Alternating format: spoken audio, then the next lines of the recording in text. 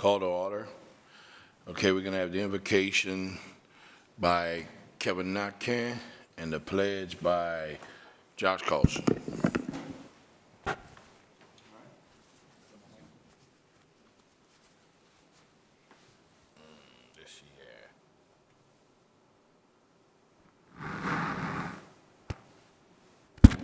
All right, got it? All right. Dear Father, thank you for creating this opportunity to conduct business. Let our hearts be humbled, unselfish, and in good faith. May you bless our thoughts and words that are in us, and thank you for all that you do. In Jesus' name we pray. Amen. Amen.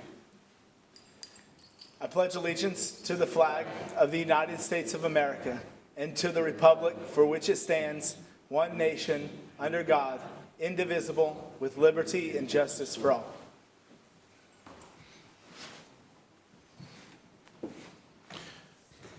Thank you, Council. Okay. We welcome you to the Lafayette Parish Council meeting. As presiding officer and chair, I would like to announce the following. This is a public hearing. To address the council on any item on this agenda, please fill out the speaker form to submit your information to the clerk prior to the call of the agenda item, or you will not be given the opportunity to speak. Staff assistance is available if needed. Items for submission to the council should be handed to Council Clerk Ms. Veronica Williams, seated to my left. When addressing the council, state your name and title for the official record. The 3-minute rule will be in effect. No debating or confrontational statement will be allowed. The front row to my left is for media only. Food and drinks are not allowed in the auditorium. Please silence all phones and electronic devices. Meeting procedures are by resolution and not by Robert's Rule of Order. All documents with reference to meetings can be found on the LCG website. And finally, the council encourages your involvement in boards or commissions. If interested, call 337-291-8800. Okay, Councilman Brian Tabor, District 1, is unable to attend tonight's meeting. And we'd like to ask you guys to say a prayer for his speedy recovery. He had a little procedure, and we'd like to make sure that he's doing well because he's looking to go back and fish real soon, you know. Item number 13. I don't want to cough in the mic. Okay. Item number 13, Library Board of Control appointment. Leslie Alexander has withdrawn her name from consideration. Okay, first thing I would like to do is, if we can have at least a 5-second moment of silence for the people of Uvalde and the tragedy that happened at the school.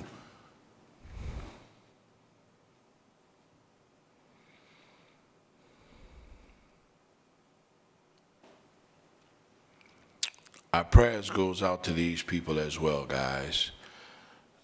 You know, it's a sad thing, and we don't really pay it no mind because you figure it's not in our neighborhood. But when one child is lost, I don't care where it is, that's one of our children, guys.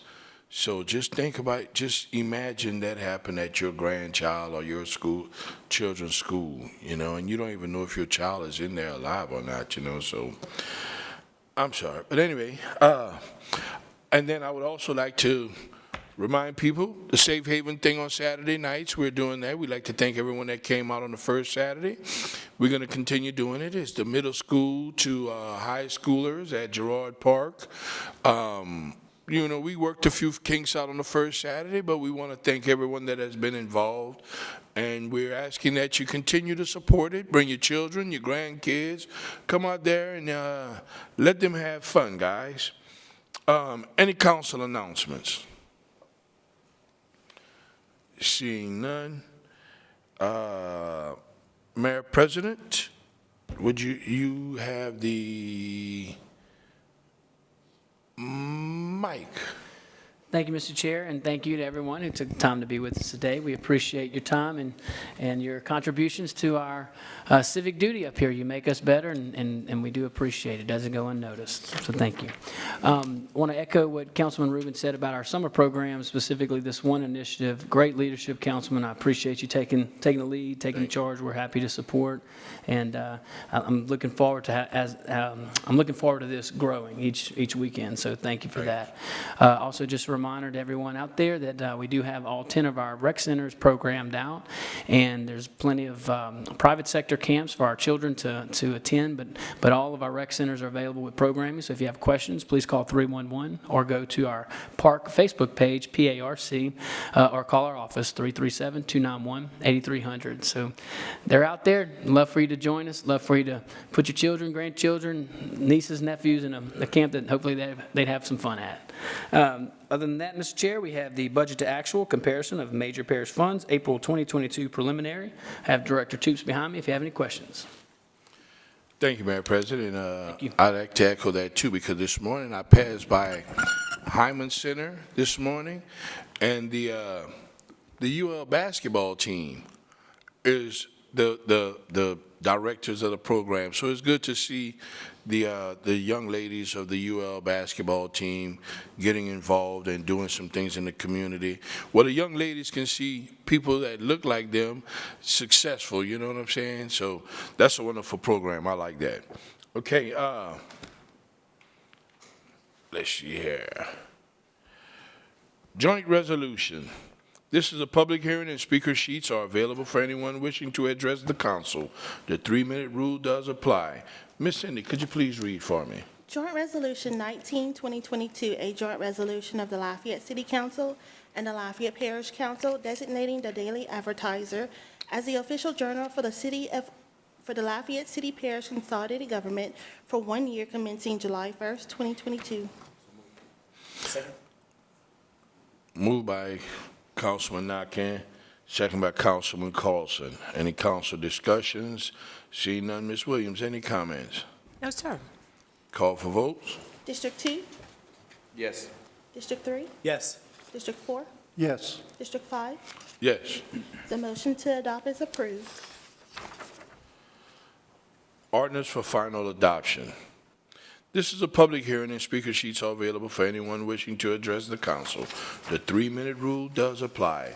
Ms. Cindy, could you please read for us? Parish Ordinance 19-2022, an ordinance of the Lafayette Parish Council amending the fiscal year 21-22 capital budget of the Lafayette City Parish Consolidated Government by transferring funds totaling $15,000 from 24-foot double-axle trailer new 1 to half-ton crew truck replace 3 for additional funding within the Drainage Department. So moved by Councilman Gilbo and second by Councilman Carlson. Any council discussions? Ms. Williams, any public comment? No, sir. Call for vote? District 3, Yes. District 4, Yes. District 5, Yes. District 2. Yes. The motion to adopt is approved. Joint ordinance for final adoption. This is a public hearing, and speaker sheets are available for anyone wishing to address the council. The 3-minute rule does apply. Ms. Cindy, could you please read for us? Joint Ordinance 28-2022, a joint ordinance of the Lafayette City Council and the Lafayette Parish Council authorizing the Lafayette City Parish Consolidated Government to sell at public internet auction surplus vehicles, equipment, and other miscellaneous movable property which are no longer needed for public purposes as per the attached list internet auction. Need a motion? So moved by Councilman Carlson, second by Councilman Gilbo. Any council discussion? Seeing none. Ms. Williams, any public comments? No, sir. No public comments. Call for vote. District 4, Yes. District 5, Yes. District 2, Yes. District 3. Yes. The motion to adopt is approved. Joint Ordinance 33-2022, a joint ordinance of the Lafayette City Council and the Lafayette Parish Council authorizing the Lafayette Mayor President to enter into a cooperative endeavor agreement with the State of Louisiana Department of Children and Family Services for the use of the Hyman Performing Arts Center and the Frem F. Bustani Convention Center during a declared emergency due to disaster. So moved by Councilman Gilbo, second by Councilman Colson. Any council discussions? Seeing none. Ms. Williams, any comments? No, sir. Call for vote. District 5, Yes. District 2, Yes. District 3, Yes. District 4. Yes. The motion to adopt is approved. Joint Ordinance 34, 2022, a joint ordinance of the Lafayette City Council and the Lafayette Parish Council, amending the fiscal year 21-22 capital budget of the Lafayette City Parish Consolidated Government by transferring $170,526.48 in funds from Bridge Repairs Parish budget line item to asphalt hot mix truck new 1 and truck load 24 dump bed new 1 budget line items for additional funding needed within the Traffic, Roads, and Bridges Department, Streets Division. Need a motion? So moved. So moved by Councilman Colson, second by Councilman Nakane. Any council discussion? Seeing none. Ms. Williams, any public comments? No, sir. Call for vote. District 2, Yeah. District 3, Yes. District 4, Yes. District 5. Yes. The motion to adopt is approved.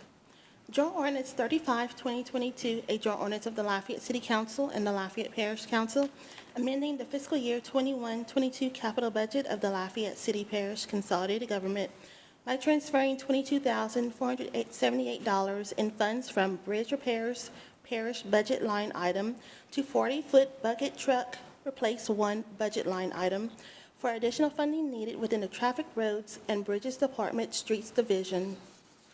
Need a motion? Second. So moved by Councilman Nakane, second by Councilman Colson. Any council discussion? Seeing none. Ms. Williams, any public comments? No, sir. Call for vote. District 3, Yes. District 4, Yes. District 5, Yes. District 2. Yes. The motion to adopt is approved. Announcements of vacancies on boards and commission. Ms. Cindy, could you please read? A vacancy will exist on the Lafayette Parish Waterworks District South Board for a 5-year term effective August 1st, 2022. A vacancy will exist on the Tesh Vermillion Freshwater District Board for a 2-year term effective August 1st, 2022. Individuals wishing to submit a resume for the above volunteer vacancies must be a registered voter and a resident of Lafayette Parish. Yearly ethics training for all appointees is required as is financial disclosure under certain circumstances. Resumes are to be forwarded to Veronica L. Williams, Clerk of the Council, P.O. Box 4017-C, Lafayette, Louisiana 70502, or email to bclafayette@lafayettela.gov no later than noon, Tuesday, June 21st, 2022, with appointments to be made at the July 5th, 2022 regular meeting of the Lafayette Parish Council. Resume submissions are public record.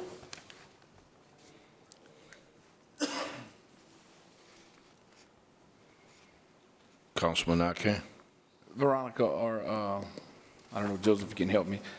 On some of these appointees, like, for the Water District South's 5-year term, the Tesh Vermillion, is everyone is 2 years, or some are 5, some are 2?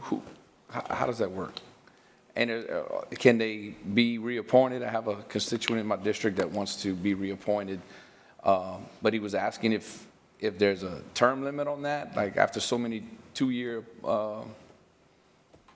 can you shed some light on that for me? Yes, most boards, they do have a term limit, but this is state, this was done by the state, and we would have to look at it to see if they have term limits. Most boards set forth by the state, they do have term limits. Okay, so this one came up because it was pushed through the state, or because it was?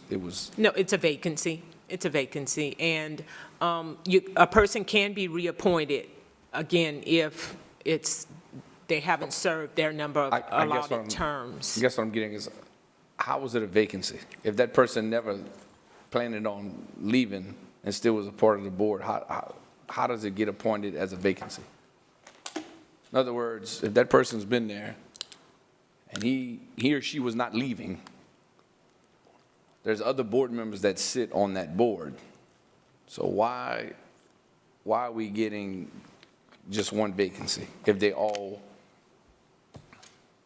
I'm not trying to put you on the spot. Yeah, no, but if the terms are staggered, then they come up at different times, on different years for reappointment. they don't all get cleared out at one time. Right, but so the vacancy happened because somebody's 2 years is up, so it automatically created an open spot? Or that person, somebody got off the board? Yeah, this looks like somebody's term is coming up, because it says it will expire.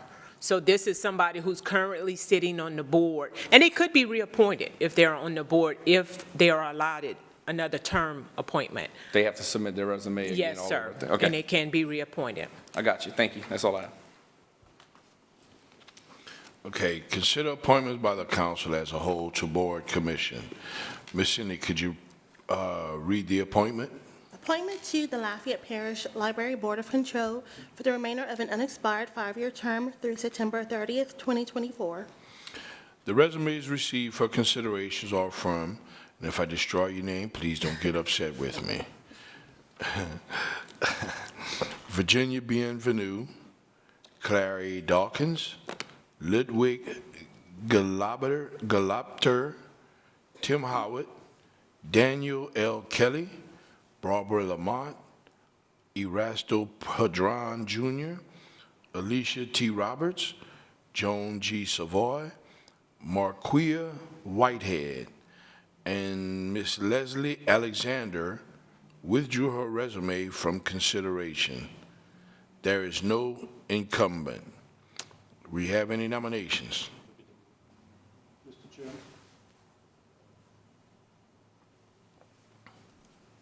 Yes, sir, Mr. Nakane. Yes, I would like to appoint Mr. Tim Howard. He's been in my district for many, many years. He's very active with the library system, supports the library, and I think he'd be a great fit to have that diversity that we need. Instead of it being staggered to one side only, I think the same thing goes with this country and this community we live in. I think we need diversity, and I think we need to be open-minded, and I would like to ask your support for Tim Howard. Okay. Mr. Gilbo? Mr. Chairman, I'd like to nominate Daniel Kelly. Okay. Mr. Carlson? Thank you, Mr. Chair. I'd like to nominate Erasto Padron. All right.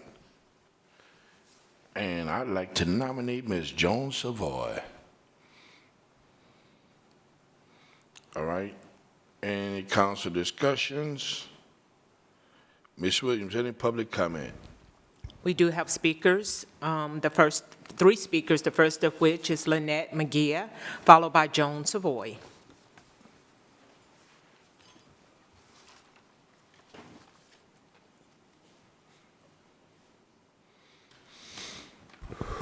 Good afternoon, Council. My name is Lynette Mejia. I live in Karen Crow. As some of you may know, I'm a longtime advocate for the Lafayette Public Library. I'm here today to ask that you appoint Joan Savoy to the vacant seat on the Library Board of Control. The last 2 years have seen the board surrounded by controversy. Several of its members, frankly, do not have the experience, the expertise, and the steady hand required to oversee such a large institution as a public library. The result, as we've all seen, has been chaos, an angry public, and a library system that has gone, in 2 years, from winning statewide awards to headlining national news for its divisive and discriminatory policies. I think we've all had enough of that. Ms. Savoy, on the other hand, comes to us with a resume tailored to this position. If you've had time to read it, you know she has been executive director of the Southwest Chamber of Commerce, of Miles Perrette, of Acadiana Outreach, and many others. She's been a board member of numerous community organizations. But most importantly for us here today, she is the outgoing president of the Lafayette Public Library Foundation, an organization whose sole purpose is to raise money for and to support the library. That's where she's spent her time lately, supporting the library, raising money for its programs, raising awareness for the good it does in our community. I urge you, when looking at the candidates available to you tonight, to look beyond the usual criteria of, do I know this person, or have they called me this week? We need someone on this board with a track record of proven leadership and experience. Joan's resume speaks for her, and it speaks loudly. She's shown beyond a doubt that she has the experience and a steady hand to sit on this board. She's the right person for this board seat. Thank you. Thank you, ma'am. Next speaker, Joan Savoy, followed by Tim Howard.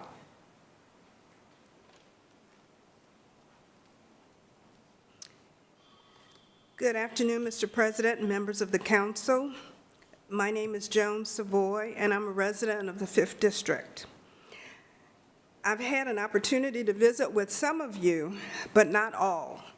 So I thank you for this opportunity to speak with you about my application for consideration for a position on the Lafayette Public Library Board of Control. I wanted to give you a little bit of background, a little bit of my background. First of all, I'm a mother and a grandmother, and I come to you as a longtime supporter of our public libraries. For the past few years, I've had the pleasure of serving on the Lafayette Public Library Foundation Board, and as president of the foundation for one of those years. As a result, I have gained what I think is a unique understanding of the value brought to our community by our libraries. I've been retired for several years from a career in healthcare and nonprofit organization management. Working in those areas has helped me to learn to work in support of a mission and to work as a part of a team to reach defined goals. As a retiree, I have sought to use those skills to contribute to my community by serving on various committees and groups that are making a difference in the Lafayette community. I believe my knowledge of the library system and my appreciation of what it means to our community will help me to be an effective member. With your support, I believe I can continue my community service on the Library Board of Control by supporting this valuable resource. I believe reading is critically important for everyone, from young children to senior citizens. And to borrow a quote from one of my colleagues, we learn to read so we can read to learn. I respectfully ask for your vote and your support for this vitally important position. Thank you. Final Thank you. speaker, Mr. Chair, Tim Howard.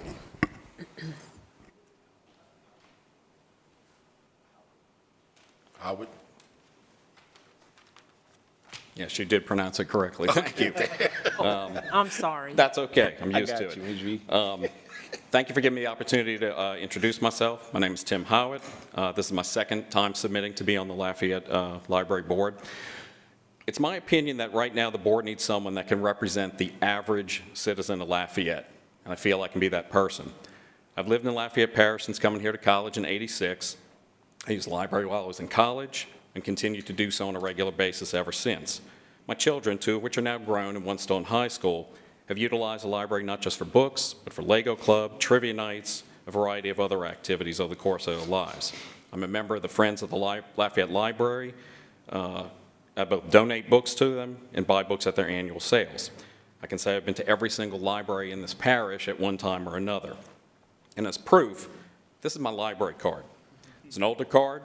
The print on it is faded, and if you're in a history of it, you'd find a long list of checkouts, and I'll admit, even a couple of late fees linked to it. The cliche about libraries is that they're a place of quiet, and if you talk too loud, a librarian will shush you up. You're not supposed to raise your voice. But ironically, owning a library card means you do have a voice, and you have a right to use it. A voice in what happens with our library system. A voice that is equal to everyone else's. No one's voice should be louder than anyone else's.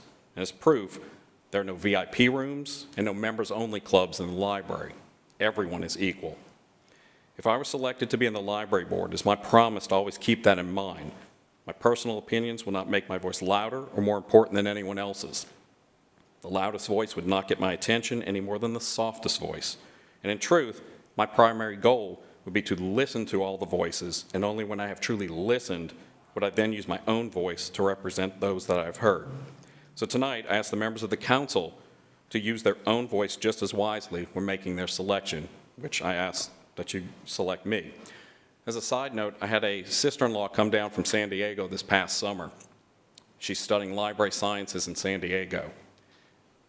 Our issues with the Lafayette library system were a topic of one of their classes. The embarrassment I felt as she told me, yeah, we discussed in length about what happened in Lafayette, Louisiana.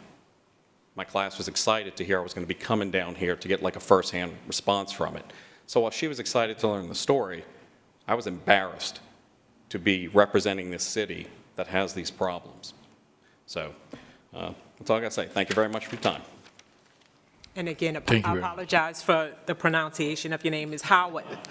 So, I already apologize for all of us. all right, thank you, sir. Okay, any other comments, Ms. Williams? No, sir, no other comments. Okay, well, I guess we call for a vote. And, How we would do that?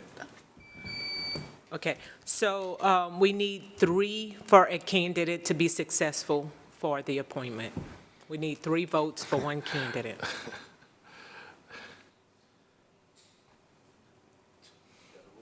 You could call for the vote. District Okay. 4? District 5? Savoy? District 2? District 3? Padron? Okay. There's not a 3 vote.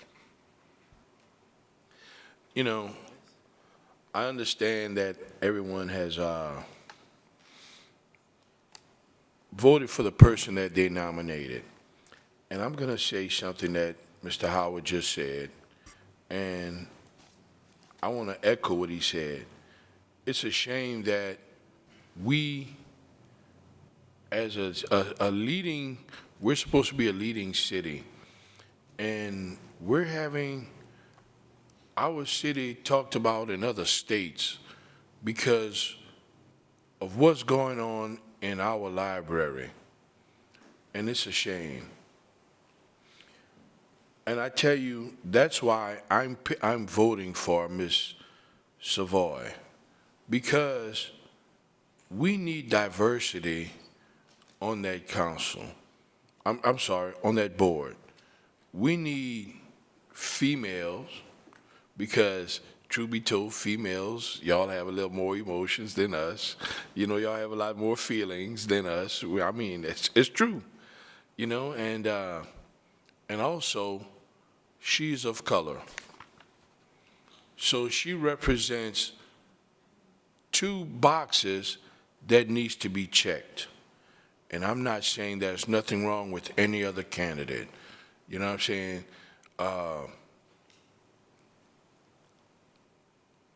Mr. Tim, I think you gave a great, you know, speech as well. And I'd like to have both of you guys on there, to be honest with you, you know. But I will say, I think we need some diversity on there, and we need a female. And I think that's why I would hope that my colleagues would see the need, not saying that you guys, that the people that y'all nominated aren't worthy of the position. I would just hope that y'all would understand the severity of having a double minority on the library board. Ms. Carlson. Thank you, Mr. Chair. I wasn't planning on saying anything, and I listened to the comments from a couple of our applicants. And Councilman Rubin, I certainly hear your points. But I think it's, as I look to see what's happened in our library system over the last 6 months, year and a half, has the library board operated flawlessly? Like, could they have operated the meetings better? Sure. You have a lot of people that are certainly new to running those boards. But the contention that I see has not come from the library board. I see it coming from people in, I'm sure some here, some that have called us all and emailed us, that will feed stories to the media, the national media, and then send it over to us complaining about how we're being talked about in the media. Well, we're being highlighted in the national media because that same person that's complaining is the one, more than likely, sending that story to a national news story and conflating the story.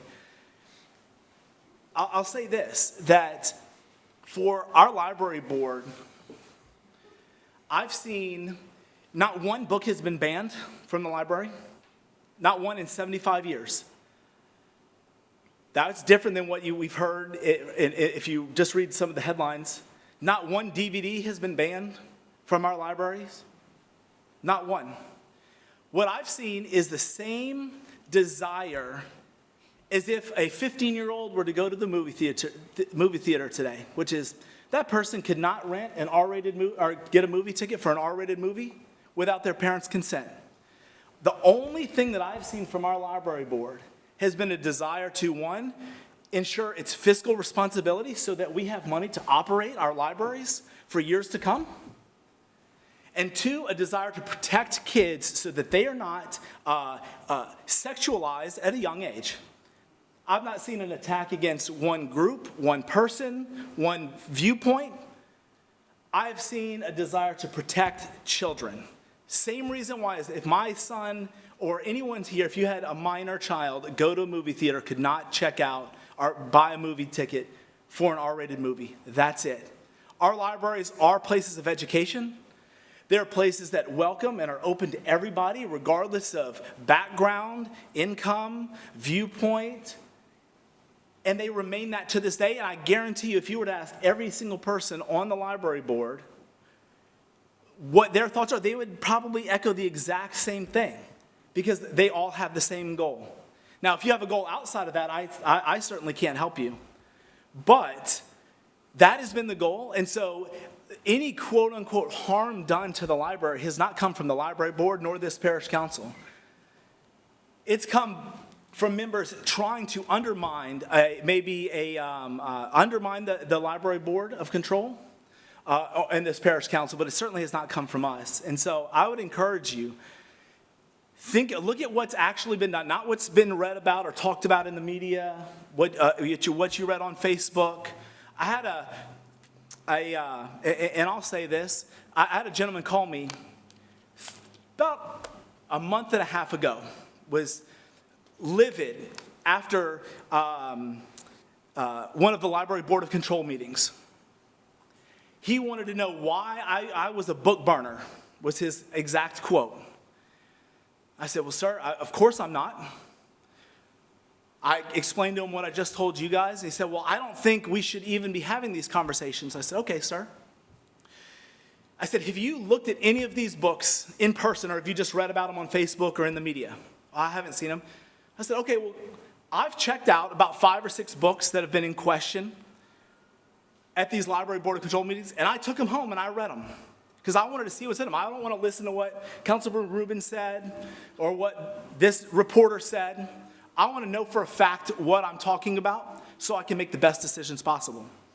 And when I see a book that has a picture of a minor child performing oral sex on a man, I think that's inappropriate for our children. And I do not want that book in a section where my son can pick it up. I didn't advocate to burn that book, ban that book, have it removed from our library. All I advocated for, and all I heard our library board of control advocating for, was to move that book to the adult section so my 8-year-old son wouldn't find that book and say, Daddy, what is this picture? I think that's absolutely appropriate.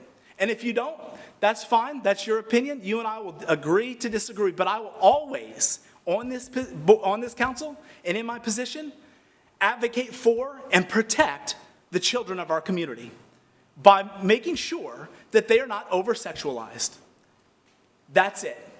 That is what's governing my decisions whenever I'm voting for the members of the library board. Are you going to protect our kids? And are you going to make sure that our libraries are fiscally responsible so that they are here for years and years to come? Simply put. So let's stop with all of the hyperbole. Let's stop reading, firing off this statement and that statement to the media, or running with what we've just read in a social media post. Let's get the facts, and let's all come together to support our libraries. Thank you, Mr. Chair.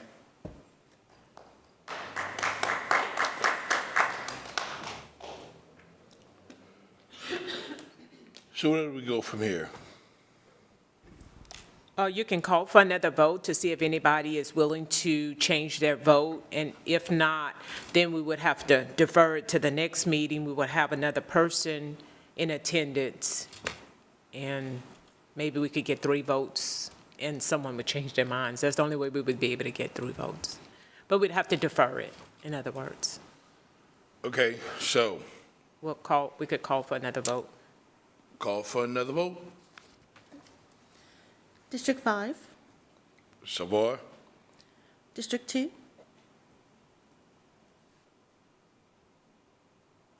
District 2,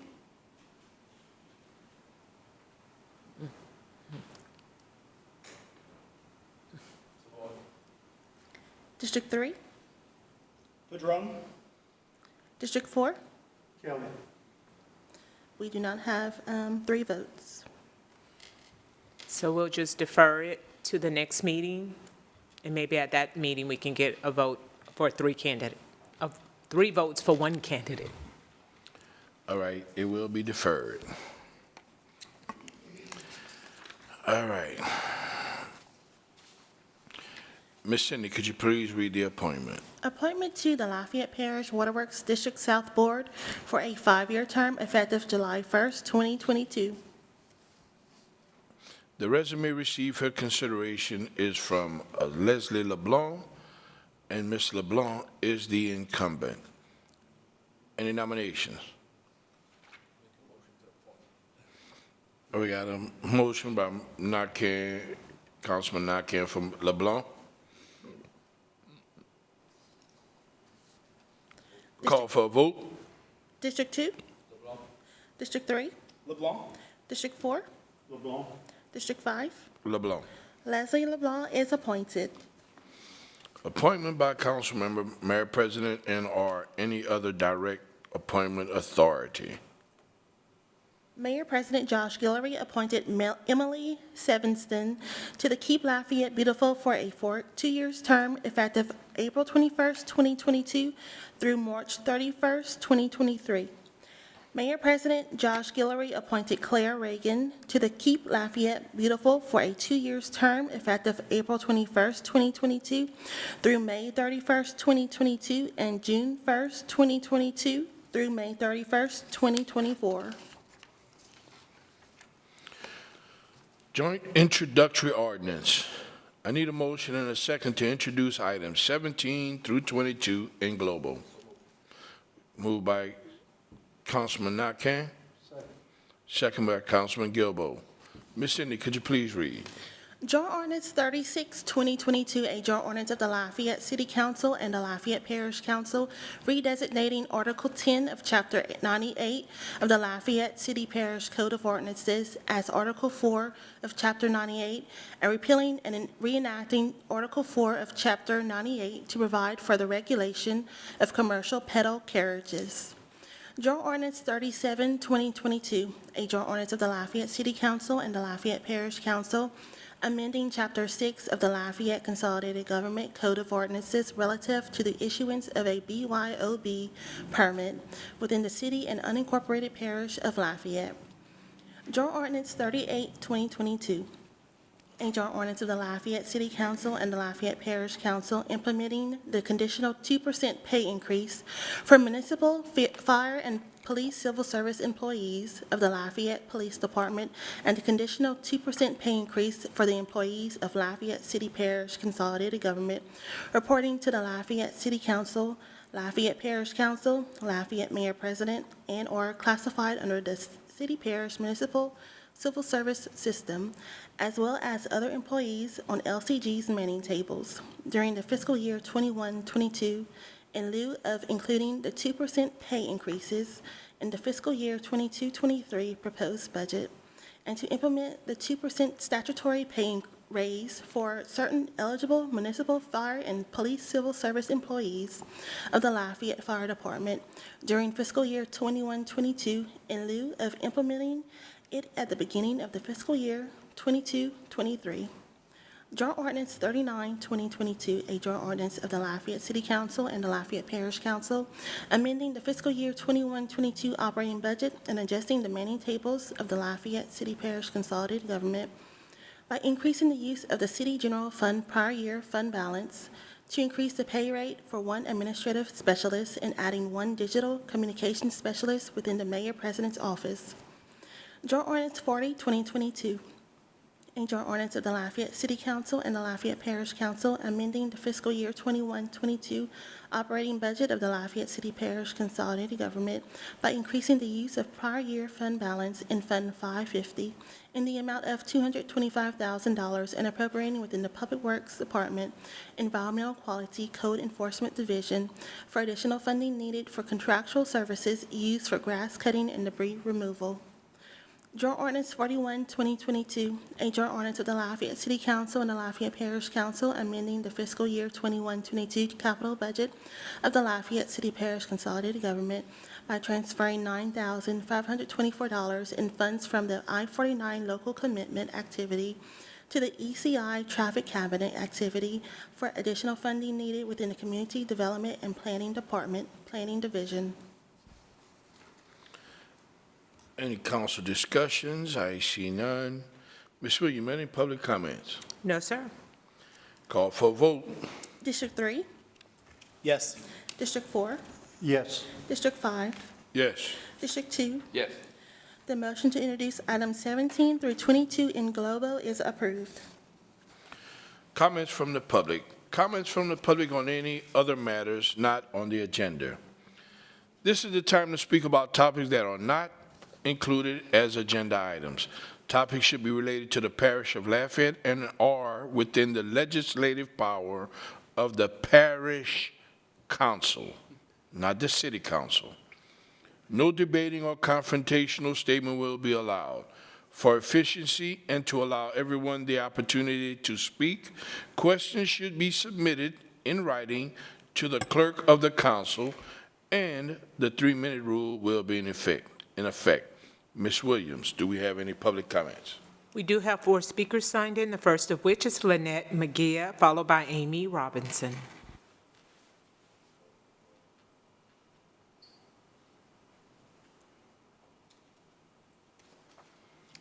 Hello again. My name is Lynette Mejia. I wanted to speak with you regarding the recent controversy over the displays in our libraries. In case you aren't aware, the library director, Mr. Danny Gillane, recently issued a directive to the librarians stating that from here forward, no displays of any kind will be allowed. Mr. Gillane changed this policy just before the beginning of LGBTQ Pride Month because last year he got a couple of complaints from Board of Control and community members about the displays. Based on those few complaints, he decided to avoid any controversy this year and just ban all the displays in the library. Now, you may be asking yourself, who cares? If he gets complaints, he should take them down. However, you should also know that since his decision, public outcry, both locally and nationally, has been tremendous. The library has been inundated with calls and letters asking for the displays to return. Numerous local civic organizations have issued or plan to issue statements condemning this action.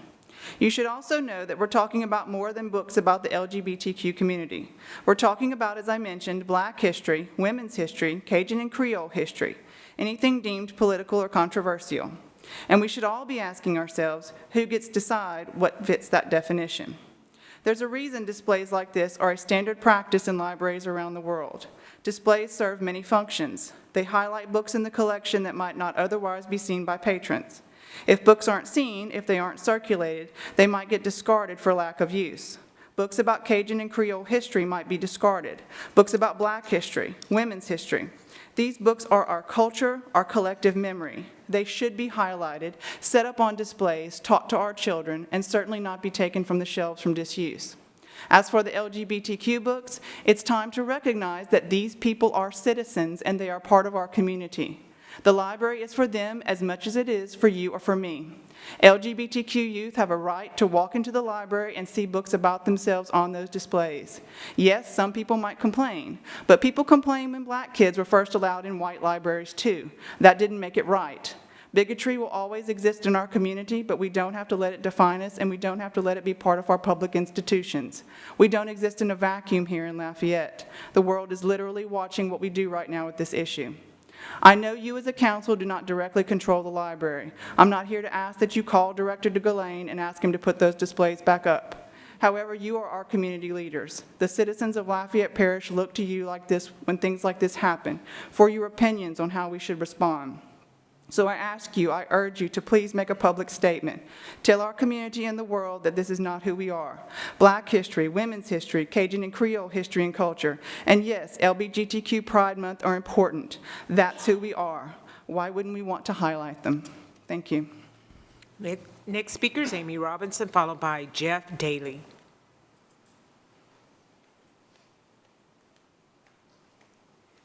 Good evening, Mayor, President, Council.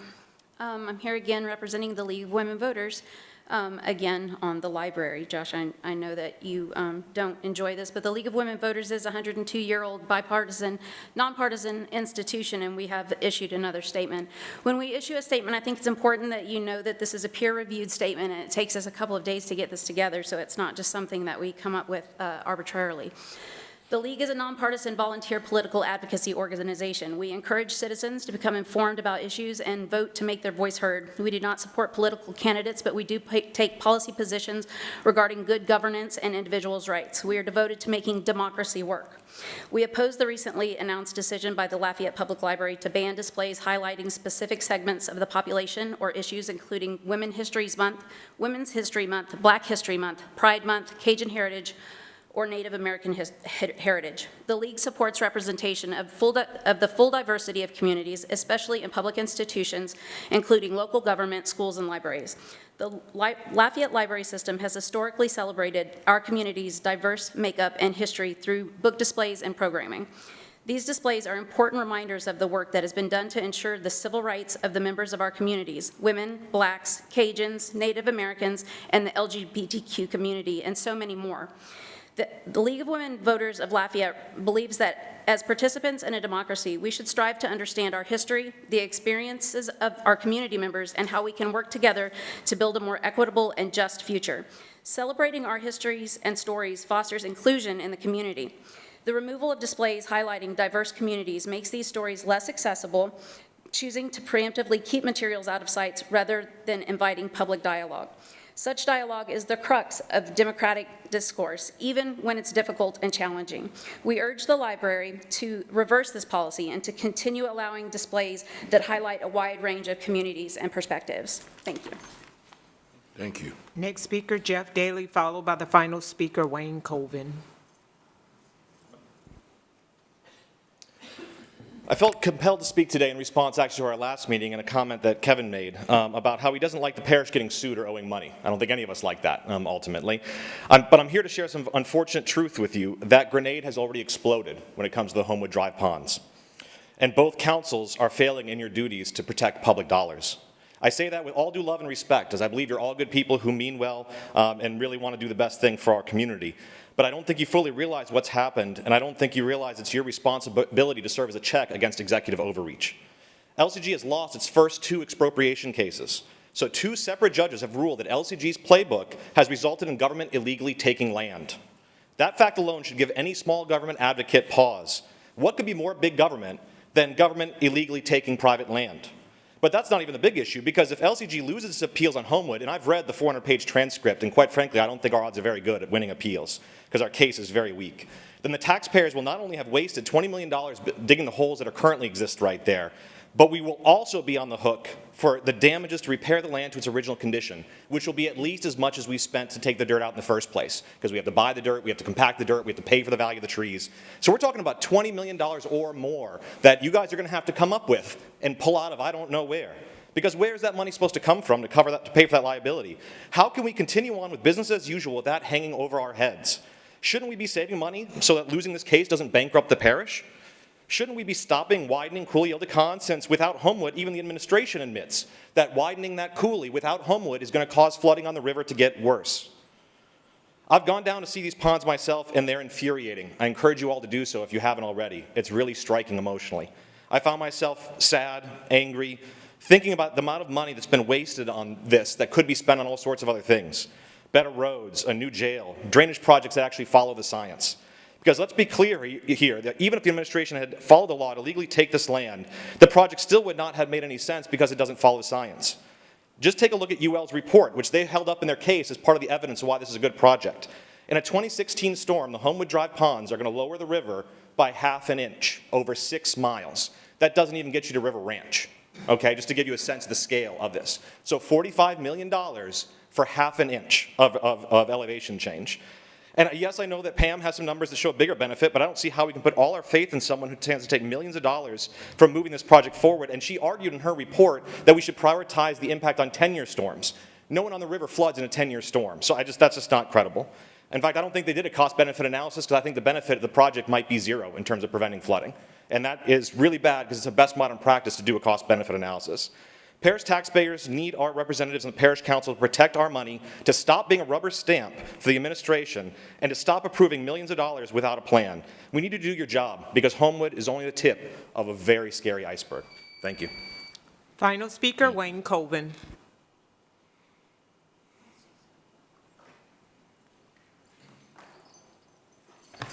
Good evening. I spoke to y'all last on May 17th regarding the Homewood Detention Ponds. I live in Riverwood subdivisions right adjacent to the ponds. Echo a lot of what Mr. Dago said. And, you know, it's just a shame, and I'm going to zoom in on some of this stuff because some of the leftover problems that exist there now from some of what we've done there. We've got the areas where the piles of dirt were dug out of these ponds. So they were stacked up there, and they willy-nilly, they're all over the place. And in fact, some of the areas that are what they call lay-down areas, didn't even fill them all up. They still have canes or rows of cane that were kind of not filled in, but yet the mounds are still there, and they mound high. But what they've done, they've left some of these strips of lowland that's trapping the water, and the water has pooled. And it's been like that since March or February, and it stayed like that even in the drought. And I've communicated that to y'all as early as March 17th, and I've got pictures to show you. And it just continued. We brought it up at the council meetings at the Milton Civic meetings that they've had when some of the public works and Pam and them have been there. The problem continues. No one wants to address it. These pools are like 100 yards long, 40 yards wide, a foot deep in some places, you know. And what do we have? Now we're getting reptiles. We got snakes in my neighbor's yard, turtles, one in my neighbor's yard, one right there on the street, right there on Homewood, and Woodward Drive that I picked up Sunday morning returning from church there. And now we've got mosquitoes galore. Because what it is, that whole property lies south of Riverwood's property. So you get these southern winds that blows right off there. So what you get early on, when we have all this drought that we still have, we missed the rain Sunday, didn't get any of it. We got all this dirt that's been blowing across there, so you can't leave anything outside. It just covers your car. It doesn't do you any good to wash your vehicles there. You outside furniture, wears out your windshield wipers because you've got dirt on them, you know. Now, and then we got mosquitoes galore because it's blowing them right across into the subdivision. Now, when the judge ruled back in April, gave us 1 week, did we program anything to say, take care of that and study what we could do? No.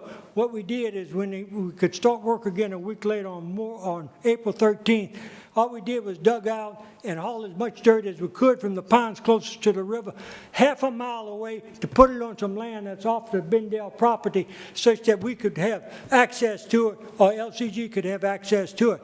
And then what we're doing now, since then, we're hauling about 100 yards or 100 loads a day or more to J.B. Mouton on Rue de Bellier for what? It's just a problem area that we're building up something there. So we're hauling dirt from the east bank to the west bank. Thank you, sir. Thank you, sir.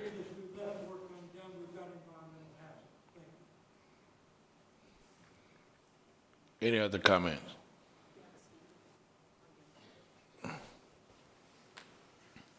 Go ahead on, Mr. Knockin. All right, thank you so much. Been thinking about what I wanted to say over the weekend in regards to the library, and to what Amy and them brought up. This is where I'm at with it. One, I'm not in favor of them taking down the displays for everything you talked about. And for one reason only, is for the same reason I feel that we shouldn't tear down a statue in this country. Because we have to learn from our past. We have to learn from history. Statues don't talk, they don't walk. It's to learn about the good, the bad, the ugly, and try to make a difference moving forward. So if you know what the history was, hopefully we don't repeat it. Removing black history in the library is crazy. Removing Cajun heritage is crazy. Even the LGBTQ stuff. Listen, at the end of the day, the problem that we face in the community and in this country, it's not the guns. Guns don't kill people. People kill people. It starts with at home. It starts with parenting. That's where it starts from. If you don't want your kids to see what they have displayed in the library, don't bring your kid. You don't want your kids going around and shooting people up in school, bring back the paddle. Bring back some prayer. Bring back some discipline. I'm tired of people having babies for the government to take care of them, for us to take care of them, for the taxpayers to take care of them, for us to feed them. Government is not involved in raising your kids. You know, today, parents don't want to discipline.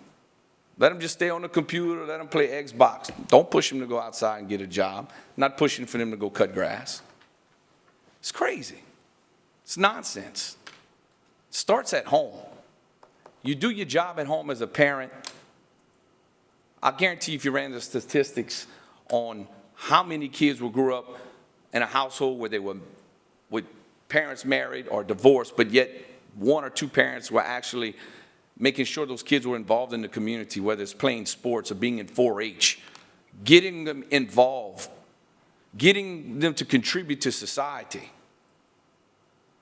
The violence and the craziness that we have in today is because parents today are not the parents you had or your grandparents had years ago where they actually disciplined you. I'm old school, but you know, I am what I am, but I'm a lot what I am because of my parents. What's right is right, what's wrong is wrong, but at the end of the day, we're not parenting. Why you want to take away guns? Don't have a clue. Guns don't walk, talk, and shoot people. Educate your kids. Same thing with the library. Leave the library alone. All right? To your point, Mr. Carlson, I understand. I do agree with the analogy of, hey, when you go to a movie rated R, 18, look, you still can leave the displays out. Teach your children. If you're a parent that wants your children to learn about sexuality and LGBTQ, that's your right. You don't have to shove it on me. I can avoid it. But we're going to start removing black history. We start removing Cajun and Creole. That's crazy. You open up Pandora's box. So I'm not in favor of taking down displays. I'm in favor of parents. Be a parent. You want your kid to see it? Bring them to life. You don't want them to see it? Move them in the other direction. You don't want them, I mean, that's where I'm at with it. Library needs to leave the displays up. I support black history. I support Cajun heritage and Creole, okay?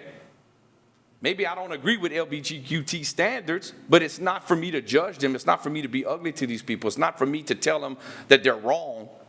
That's their decision. I'm going to support their decision. Don't mean I have to like it. Don't mean I have to participate. But it's a library. It's been in the library for years. Got a little spotlight on it, and then everybody's freaking out now. So we cut the funding for the library. But then you're going to have new libraries in a couple of years. If they're not physically responsible, they're going to belly up. I don't want to see any lawsuits with the drainage stuff, because if that happens, there's going to be a lot of things that's closed. So I'm not in favor of going down that path either without having our ducks in a row. I'm not very happy about it, but I will pay attention moving forward. But in the grand scheme of things, the library needs to have the displays back up. You cannot remove black history. You got to teach that. You can't remove Cajun heritage, Creole. You can't do that. You know, you have to trust parents. And the parents that I'm talking to in this whole world need to step up to the plate, stop having kids if you can't be responsible, and teach your kid right from wrong. And stop relying on everybody else to take care of your kids. With that said,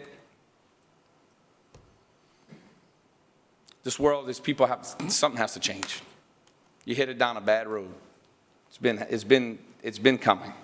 So as much as some people like to blame the gun manufacturers and blame the library, I'm going to put it back on the parent. You, the parent, you know what's best for your kid. Do your job, discipline. I'd love to see the paddle back. I caught the paddle at Elio Judy's. Mr. Viator with me, tagged me. I bet you I never forgot that man, and when I see him today, I shake his hand. Discipline, it starts at home. If you do it right at home, the police department doesn't fight what they fight. You don't fight the things that we fight in this community. You don't have to have all that craziness. Is there a small percentage that are not going to listen to their parents and do what they want to do? Absolutely. But at least you got to give them a foundation and a base. And that's all I'm saying. I think a lot of these things could be prevented if we do our job at home as a parent. Stay on top of your kids. Put them in society. Get them active. And don't judge by color, race, or anything. Treat them all equal. Give them the love. Show them the appreciation. And lead them down the right path, and you have a better community all the way around. Thank you. I'm done. Thank you, Councilman Nakkan. And I'm going to say, I think discipline is very important as well. I'm going to take it just a little further and say we need the community as a whole in the neighborhoods, because you talking about your old school, I'm old school too. I stayed down the street. When I get on Pinhook to get down Lily Street, my grandmother would stop me and peel my head before I got home. There you go. And then by the time I got home, I got another beating. You know what I'm saying? So the community, the neighborhood, they took care of all of us. So sometimes the parents are too elderly or whatever. We need the community to step up and help out to help our children in our community. And as far as for the library, that's a place for education. How you going to know where you come from if you can't go to the library and read about it?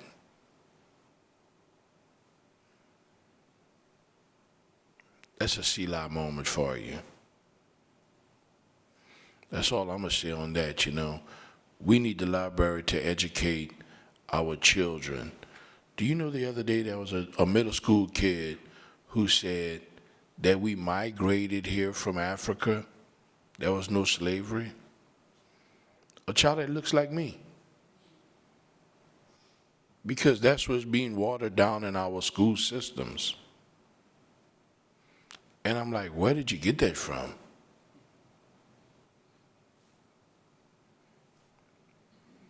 Selah. Any other comments? Oh, I'm sorry, sir. You good? I'll get you on the rebound. All right. This meeting is adjourned. The regular parish council meeting is adjourned. We have a special meeting, and I'm about to call it to order, so don't move. I call the parish council special meeting to order. Brown Tabor is unable to attend tonight's meeting. Okay, I don't have any announcements. Introductory ordinance. I need a motion and a second to introduce items 2 through 5 in global. So moved. So moved by Councilman Colsman, second by Councilman Nakkan. Ms. Cindy, could you please read? Parish Ordinance 2020-22, an ordinance of the Lafayette Parish Council providing for redistricting of Lafayette Parish Council districts and the adoption of Parish of Lafayette Alternative Plan 1 to establish new Lafayette Parish Council districts in accordance with the 2020 federal census by the United States Bureau of the Census and the splitting or merging of certain precincts to establish the boundaries as delineated in the plan of redistricting of the Lafayette Parish Council districts. Parish Ordinance 21, 2022, an ordinance of the Lafayette Parish Council providing for redistricting of the Lafayette Parish Council districts and the adoption of Parish of Lafayette Alternative Plan 2 to establish new Lafayette Parish Council districts in accordance with the 2020 federal census by the United States Bureau of the Census and the splitting and/or merging of certain precincts to establish the boundaries as delineated in the plan of redistricting for the Lafayette Parish Council districts. Parish Ordinance 22, 2022, an ordinance of the Lafayette Parish Council providing for redistricting of the Lafayette Parish Council districts and the adoption of Parish of Lafayette Alternative Plan 3 to establish new Lafayette Parish Council districts in accordance with the 2020 federal census by the United States Bureau of the Census, and the splitting and/or merging of certain precincts to establish the boundaries as delineated in the plan of redistricting for the Lafayette Parish Council districts. Parish Ordinance 23, 2022, an ordinance of the Lafayette Parish Council providing for redistricting of the Lafayette Parish Council districts and the adoption of Parish of Lafayette Alternative Plan 4 to establish a new Lafayette Parish Council districts in accordance with the 2020 federal census by the United States Bureau of the Census, and the splitting and/or merging of certain precincts to establish the boundaries as delineated in the plan of redistricting for the Lafayette Parish Council districts. Any council discussions? Seeing none. Ms. Williams, any public comment? Yes, sir. Call for vote to introduce items 2 through 5 in Globo. The ordinance will be on June 21st, Parish Council meeting agenda for final adoption. District 4, Yes. District 5, Yes. District 2, Yes. District 3. Yes. The motion to introduce items 2 through 5 in global is approved. I adjourn the Parish Council special meeting.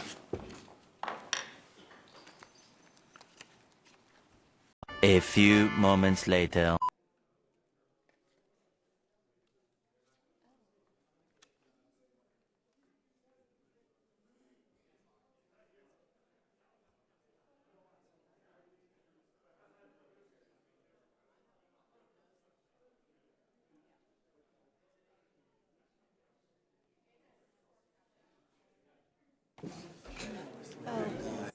Oh, really?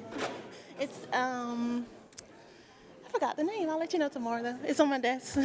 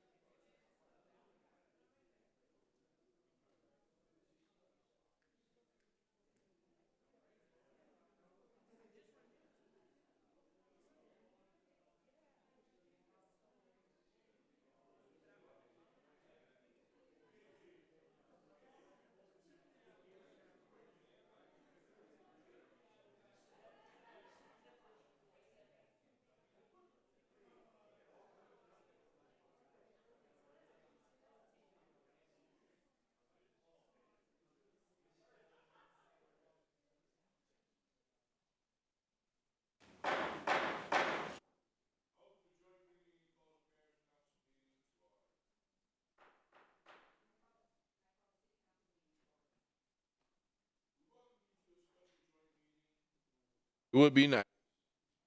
Yes, it would. We welcome you to a special joint meeting of the Lafayette Parish Council and the Lafayette City Council. As presiding officer and chair, I would like to announce the following. This is a public hearing. To address the council on any item on this agenda, please fill out the speaker form and submit it to the clerk prior to the call of the agenda item, or you will not be given the opportunity to speak. Staff assistance is available if needed. Items for submission to the council should be handed to the clerk of the council, Ms. Veronica Williams, seated to my left. When addressing the council, state your name and title for the official record. The 3-minute rule will be in effect. No debating or confrontational statement will be allowed. And finally, all documents with reference to meeting can be found on the LCG website. Brian Tabor, Parish District 1, is unable to attend tonight's meeting. Okay. I love my people, man. You know what I'm saying? Report and/or discussion item. Ms. Cindy, would you please read for us? 2021 Annual Comprehensive Financial Report Audit of the Lafayette Consolidated Government by Burton Coulter with Coulter, Slavin and Company, LLC. Ms. Laurie Toops to begin the discussions. Let's see here. Bam. Where's she at? There we go. Is ready to go ahead and present his report.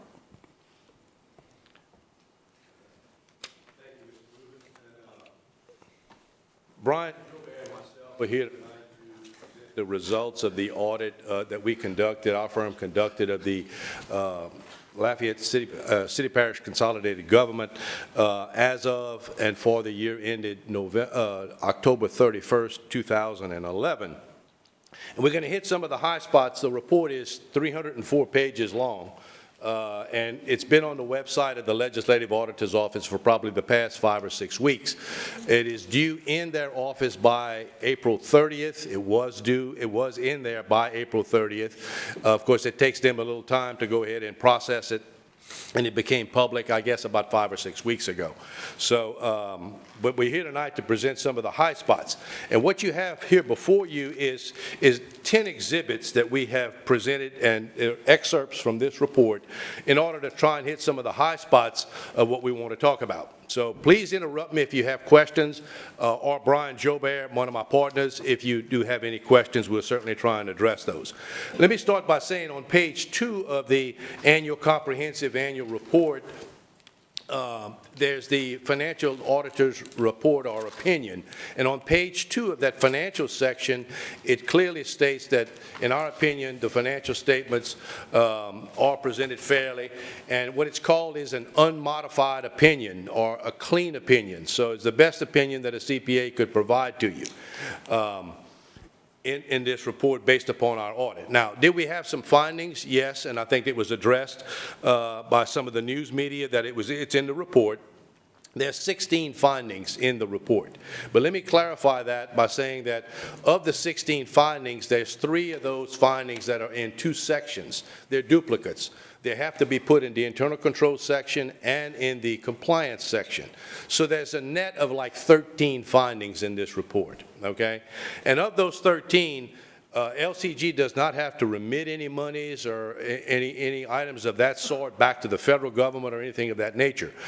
You did have some problems with some of these. I think at the golf course we had some issues. But let me just say this. Of the 13 findings, in summary, 11 of those findings have been corrected as we speak or are in the process of being corrected and will be corrected by October 31, 2022. Okay? Let me just say that. So there's 2 findings that possibly we know will probably be repeated again this year, because the one is on the fuel cards and one is on the sub-recipients on the federal programs, on the monitoring there. So, but other than that, I think you'll be in good shape, and hopefully we won't have any additional findings in this current year audit. But we should be down to about 2 of these that's listed in here that may be having to be repeated for next year. Laurie, do you want to add anything to that?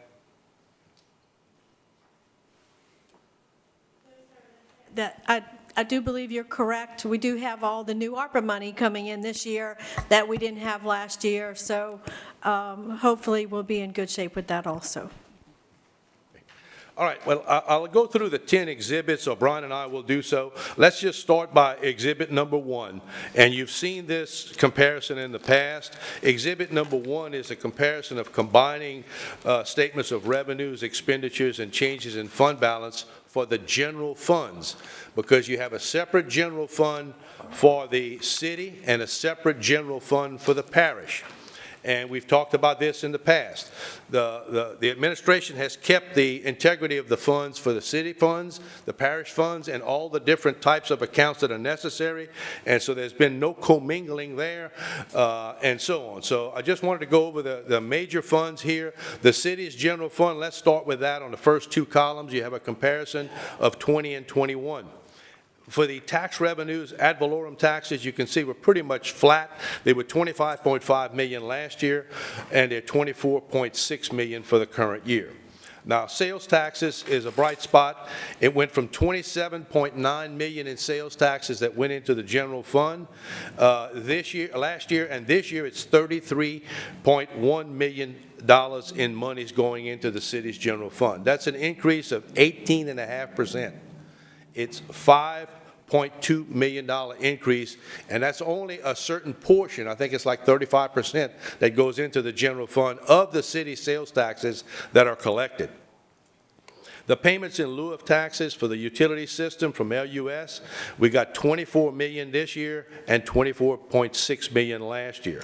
Communications from the fiber system, $767,000 was submitted last year to the general fund. This year, $722,000. Other is very comparative. $2.7 million both years. Licenses and permits, $2.6 billion both years. Intergovernmental, minimal amount going into the general fund from federal grants, $44,000. State funds, state shared revenue, $146,000 this year, $141,000 last year. On behalf payments for salaries, this is state supplemental pay that is paid directly to the police and fire, and we have to show this as an expenditure. They're actually paying it, but it's required. You have to show it as a revenue, and then we pick it up as an expenditure, so it goes in and out, but we have to show it as such. It was $3.2 million this year, $3.2 million last year. On the charges for services, these are administrative fees that the city charges to other departments. $9 million went into the city's general fund last year, $8.4 million for the current year. Fines and forfeits, very comparable, $802,000 versus $946,000 this year. Investment earnings, significant decrease here, $797,000 last year, and it's $83,000 this year. Andy and I were just talking about that, how the economy what's happening here is on funds that you have invested as of October 31st, we have to measure those based on the market. Okay? Last year you had a big market or paper gain of about $400,000. Well, this year you have a market loss or paper loss of about $400,000. Hence the flip from an $800,000 gain last year to an $83,000 interest earnings for this year. Excuse me. Yes, sir. Councilman Lewis. Yes, sir. I have a question. Back it up a little bit. When you're talking about on behalf payments for salaries, you had $3.2 million last year and $3.1 million this year, correct? But if you look on the parish side, where the state not doing anything for the parish? City police and city fire, right? I'm sorry? I'm sorry. I believe that's for city police and city fire. And city fire, that's correct. The police and city. It's only city, yes, sir. All right. And that's the money that comes from the state, that we just roll it in the state supplemental pay? Correct. So we've got to record it in order to get it on there. Right, to get it on their W-2s. Right. But it's paid directly by the state. Yeah. But we have to record it on your books, or she has to record it on your books here. And that's consistent. Okay? What more? Sure. Right before you got there, you said we got less revenue from the feds? Well, compared to only previous- what went into the general fund is only $43,000. And that's all that went into the general fund from the federal government in this fund. But we Okay. got a lot more money. I thought you were saying. No. That we, okay. No. All of I was those about to monies say, are what- segregated, Kevin, into a different Gotcha. fund, and it's going to be spent accordingly, and so it's being captured as such. Okay. I thought it overall, my bad. Okay. No, sir. Thank you. Okay, the last item is miscellaneous. It's a catch-all category of revenue, $918,000 last year, $831,000 for the current year. So the city's revenues in the general fund of the city, $99 million last year, $101 million for the current year. Okay, now how was the money spent in the general fund?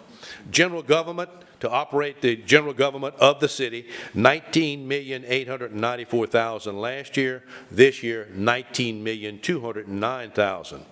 Public safety, here we had an increase. Went from $71 million last year to $77.5 million this year. It's an increase of about $6.7 million. That is due to salaries of about $2.5 million. Of course, you have mandated increases, so $2.5 million of increase there. We had training in the police department of about $800,000 more this year than we had last year. And then we had some uninsured losses that were, that had to be paid, and that was about $3 million. That's a one-time type thing. Hopefully it's not reoccurring, but you did have that in the police department this past year.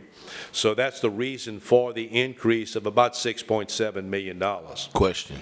Yes, sir. Burton, what would classify as uninsured losses, and do we have specifics? Do we have specifics, Glenn, Yeah. on the details of that? Yeah. The administration could give you the details on it. Yeah, most of those would be items approved by the city council in executive session during the year last year. Okay, thank you. All right, Public Works is the next category. That went from $3.7 million to $5.5 million for the current year. An increase here of about, 1.7 million, I'm sorry. Most of this is maintenance. Most of this is maintenance costs that were paid in Public Works in the general fund for this current year. That's the majority of it. Culture and recreation, we don't have any. Health and welfare, nothing in the city's general fund. Economic opportunity, you do have that. This is the community development department, $1.3 million last year, $1,033,000 for the current year. Total expenditures in the general fund, $96 million last year, $103 million for the current year. We had an excess last year at this line item of $3.2 million. We have a deficit this year of $1.9 million. But remember, as I said, uninsured losses were like $3 million this year over where they were last year, and maintenance costs were approximately $1.7 million higher as well. That's the two big reasons, the two big driving factors as to why that's a deficiency this year. Other financing sources and uses, transfers in and out. Last year you had a lot from the CARES Act. That's why you see the $18 million coming in and $12 million being sent out, a net of about $6 million positive.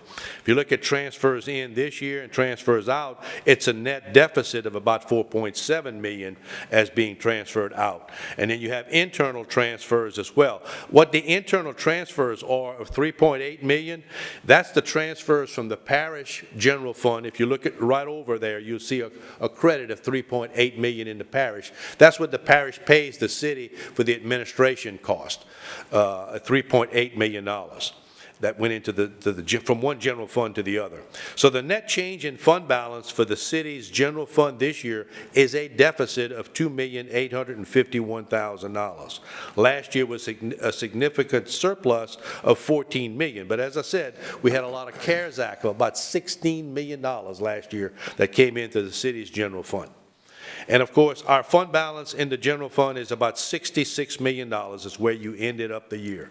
Last year it was $68,934,000. So it did go down by $2.8 million. Any questions on the city's general fund?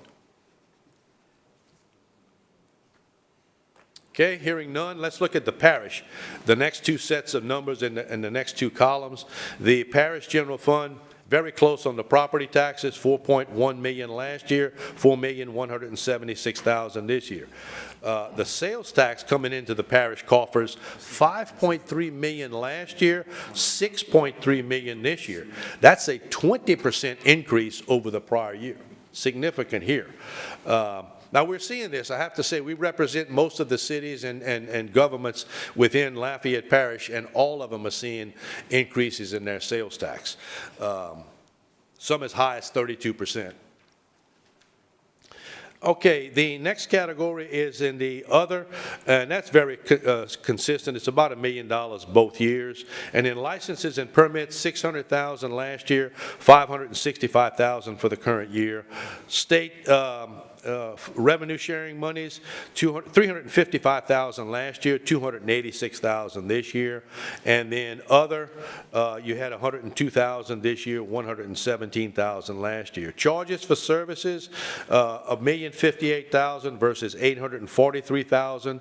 And in the fines, minimal, $28,000. And in miscellaneous, that's a big number, $406,000 this year, $2,200 last year. This was on a servitude that you got some revenues in on the West Bayou Parkway servitude. That was a payment made. And so the total revenues for the parish were $12,661,000 last year. They're $13,851,000 for the current year. Expenditures are very consistent. I don't even need to go through each category unless you'd like for me to do so. But total expenditures at the parish level last year, $6,639,000. This year, $6,585,000. So the the parish's excess of revenues over expenditures last year was $6 million at this line item. This year, $7.2 million. All because of the sales tax revenue increase, and we're holding the expenditures where they were last year. The other financing transfers or financing sources and uses, net transfers out, was $4.9 million this year. It was $5.4 million last year. The net excess or the change in fund balance, this is your surplus in your general fund. Last year was $576,000, and I'm happy to report this year it's $2.3 million in the parish general fund. And the fund balance that you have in surplus, remaining fund balance, at October 31st of 2021 was $4,232,000. And I know, Kevin, you can recall this. Not too very long ago, only a few years, we were down to a minimal amount in this parish general fund. So I'm happy to see that it has increased over the past few years. So continue the good work that y'all are doing at that level to continue with this and so on. Any questions? Yes, sir. Why is such a big increase? Is it because the sales tax, or what's the increase in the general fund? What's the increase in the general fund for the parish? Is it because the sales tax? Mainly sales tax. Yes, sir. Sales tax and rededication, that millage, or that might be coming up. But it's mainly the sales tax, because your sales tax will up $1.1 million. And that's really why the increase is there. They've held the expenses, and yet the parish revenues are higher mainly because of the sales tax, or predominantly because of the sales tax. We're getting internet sales tax and stuff like Amazon. I'm sure that's helping as well, Kevin. Because you weren't getting those not too very long ago. Now we are. Thanks. But we're all getting it. So that's part of the city's increase as well. Any additional questions? So we do have Okay, next page or next exhibit, and I just want to mention this, is just to show you that your administration is doing a good job, and with the numbers that they present. I'm just going to show you the final budget numbers, and this is the combined general funds. But just to show you the middle of the page, total revenues were budgeted, and that's for both funds, both general fund of the parish and the city. $114 million on the budget, came in at $115 million on actual, so it's $1 million more than what was anticipated.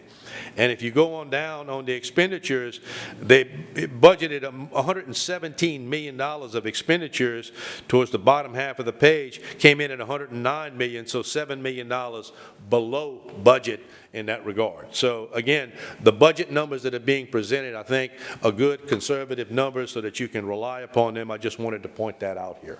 Any questions on this? And again, this is in the report, we just extracted certain items. On Exhibit 3, I'd like to point out what the reserves are. We talked about the numbers, it being $66 million on the city. If you look towards the bottom half of the page, it's the same $66 million, $66,083,000 at October 31st of 21 versus $68,900,000 last year. Down at the bottom of the page, approximate number of days of operating expenditures available in the fund balance, 200 days. Last year was 229 days. Still healthy. You should be at least 2 months, preferably higher. The higher the better, but 200 days is good. I mean, that's a good 7 months of available operations. You should have at least 2. So you're 5 above where the low point is.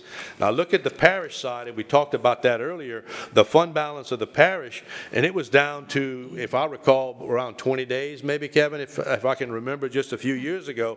And look at where we are now. We're at 123 days. So that's great. And last year was 63 days. So that surplus this year of 2-point-some odd million really helped increase and boost that reserve that you have. So I'm happy to see that. Hopefully we can continue with that trend. Any questions on Exhibit 3? Hearing none, I'm going to turn it over to Brian. He's going to do the next few exhibits. And of course, as usual, go ahead and ask us any questions. We'll certainly try and address them. All right, good evening, Council. I'm going to go ahead and go through Exhibit 4. Exhibit 4 is the comparison of revenues and expenses and changes in fund net position for our communication system, which is fiber.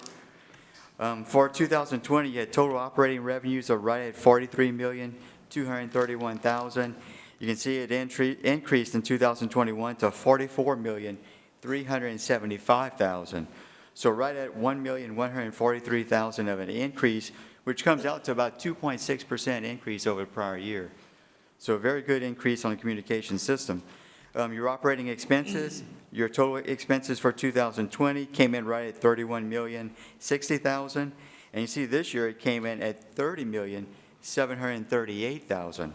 So your actual expenses went down from prior year right about $300,000. As we said in the past, you're going to come to a point where your expenses aren't going to increase at the level of your revenues. And you can see here, your revenues have increased to a much greater level than what your expenses are. They actually went down this year. But the net effect of this, you had operating income at this line item in 2020 of right at $12,172,000. And you see that increase for 2021, your operating income came in at $13,637,000. So overall, you had an increase of almost $1.5 million in your operating income from one year to the next. So very good on this side. Below there, you have your non-operating revenues and expenses. In 2020, you had expenses that came out to right at $4,942,000. In 2021, that also decreased, so you came in at $4,619,000. So that also decreased right about $300,000. So overall, you can see your income before transfers. Last year, 2020, you're at $7,230,000 of net income. And 2021, now you're at $9,018,000 for 2021. You had some minor transfers of right at $5,900 for the year, giving you an overall change in net position of $9,012,000 for the year. So you can see that this change from the prior year right at almost $1.8 million difference from the previous year. So your revenues went up and your expenses have decreased both in your operating and non-operating. So overall, a very good increase for the year. If you go all the way to the bottom, we kind of break it out to show what just a real rough cash basis adjustments would be. Your overall net change in position, in your net position would right at $9 million. If you add back in your non-cash charges, which is your amortization and depreciation, of right at $7,275,000, it's cash positive for the year, almost $16 million. So overall for the year, generated right about $16 million of cash available. And that $16 million can be used obviously to retire debt and to do capital expenditures if necessary, and to add to the reserve. So it's a good thing. So it's very positive. Any questions on anything on the communication system? If not, we'll go ahead and look at Exhibit 5. And on Exhibit 5, I'm just going to touch on the very last line item. We just wanted to look at the net deficit for the year. You can see for 2021, your net deficit came in right at $21,072,000. Last year, you can see it was right at $30 million. That difference is your net income for the year of $9 million. So at this pace, if we keep this pace up, you should be at a break-even point probably about 30 months. So about 28, 30 months, you should be at your break-even point if we continue what we did in these past years. So overall, that's good. Probably 5 years ago, we were double that amount as far as the net deficit. So overall, it's showing real good promise. So in 30 months, we could be basically having a positive accumulated reserve in the communications fund. Question. Yes, What sir. is the break-even point? Just a zero equity, basically, is what we're talking about. I just want to In other words, assets would equal the liabilities. Right now, the liabilities are more than the assets, Pat, because, and we talked about that, because we're writing off those assets fairly rapidly for the communication system. But anyway, I think it's very positive. You know, just a few years ago, as Brian indicated, I wouldn't have thought we'd have been this close at this time, to be honest with you. So it's continued to improve. And we've said all along, I think, or the administration has said all along, the revenues in the communication system would continue to slowly rise, and they have, but yet costs don't rise at that level. So you're still making more and more profit, and it's panning out that way. That's probably for the last 5 or 6 years we've been doing that, and it's just growing as we get further along. And we're saying that's, and again, parish and citywide. Well, this is only for the city. Right. The communication system. Yeah, I understand This that. is only for the city. So it's very positive. I mean, I'm very pleased to see what I see here. Hopefully, we'll continue this trend. I just want the people that's looking in here to understand, you know, we're talking about city communication. Right. Any other questions on Exhibit 5? If not, we'll go ahead and look at Exhibit 6. Exhibit 6 is a comparative statement of revenues, expenses, and changes in fund net position for LUS, your utility system fund. So for your electric department, 2020, you had total revenues of right at $165,392,000. You can see it increased in 2021. Your total revenues, operating revenues, came in right at $179,344,000. So overall, about a $14 million increase. And if you look 2 line items above that, you see your fuel clause adjustment is really the main reason for that increase. Your fuel clause adjustment in 2020 came in right at $65 million. 2021, you're looking at $76.3 million. Next year to be even worse. Really the biggest reason for your increase in your revenues. Your operating expenses for 2020, those came in right at $145,707,000. And those also increased during 2021. Now they're at $161,709,000. And again, your biggest increase was in your production and collection, which that's where your fuel cost and your purchase power was. And during 2020, from 2020 to 2021, the increase in your purchase power was right about $16.7 million. So that's the bulk of your increase in those expenses. Well, overall, you had an operating income for 2020 right at $19,685,000, and 2021, $17,635,000. So again, still a positive situation. Your water department, your total revenue, operating revenues for your water department 2020 came in right at $21,206,000. That also increased during 2021. Now you're right at $21,782,000. Your operating expenses for the water department, $20,062,000 in 2020. Those increased in 2021 to $20,485,000. Overall, you end up with a operating income for both years as well. 2020, you're right at $1,144,000, and then in 2021, you had a net income of $1,297,000. Right next to that, you have your sewer department. Your total operating revenues for your sewer department came in right at $30,397,000. That also increased in 2021 to $31,513,000. So a little bit over $1 million increase in your total operating revenues right there. Your total operating expenses in the sewer department right at $28,087,000. In 2021, $29,527,000. Overall, you still had operating income for both years presented. You're right at $2.3 million in 2020, down slightly because the increase in your operating expenses over your operating revenues came in right at $1,986,000. Overall, for all three services, your total revenues for 2021 came in right at $232,639,000. You had operating expenses of $211,721,000, giving you a net income for all three services coming in right at $20,919,000.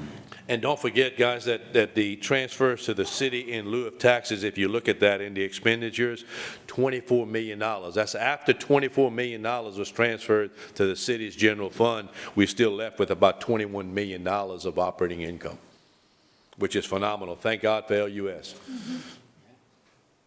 So your non-operating revenues expenses right below there came in total for 2021 expense of $7,243,000 versus 2020 they're right at $7,030,000 for that line item. And your biggest expense there is your interest expense, which is the second line item. You can see it's $10,537,000 for 2021. Overall, your income before contributions for 2021, $13,676,000. You had minimal transfers out of $20,800, giving you an overall increase of $13,655,000 for the year.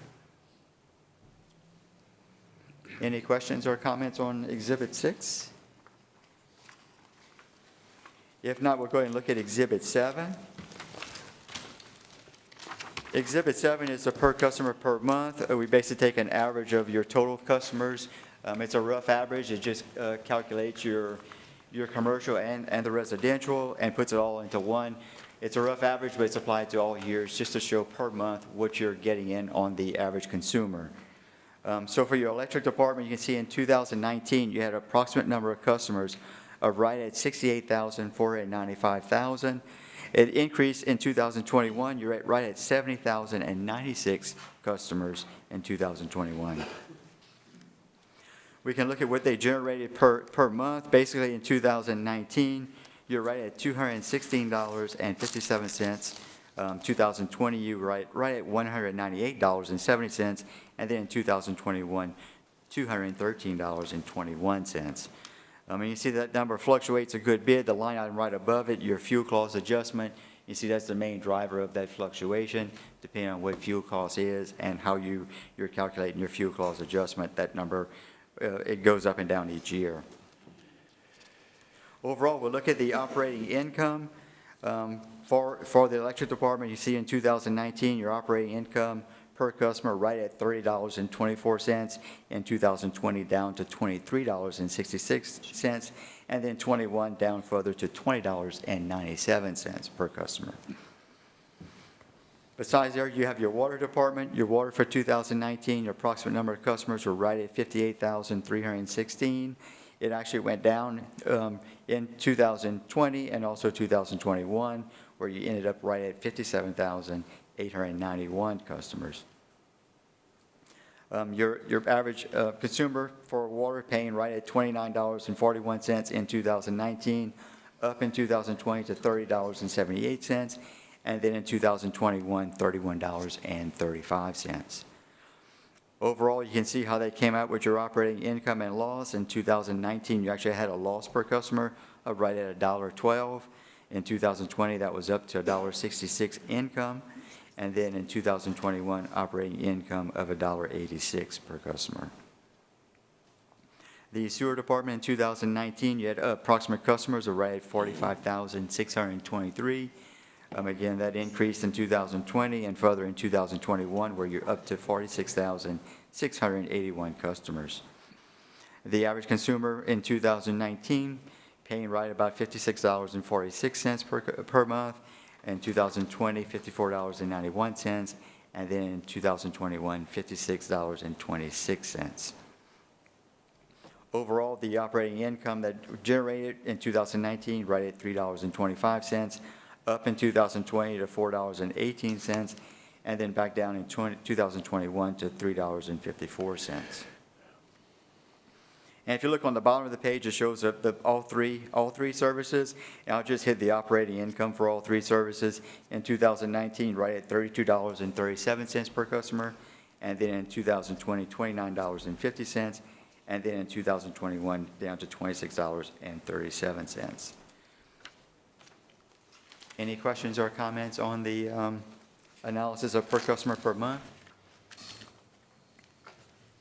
If not, we'll look at Exhibit 8. Exhibit 8 is environmental services, and basically kind of goes through the same calculation showing average, what the average consumer is paying per month.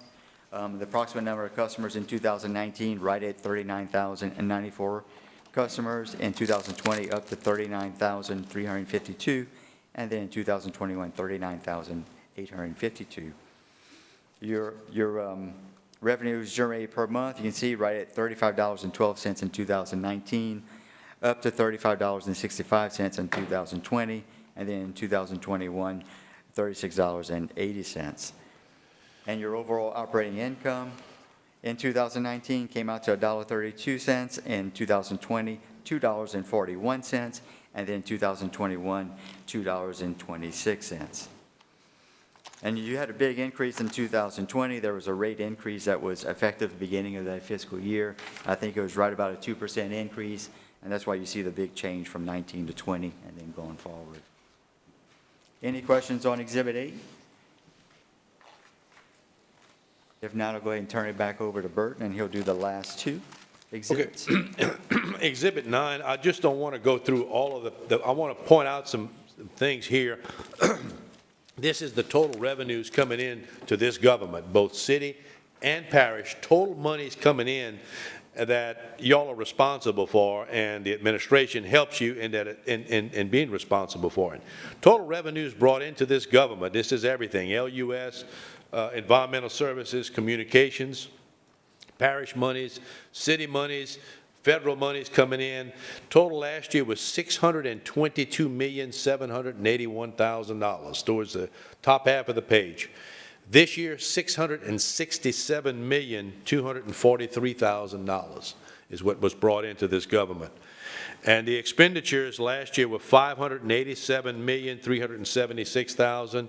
This year, $633,069,000. And of course, then you have excesses, and you can see the excess of deficiency at this, just that line item, and it's just a total, but it's like $35 million last year, and it's $34 million this year. And then, of course, there's some additional monies that are paid for interest. But in summary, both years you came up with about a surplus of about $20 million. And this is total for the government, and that's when you lump everything together. Last year we had some bond proceeds, so if I remove that out of there, it was about $21.6 million excess or surplus from the prior year. But the big thing I want to point out is there's a lot of monies that flow through this government that you're responsible for. And just wanted to point that out to you. It's quite a bit of dollars. Any questions on this? The last page is just, it kind of summarizes, I've already pointed it out, but the sales taxes that are collected, just to see how much is city sales tax and how much is parish. We've already talked about the parish because all of the parish sales tax monies goes into the general fund. If you look at that, you see it was $5.3 million last year and it's $6.3 million this year. And that's 20%, which is what I talked about earlier. Now on the city, which is above that, you have some that goes to debt service. And remember, we have a 1961 sales tax and a 1985 sales tax, but this is all of them. Some of those monies go into the debt service to take care of the bonded debt, and then you have capital improvements, and then 35%, as I said earlier, goes into the general fund. And that's what I pointed out when we talked about the general fund at $33 million.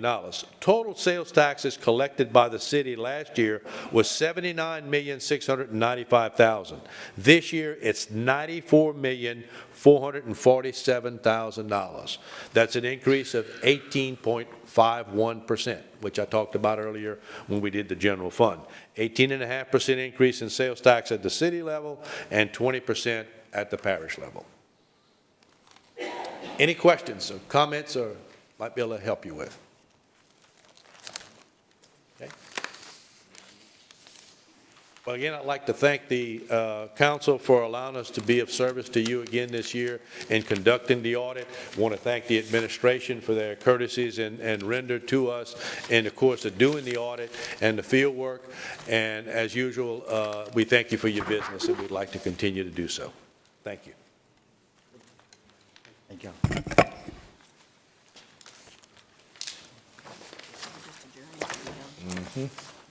I'd like to adjourn the Lafayette City Council meeting. I'd like to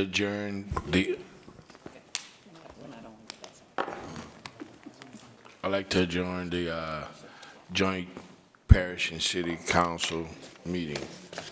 I guess there's no public comment. Oh, we don't have no public comment? I'm sorry.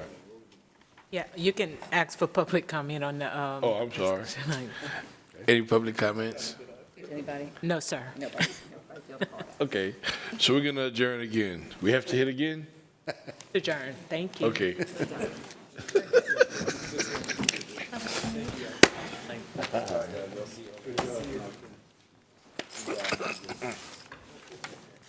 What's his name again?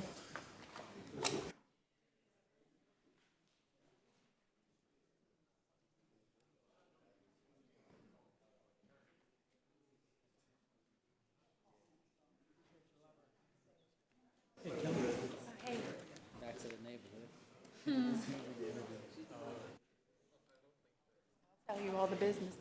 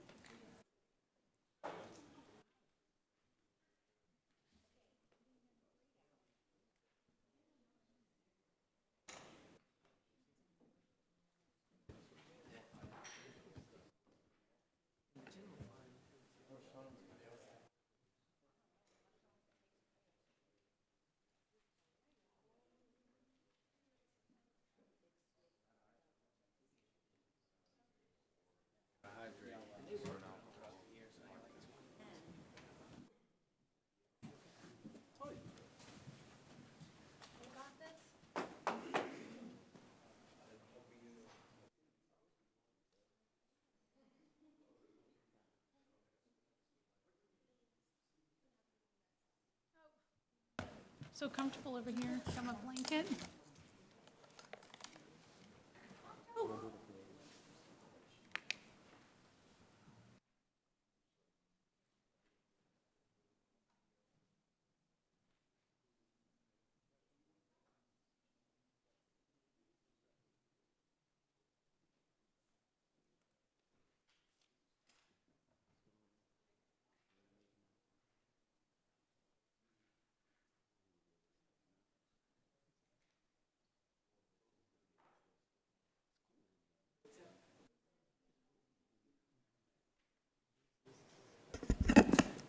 Okay, y'all ready?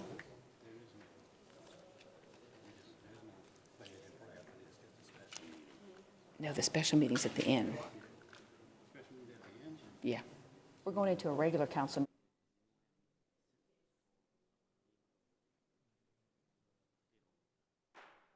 Order the Lafayette City Council meeting. I have Glenn Lazard will do the invocation, and Mr. Lewis will do the pledge.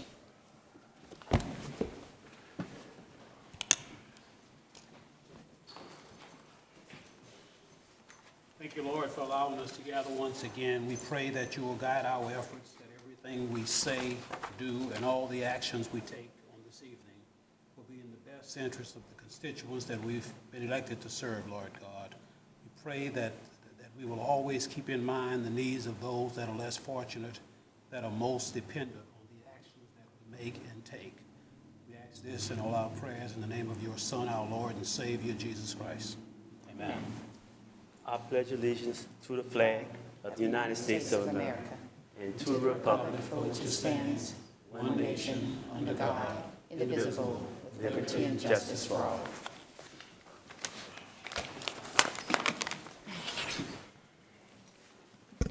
All right, thank you, guys. All right, we welcome you to the Lafayette City Council meeting. As presiding officer and chair, I would like to announce the following. This is a public hearing. To address the council on any item on this agenda, please fill out the speaker form to submit your information to the clerk prior to the call of the agenda item, or you will not be given the opportunity to speak. Staff assistance is available if needed. Items for submission to the council should be handed to Council Clerk Ms. Veronica L. Williams, seated to my left. When addressing the council, state your name and title for the official record. The 3-minute rule will be in effect. No debating or confrontational statements will be allowed. The front row to my left is for media only. Food and drinks are not allowed in the auditorium. Please silence all phones and electronic devices. Meetings procedures are by resolution and not by Robert's Rules of Order. All documents with reference to meetings can be found on the LCG website. And finally, the council encourages your involvement in our boards or commissions. If you are interested, call 291-8800. Chair announcements. All right, here we go. Item number 8, CO 067-2022. Legal has an amendment to propose regarding LUS Fiber. Item number 30, CO 080-2022, Johnson Street Annexation, Development and Planning is requesting that this item be deferred prior to intro until June 21st, pending approval of a redistricting district map, so a new district can be assigned to the annexation. And item number 32, CO 082-2022, Chief of Police, is being pulled from Englobo list for separate vote and discussions. I don't have any of my chair announcements of my own. Any council announcements? Mr. Lewis, you have the floor. Thank you, Madam Chair. I remember, I do remember, but last meeting we had on May 17th, one of the council person made a comment that I'm really still kind of disappointed on that. She walked away like she's probably doing right now. So I didn't get a chance to respond because she left her chair. She's leaving it again. But it's okay. That's okay. Let's get to the business. Yeah, we just move on. What I'm saying is that council members, I'm the council member of District 1, and I have a right, all council members have a right to have discussions on anything they would like to talk about. And I was having the discussion. And in fact, before the meeting, I was on my cell phone with a constituent concerning the Carolina situation with the mills and lift of the wheels, and we were discussing that. And again, so I have a right to discuss things with my constituent, and besides, I was on the cell phone with one of the colleagues and what have you. So again, I don't think it was a good comment that was said to me, and in fact, the council person that was talking about that, they were such in a hurry they wanted to vote. In fact, they didn't even vote. So this is just outrageous. Again, I'll just leave the comments for later. But then, again, I didn't appreciate that, Ms. Hebert. Thank you. All right, thank you. We're going to move on to the Executive Mayor President's report. Mayor, well, let's see, I guess that means I need to recognize you, huh? Okay, there you go. Thank you, Madam Chair, and thank you to everyone who took the time to be with us today. We appreciate you, appreciate your participation. We have budget to actual comparison of major city funds, April 2022 preliminary. Director Toops is behind me if you have any questions. And also just a reminder to everyone out there, all 10 of our rec centers are programmed out. So if you have a child or a grandchild or niece, nephew, or loved one that you are looking for activities, healthy activities over the summer, please reach out to our park department. Director Hollis Conway is doing a great job programming everything out. You can go to our park Facebook page, it's PARC. You can call my office, 291-8300, or call 311 for more information. And that is all I have. Thank you very much. I'm not seeing any discussion from anyone, so we're going to move right on to joint resolution. This is a public hearing, and speaker sheets are available for anyone wishing to address the council. The 3-minute rule does apply. Cindy, please read. Joint Resolution 19-2022, a joint resolution of the Lafayette City Council and the Lafayette Parish Council, designating the Daily Advertiser as the official journal for the Lafayette City Parish Consolidated Government for 1 year commencing July 1st, 2022. I have a motion from Mr. Naka and a second from Mr. Lazard. Have some council discussion. Mr. Lazard, you have the floor. When this came up last year, I made an inquiry as to whether or not we had ever considered another source, primarily the Acadiana Advocate, as our official journal. And there was some issue at the time because apparently there was a 5-year rule that you had to have a local office for a period of 5 years.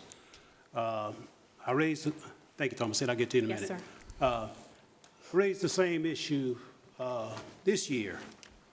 And so I'll just turn it over to Thomasina. She knows where I'm going and she knows what this is about. So I'll just turn it over to her. Go ahead. Yes, sir. My name is Thomasina Oliver, Purchasing and Property Manager. This resolution has to be brought before council, the first council meeting every June to name the official journal. There is a statute that lists the requirements that are needed for a publication to be named the official journal. At this point in time, the Daily Advertiser is the only one that qualifies, which is why we've chosen to move forward with them. Could you tell me what the reasons why? They have to have a post office box. They don't have a The statute is very, very specific about the requirements, and they do not meet that requirement. Well, kudos to the advertiser for having a P.O. box, huh? That's the sole reason they don't have a P.O. box? Okay. I guess that's it then. Yes, sir. All right. Wow. It is an antiquated statute, probably needs to be addressed at some point, but yes, there are very specific requirements. But they probably meet every other requirement, though. Yes, sir. Wow. Yep. Well, maybe they should get a P.O. box. Why don't they get a P.O. box? And it's not hard to get a P.O. box. Can we, I understand we're in a position this year where we obviously don't have a choice. But going forward, can we put this out for, I don't know, put it out for bid or whatever, I guess, going forward? I don't know what the process is. I don't think you bid. Is there anybody here from the advocate You here? don't bid it, right? Hey, Councilman, I'll tell you this, we're on the same page. How do you do We even worked with the legislature to try to get it a possible To make it- digital option, because it's 2022, you know. To make it web only, right? Yeah, right. I know, That'd and save us a lot of that money. didn't come out of committee, I know. It failed in committee, I know. But still, since we have to select someone, can we start this process earlier next year? Yes, sir. And you know, okay, that's fine, thank you. I mean, my thought is there anyone here from the advocate? Actually, so, I mean, if they're interested in becoming, you know, the paper of choice, then they simply could get a P.O. box, and then we have the discussion. You know, I feel like, I mean, we've been loyal to the advertiser for years. I'm kind of a creature of habit, so unless they come forward, the advocate with something different, then I'm very much okay with this resolution, so. Well, I mean, Now, look, we should be sensitive to Caps's salary over here. I mean, Yeah. this might be paying his. I mean, he's like here. We need to he's respect here, that. You know? I mean, no, and this, of course, this is nothing personal against Andrew. I have the, and he knows that. I have the, you know, but. Yeah, I mean, it but- seems kind of personal, yeah. No, but Andrew doesn't own the paper, right? So that's something totally different altogether. But just going forward, Yes, sir. thank you. All Obviously, we don't have any choice this evening. Okay, I have one more here. Let's see. CFO, are you, is that you over there, Lori? Actually legal. Just as a point of clarification, we did speak to the advocate, and I received an email back. Their own legal department said they do not qualify. They have to be registered as a publication/periodical with the post office. Their registration dates back to 2021, so it's going to be quite a few more years. So we did do the due diligence. Yeah, it has to be 5 years. So we did do the due diligence. Not only did we look at the statute, we contacted the advocate and inquired, and they sent an email back. They called me first, but they sent an email back saying, we'd love to do your business, but we don't qualify. Okay. All right. That's good to know. All right, so it looks like the Daily Advertiser is the only one in the game right now, so. All right, so let's see, any other council discussion? I'm not seeing any public comments. No, ma'am. Let's go ahead and vote. District 1? Yes. District 2? Yes. District 3? Yes. District 4? Yes. District 5? Yes. The motion to adopt is approved. All right, moving on to ordinance for final adoption. This is a public hearing, and speaker forms are available for anyone wishing to address the council. The 3-minute rule does apply. Cindy, please read. City Ordinance 65, 2022, an ordinance of the Lafayette City Council authorizing the Lafayette City Parish Consolidated Government to sell 34 surplus breakers and 1 transformer, which are no longer needed for public purposes, to Worldwide Electric for a total bid price of $500, as per the attached list, breakers and transformer. I need a motion from Ms. I have a motion from Ms. Abear, a second from Mr. Nakant. I'm not seeing any council discussion. Any public comments? No, ma'am. Let's vote. District 2? Yes. District 3? Yes. District 4? Yes. District 5? Yes. District 1? Yes. The motion to adopt is approved. City Ordinance 66, 2022, an ordinance of the Lafayette City Council amending the fiscal year 21-22 operating budget and adjusting the manning tables of the Lafayette City Parish Consolidated Government by authorizing the use of city general fund balance in the amount of $84,909 and appropriating within the Lafayette Police Department to add 2 police sergeants. I have a motion from Ms. Abear, a second from Mr. Nakant. I'm not seeing any council discussion, but I do see that we have our interim chief here. Yes. Can you speak to this ordinance for us? Yes, I can. Thank you. Interim Chief Monty Poche, Lafayette Police Department. Just wanted y'all to realize that this, if it's passed, will allow me to expand services to combat violent crimes and things of that nature. It'll also allow me to have an additional Viper Street team 7 nights a week. That way we can have one every night to try to combat some of the gun violence that we've been having in the city. So that's Yes, sir. I appreciate that. That's very important. Any other discussion from the council? All right, thank you. Thank you very much. Any public comments? No, ma'am. Let's call for the vote. District 3? Yes. District 4? Yes. District 5? Yes. District 1? Yes. District 2? Yes. The motion to adopt is approved. City Ordinance 67, 2022, and an ordinance of the Lafayette City Council authorizing the filing of applications for grant funding, which may become available to the Communications System Department of Lafayette City Parish Consolidated Government. I have a motion from Mr. Lazard. I have a second from Ms. Abear. There is an amendment, so I'm going to defer to Paul, please. If you, oh, there he goes.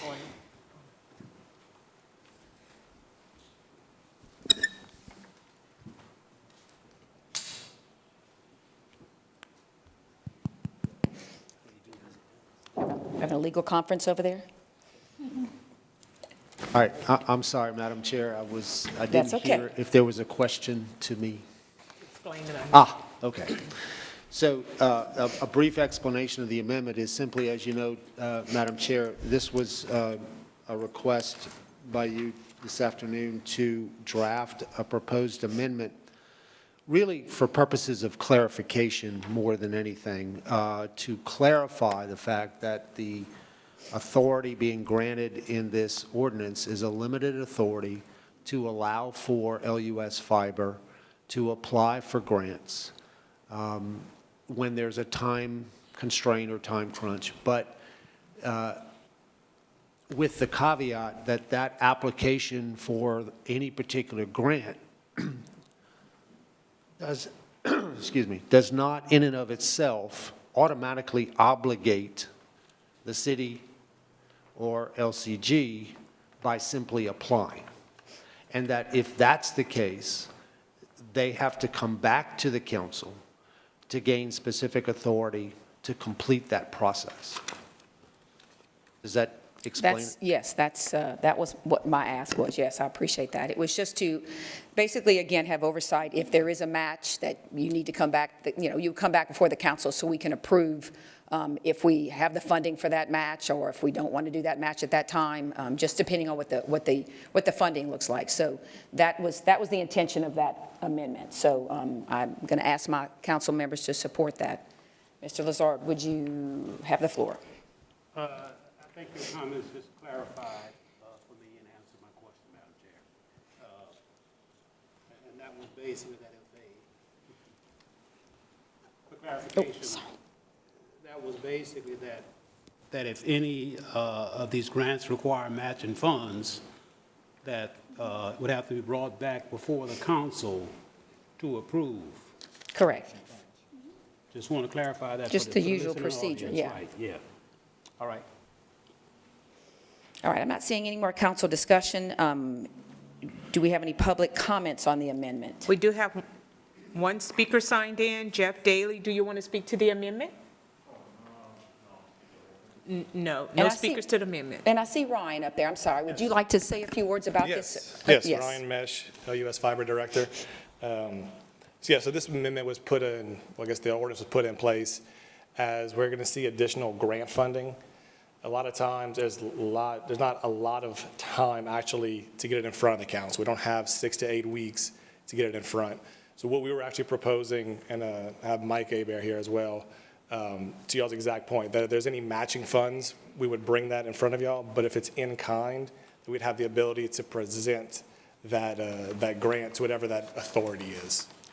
And my concern about the in-kind is that it also costs. I mean, it's in-kind, but it's in services, you know, it's still a burden on the fiber services that maybe we wouldn't be using within the city itself. So, you know, both in-kind and any kind of matching funds, I would like, you know, my ask is with this amendment is that you would come back before us.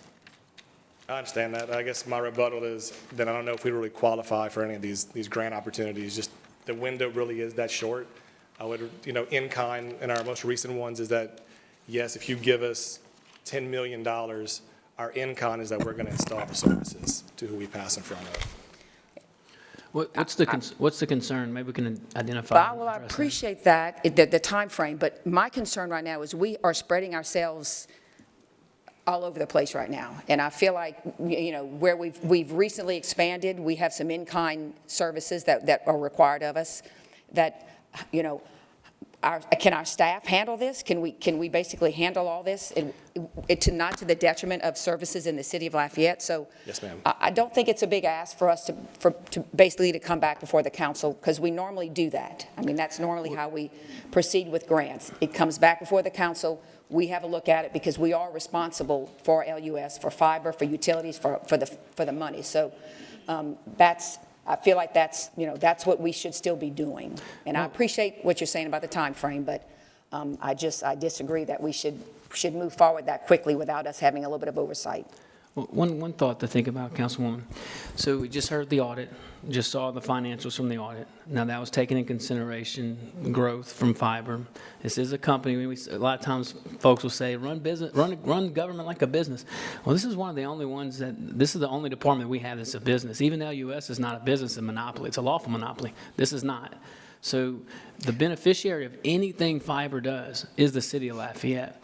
Now, as far as management, now this lady to my right is, whether it's drainage projects, road projects, or LUS fiber, we don't build something unless we can maintain it. Then to include our growth and you know, our area of reach. And I'm pretty confident our director has shown in a very short period of time that he can manage additional customers. He needs additional customers to pay off the debt. We need additional customers so that LUS fiber can be like LUS and pay an ILOT once they qualify.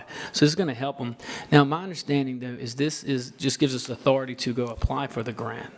It does not, we're not recognizing revenue. Even if we get the grant, we have to come back to council to recognize revenue. Right. We have to go back to council to Not according to appropriate this funds.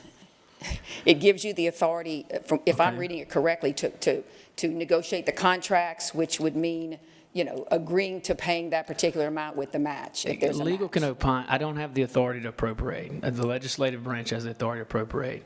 Enter into contracts would be subject to appropriation, but I defer to legal on that. No, we're sticking to it. I mean, look, Minnie, I agree with you on the checks and balances, and I think you're Your intent is And well stated. Well, and if that's the case, if you have to go back, then what we're just putting it is an extra statement in there to say that you have to come back for any of those things. That's all. I didn't catch that. Okay. And then, of course, the audit that we just got probably is from 2021. We did all this, we're doing all this expansion right now in 2022, so we haven't recognized some of the costs that are associated with that expansion yet in our numbers. So I'm just trying to be a little more responsible at this point in terms of our oversight and go for the grants, do what you got to do, but I do think that we need to have oversight as far as moving forward with them, as far as any match or any in-kind. But factually, that is not correct. We have been aggressively getting new customers for the last 2 years. So there has been growth. There has been growth outside the city of Lafayette. The beneficiaries of the city of Lafayette. What you're referring to is probably these EDA grants going to Iberia Parish and St. Martin when we worked with the federal government. That's what I'm referring to, correct? Yeah, that's a little separate. That's going to benefit us as well. And we kind of talked about the return on investment and the timeline on when any of our match would be paid back, which is pretty aggressive. Correct me if I'm wrong, it's like a year, right? Yeah. Yeah, so this, I understand. And I guess I maybe need to understand those numbers better in terms of, what are we getting back with the return on investment for this big investment we're doing with those grants?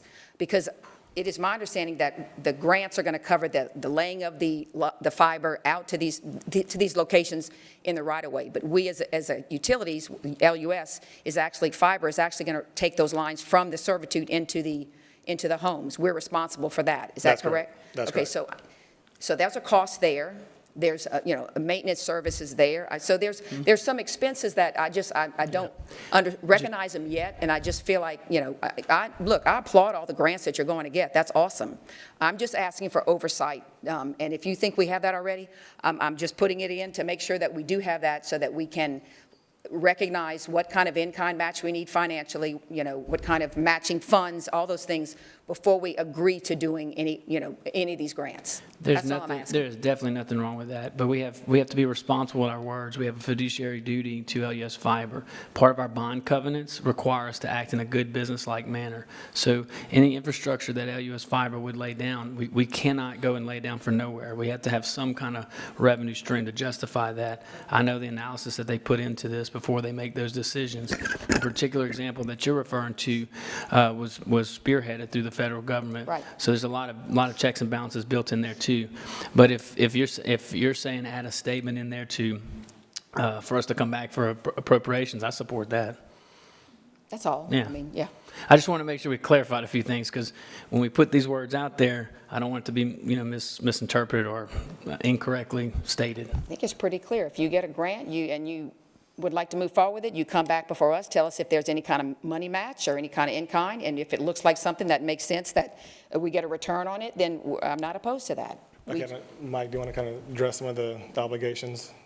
I probably should give a little context to the ordinance and where it came from. The council passed an ordinance in 2020. It was Ordinance 28 of 2020. I think there was a corresponding parish ordinance that gave the administration very broad authority to apply for grants, and had, with the only limitation, the only qualification, what you're describing now, which is that when the grant funds were received, or they need to come back to the council by ordinance to acknowledge receipt of the grant funds, to recognize the grant funds. When you read the ordinance, it's not a work of art, but when you read the ordinance, the title appears to limit it to things related to COVID, but when you read the authorization, it's actually extremely broad. It has no qualifications whatsoever. It's on the books now, and authorizes. It calls out the Community Development Department by name, but then it says that any other department of the Consolidated Government is also authorized to apply for these grants, with the sole limitation that they come back to the council to recognize the grant revenue. No, and it has the same language that you're concerned about, that the mayor or his designee are authorized to negotiate all contracts, agreements, et cetera, et cetera, et cetera, et cetera. So back in 2020, and it was I'm giving you this context because Ryan was not the director at that time. But back in 2020, I was informed that fiber specifically has these same challenges all the time, but not just limited to COVID. So way back 2 years ago, there was some discussion about, well, maybe you ought to seek something that's virtually identical from the council, but not arguably specific to COVID. I look at that ordinance and I don't think it's limited to COVID. I think that you can apply for all kinds of grants, although the title says it's related to COVID. And a lot of these funding opportunities, I would say the vast majority of them are somewhat COVID related now, currently anyway, but one day that's not going to be the case, and those funding opportunities are still going to be there. So my advice then was, if that's your challenge, then you should go to the council with your own ordinance that looks virtually identical to this ordinance, seeking that same authority. And so I think 2 years later now, finally, that's what you're seeing, even down to the point where there was a grammatical error in the original ordinance, and it was carried over in this ordinance. It's almost virtually word for word. So it's the same. They face the same challenge and they have the same issues. And I certainly understand where you're coming from. What I was huddling with Paul about on the side when this started was I just had the briefest opportunity to have a look at this. I was of the understanding prior to this discussion that the council's primary concern was grant agreements in which there is a financial match as opposed to an in-kind match. I think, and that's certainly, I understand that, but you've expanded that and clarified that it includes in-kind. And so I understand the issue. Just a caveat that a lot of these grant agreements that I see, once the grant application is accepted, there's certainly a pretty strong legal argument that a contract has been created at that point.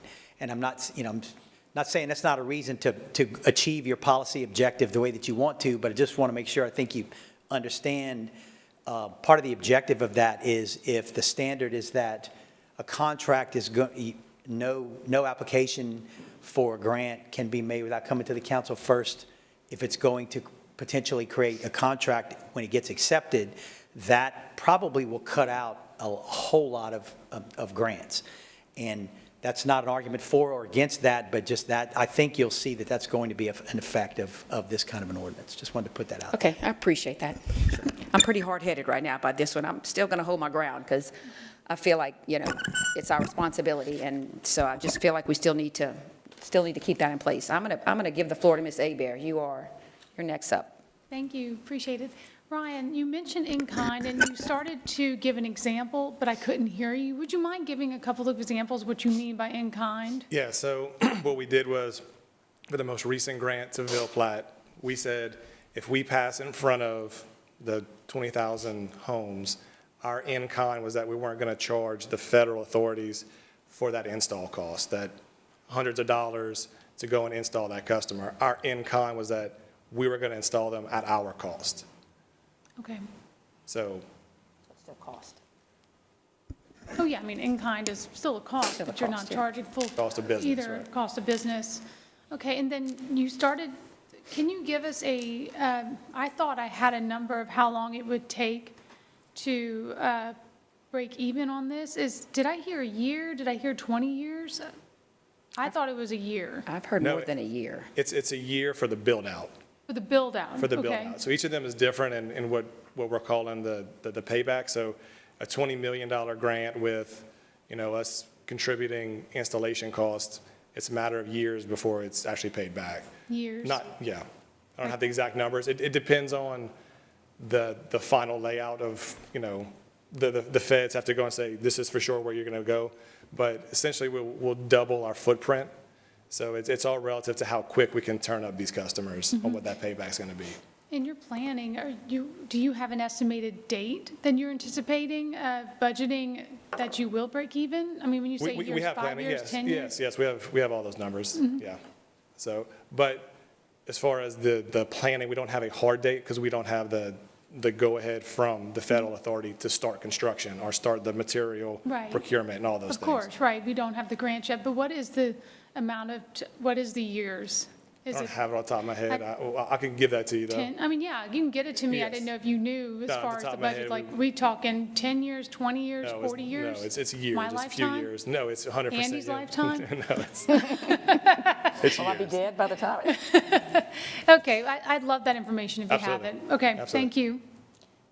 Let me ask you real quick, do you have an estimate on the in-kind cost? You're talking about the cost, which is what cost to LUS. Do you have an estimate on that number? I don't have the number on top of me, but we've been going through so many, I couldn't even. There's so many numbers, I know. Well, Yes. if you could maybe give us I will. that number as well. Absolutely, I'll give you the return on that. Mr. Lazard, you have the floor.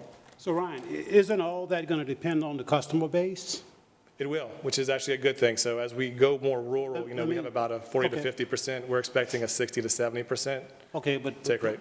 But that customer base is unpredictable, right? Because it's going to depend on people soliciting for the service, correct? In theory, yes. Once we put everything in place, right?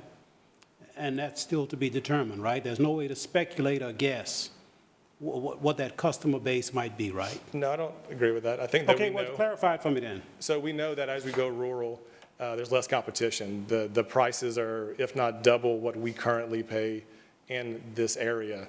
So we expect, even with our typical take rates of that 40+%, we're going to be much higher than that, and they're going to take additional services is what we've seen throughout the industry, throughout the country. You can go look at rural deployments, extremely underserved. The community is still craving for it. They still acquire the service. And we have a lot of community input. We have a lot of, the police jurors are very involved, the community leaders are, and that's a real success point that you see a successful deployment. Do we take into consideration the average household income in some of these communities that we're expanding to? We do. Well, we also have, we're part of the ACP program where the federal government will contribute so many dollars towards them. But that's short term, correct? That's short term, but we do foresee them staying connected, though. Okay, thank you. All right, Mr. Nakant, you have the floor.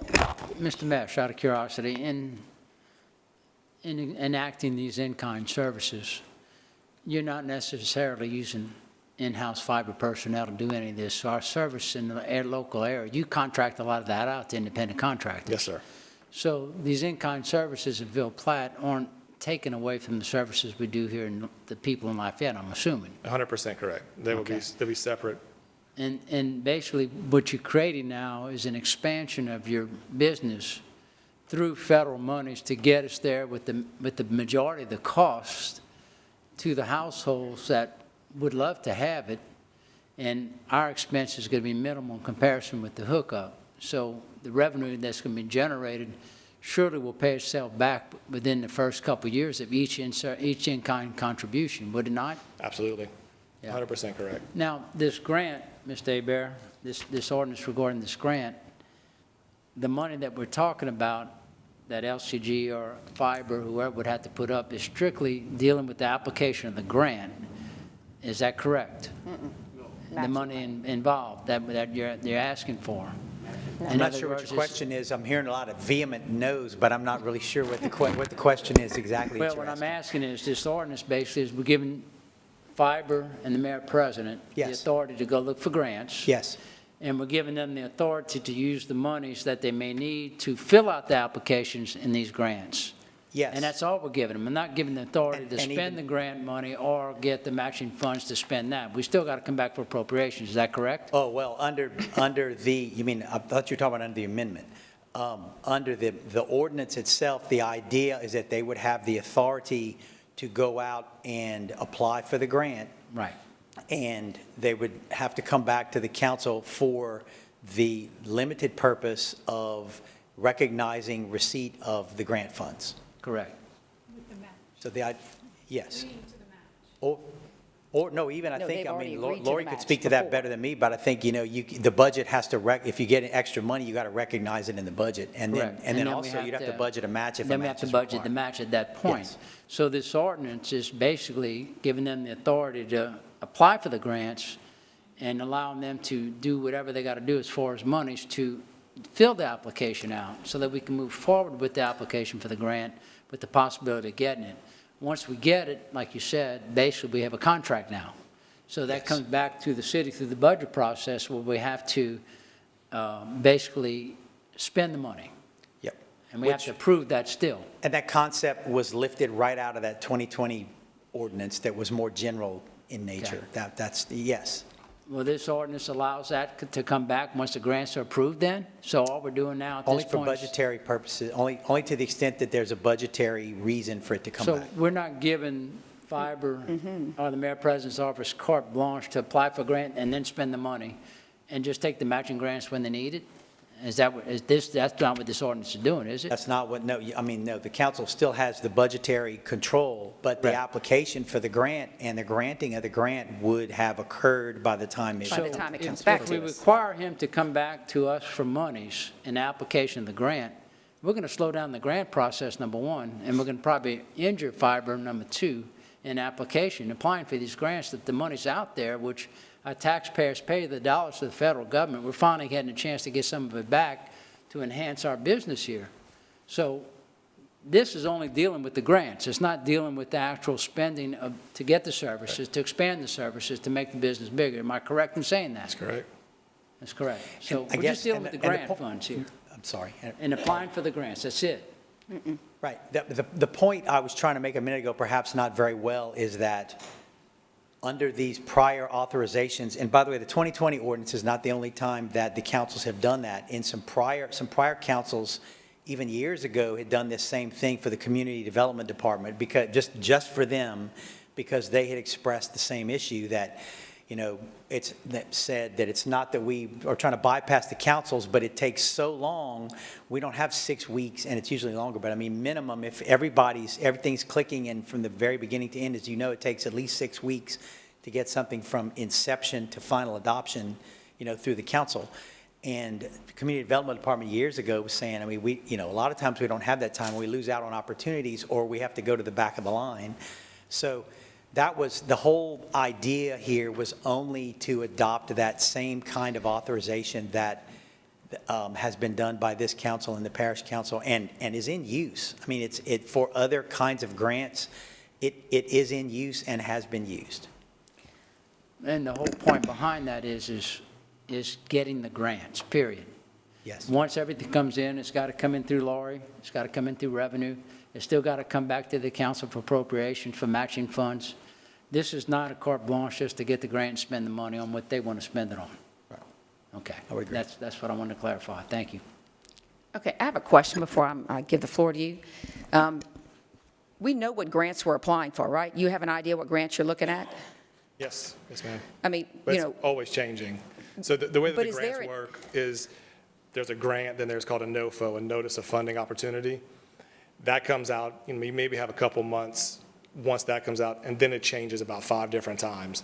And then we may make a decision of like, okay, they made a clarification on this rule. Now it's beneficial for us as a business to pursue it. So I mean, I would ask if you know what grants you're looking at, and aside from the fluctuations and things, you come to us before and you say, we're looking at this grant and it's going to have this match before you apply for it. Or if you know what, if you already have an idea of which ones you're looking for, is it possible that you give us a heads up on that? And then the delay process that you're talking about, if we know it's a grant that we want to match or we want to allow the in-kind services, then basically you've already started the application. You give us a heads up maybe in the process. And so when you actually know that you've received it, we can move forward with it from there. I mean, would that work? unfortunately, not really, because you get into the grant application, the federal authority opens it up, you start filling it out. That's a couple months before, you don't have a lot of time. And that changes day by day. It may change our financial predictions. We may look at our obligations and say, oh, we thought we could build it out like this and meet them. Now we can't. So those numbers would change throughout that period over a very short time. Okay, let's see. Mayor President, you ready? Thank you, Madam Chair.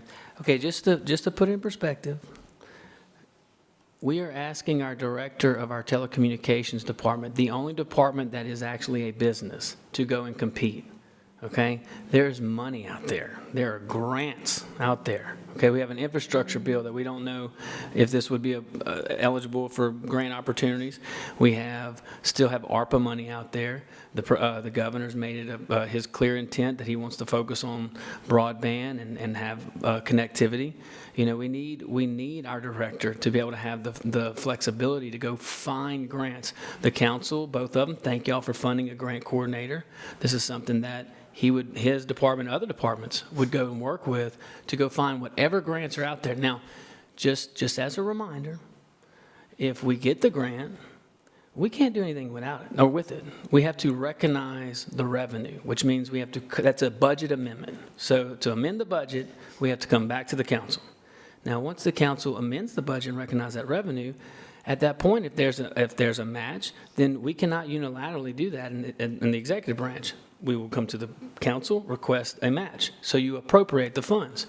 So recognizing, appropriating, that's all a legislative body's duty. And in regards to concerns as far as why we wouldn't want him to grow, we just had an auditor. We just had our independent auditor that you guys selected give you the financials and tell you, I mean, look, hey, Ryan was in the LUS Fiber before he was the director. Those guys, I'm very impressed with them. They do their due diligence. They understand their duty to the bond covenants. They understand the significant responsibility that they have to pay off this debt. Let's put them in a position to go pay it off. But, I mean, if there's money out there that, and by the way, it's not a gift. We pay taxes on it. All of our people work hard. They pay taxes. They send it to the federal government, send it to the state government. If there's a grant out there, I don't want to handcuff him and make him, because I'm going to tell you this, Cox Communications, who we work well with, and all these other competitors, they don't have to, they go get it. And they've been doing that for years. So I think there's checks and balances built into the process as is. I mean, our charter requires us to have any budget amendment, we have to go to council. So recognizing revenue, appropriating funds, it requires us to come back. But at least give him the authority to go fight. And I think we're saying the same thing. He has the authority to go look for the grants, but he still has to come back to the council. Is that, that's what you're saying? And so, well, it depends on what. Okay, I think you're getting caught up in contract, and because I'm trying to find out what the issue is. Even if, and legal, correct me if I'm wrong, but even if there's a contract entered in regards to a grant, any financial obligation, there's an appropriation clause. We require it. I mean, you're dealing with a municipally owned telecommunications company. There will always be a financial component that will have to come back to the council. And this ordinance recognizes it, the 2020 ordinance recognizes it, and then I think they both stole from the older ordinance that I told you about that pertained to community development. I mean, I think that's always been in there, that it's been recognized that even if it has the effect of a contract and we get the money, I mean, I think the mayor probably said it better than I did, that you can't do anything with it until the council recognizes it and appropriates it. I mean, I guess worst case scenario, maybe if that doesn't happen, we got to go pay the money back. But no, I disagree. We wouldn't encumber it. It would be a void contract at that point, because if it's an appropriation clause and the council doesn't approve the appropriation, then it's null and void. Right. No harm, no foul. Except losing out on grant dollars, maybe. okay, are you finished? Mr. Lewis, do you have the floor? Yes, thank you. Yeah, I want to get there you go. Thank you. My question is that, what is the population of Lafayette citizens? Just about everyone has fiber, or we have some neighborhood that do not have fiber? Because I know you guys are after grants, and I hear you talking about Ville-Platte, but I want to make sure the people in Lafayette have the fiber. Yeah, it's a great question. So we call it every meter, every electric customer that was there in 2008 had a fiber dedicated to them. Since then, obviously more neighborhoods were put in, more apartment complexes were put in. Up until 2017, when we started to have enough revenue from our ratepayers to start a small expansion, so we only have about 95% of Lafayette connected. We have 15,000, 20,000, maybe a good bit fewer, but it's including apartment complexes that are under contract that don't have access to the service. However, us building out to Ville-Platte, us going to New Iberia will increase our revenue, which will therefore increase our ability to expand that much quicker. So we have more revenue, our expenses continue to level off, we'll increase our profit, which means we'll be able to expand that much quicker. So you're saying going out to Ville Platte or wherever, it'll help us get the other 5% of people in Lafayette that do not have fiber, help them out? Absolutely. If we were just to stay at our rate, it would take 20-plus years to build out the rest of this area. Depending on how successful we are with these grants, it could be 5-6 years. All right, thank you. All right, Mr. Lazard? Mike, I just want to clarify something, and this is legal. You made the comment that, and correct me if I'm wrong, but I think you made the comment that an inference could even be made that once we apply for a grant, you see where I'm going with this? That we've entered into a contractual obligation. I understand, yes. Okay. And let me try to clarify or maybe state that again. Please do. It depends on the grant, but I've seen quite a few where the application, the granting agency, especially in the case of, like, say, the federal government, they put out a notice of funding opportunity, for example, and they establish a deadline for the filing of a grant application. And the grant application is filed. And if the grant application is accepted by the granting authority, then, in many cases, you have an offer and acceptance type situation, contract law 101, and you have some binding obligations that begin to flow. That's not always the case. Sometimes you have to execute another agreement. You have to go do some other things, or sometimes it's not really an application. It's what they call a pre-application. But I've seen many cases where once the application is accepted by the granting authority, then the granting authority considers that some kind of contractual obligations have been created. Okay. Of course, I knew that. So in any event. I call that a leading question, but right. Exactly. So that being the case, if that was the scenario, and it was a grant that required X number of dollars of matching funds, right? Yes. And if those matching funds were not approved, where would that leave us? We'd lose the grant. Then for example, let's suppose that I take out a second mortgage on my house for $10,000, and I decide not to use the money. So I terminate my mortgage and I give the money back to the bank.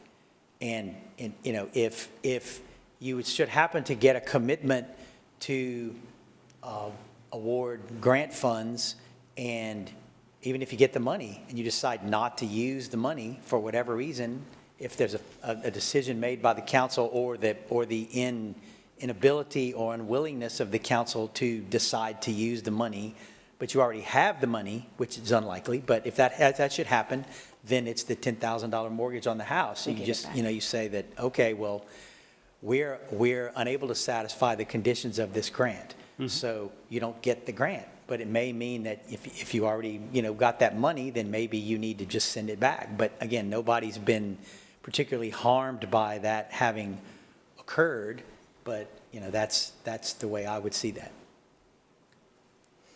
Okay. All right, Mr. Nakaya? Just a quick clarification. Mr. Lazard, Councilman Lazard, inferred that the filing of the application constitutes a contract. It's the acceptance of the application that infers the contract. That could, and sometimes that could does. infer the contract, but it's not the filing. Right. So all we're dealing with in this ordinance is the filing of applications. Can you please clarify that? Because it's more than just the filing. It's the acceptance, correct? I never said that or inferred that. That's what I understood your question, Mr. Hebert, was that the filing of the application basically constitutes a contract. That's what I understood you asked him. Is that what he asked? Let's let Mr. Hebert clarify. So anyway. That was not the case. Okay. That's what I understood. No, you Okay. misunderstood. That All right? So you and I in here are all on the same page. That's acceptance of the application that infers the contract. That's what I said, and that's what I was doubling back based on the comments that Mike had. Okay, then we're all on the same page, we're talking the same thing, okay? Because I didn't understand that when you asked him about the filing of the application. Now I understood that, my apologies. Okay, so back to this ordinance then, all we're doing is granting permission to file applications. We're not basically writing any contracts, we're just looking for the money. Then once the money comes in, then we go back to our duties to basically spend the money. It's got to come back to us. Well, let me say, I don't want to be I want to make sure, I don't want to be misleading about this because it is possible in all the scenarios that we just described, it may come back to you in a situation in which the grant has been accepted and we now have a grant agreement, but it can't be carried out until you recognize receipt of the funds and Correct. appropriate the funds in the right place. So it's got to come back to us to that, for the budget process. Yes. Okay, that's what I understood. But if we don't allow him to have the range to do what's necessary to file for the grant, we'll never see the money to begin with. And part of this ordinance is giving him the means and the mayor president the necessities to file the grants, including, but not limited to, applications, agreements, amendments, payment requests, memoranda of understanding, and similar related documents, which may be necessary, convenient, or desirable in their judgment for the completion of this prospective grant application authorized by this ordinance. So in filing an application, there are expenses involved. Sometimes you have people outside of fiber that will help you file, but they expect payment. That's all you're asking for, is to be able to pay these people to help you write these grants, I'm assuming. That's what am I correct in that assumption? Right now, we've been writing our own grants. You're writing your own grants, but you're just saying that if there are some expenses in here that goes with filing the application of grants, you're asking to be able to do that, to file the grants. I'm asking to be able to file the grant and go according to whatever the grant mandates are. Right, but you're not spending any money beyond the filing of the grant? No. Okay. Not a formal acceptance of it. I'd have to still go to y'all for approval, show y'all So the we're just the trying money. to get our money back to this area to be able to do your job. Yes, sir. Thank you. Okay, just before, you want to say one more thing, but I just want to say that it is our fiduciary responsibility as a council to have oversight of the funds, okay? And so basically what we're looking for, what I'm asking for you to support this amendment is simply really what we're saying, I think in the same breath, but that you are going to apply for the grants. You can still go to apply for the grants, but you must come back to us if it involves a match, which yes, or in kind. That's all I'm saying. And that apparently, from what I'm trying to understand, is already in place. So I'm just putting the language in to make sure that we all are on the same page, that those would be required for any grant that you actually would apply for and be accepted, that you basically get the grant. You come before us, we have to accept the money for one, yes, but we also have to approve if there is a match. And so if it looks like that the match is maybe something more than, we want to allow based on maybe some information we receive, then we wouldn't, we would not grant that allowance. But I'm not trying to, tell you not to go get grants, because I think grants are helpful. I just would like to put a little more oversight in these grants so that we understand what kind of matching funds we have, what kind of other requirements, because like you said, the numbers that with the expansion projects, the number of in-kind services that we're giving as far as contractual services we have to pay for to put this stuff in. I don't know what those numbers are, and so I think we need to get a better handle on that so we can understand it. So, that's all I'm asking, is that we put that in place so that we do have that, one more stop here with the council so that we can, say, great, you got a grant? Oh, it's this much? Okay, great. Or not. So that's all I'm asking. So I hope you support this. You're up. You one more? Are you good? Sure. No problem. Just trying to help. I love the dialogue. I appreciate that. Anybody, if you guys want to come down to Fiber and get more information, you can. We can do discussion items, whatever you want to do. I enjoy the dialogue. Okay, a few other clarifying points though, because the contract language, again, we have a duty to make sure that we're putting out responsible language out there to the public. offer acceptance consideration. Thank you, lawyers. Even in Louisiana, we have 4 elements, not 3, but that's okay. Consideration, okay, or mutual meeting of the minds, for lack of better words, in regards to value exchanged. One of the elements would be appropriation, meaning they would not agree, there would not be meeting of the minds in this possible contractual obligation. So the whole language on inference needs to be eradicated, okay? There's not an inference. It's expressly written into the agreements, correct me if I'm wrong, appropriation language, so that it's null and void. Matter of fact, the contract, and null and void is not even proper. It doesn't become a contract until certain things happen, and appropriation would be one of them. So I just want to clarify that. it. Also, and I was reminded, on grants, specifically, most of the time, if not all, but I know most of the time, we pay for it, which means you guys have to approve it. So it's appropriated because we can't do it unilaterally. It's reimbursable. So you submit it kind of like, and you see this through a whole range of departments that go through this. So I wouldn't consider it an extra step, Councilwoman. I would say it's the law already. And if you feel better, you guys putting that in there, I have no problem with it. Look, I just don't want to handcuff this gentleman to go out and get as much grants as he possibly can, and any kind of recognizing revenue or appropriating funds. Whether I say it or not, the charter demands that the legislative body appropriate and recognize revenue. Good. So Appropriate I fund. think we're on the same page, but sure, to some extent. Okay, so we're going to go ahead and... Tell me where we're not. No, I think we are. With the amendment, we are. Hey, like I said, if it makes you feel better, I have no objection. I'm sorry. Is there a copy of the amendment Do change? we have any other discussion?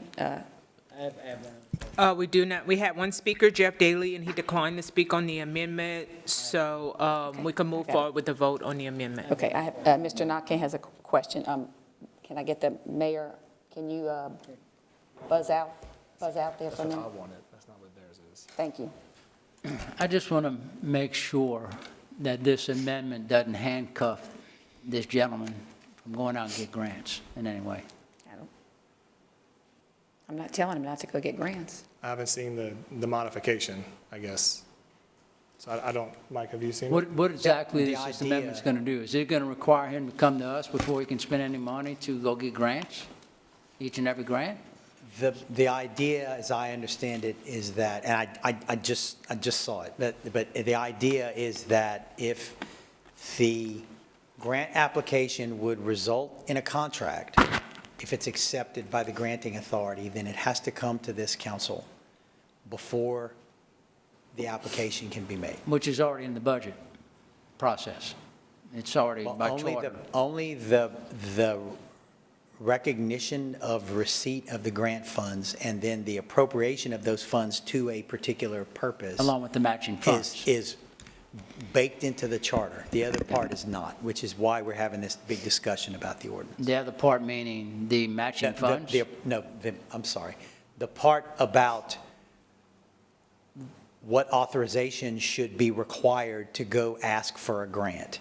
The financial side of that is all in the charter. Any money that comes in, if I donate $5 to the city this afternoon, then the council has to pass a budget amendment to recognize the receipt of that revenue and to put it someplace to either put it in a reserve or spend it.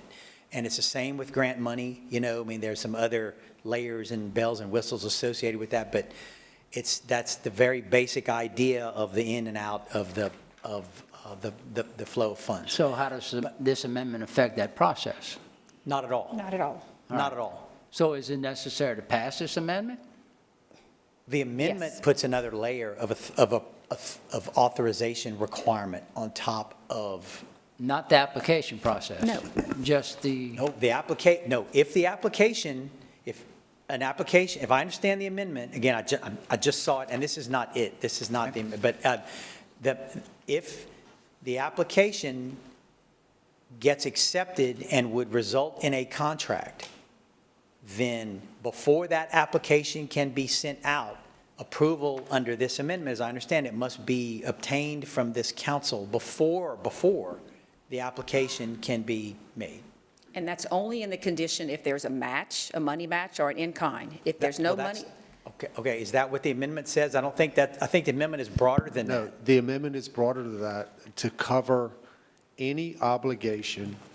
For instance, let's say the grant in particular that's being applied for that would result in a contract that Mr. Hebert was talking about, that you would then be obligated by the very nature of the application being filed and accepted by the approving agency, which you would have no control over because they could accept it.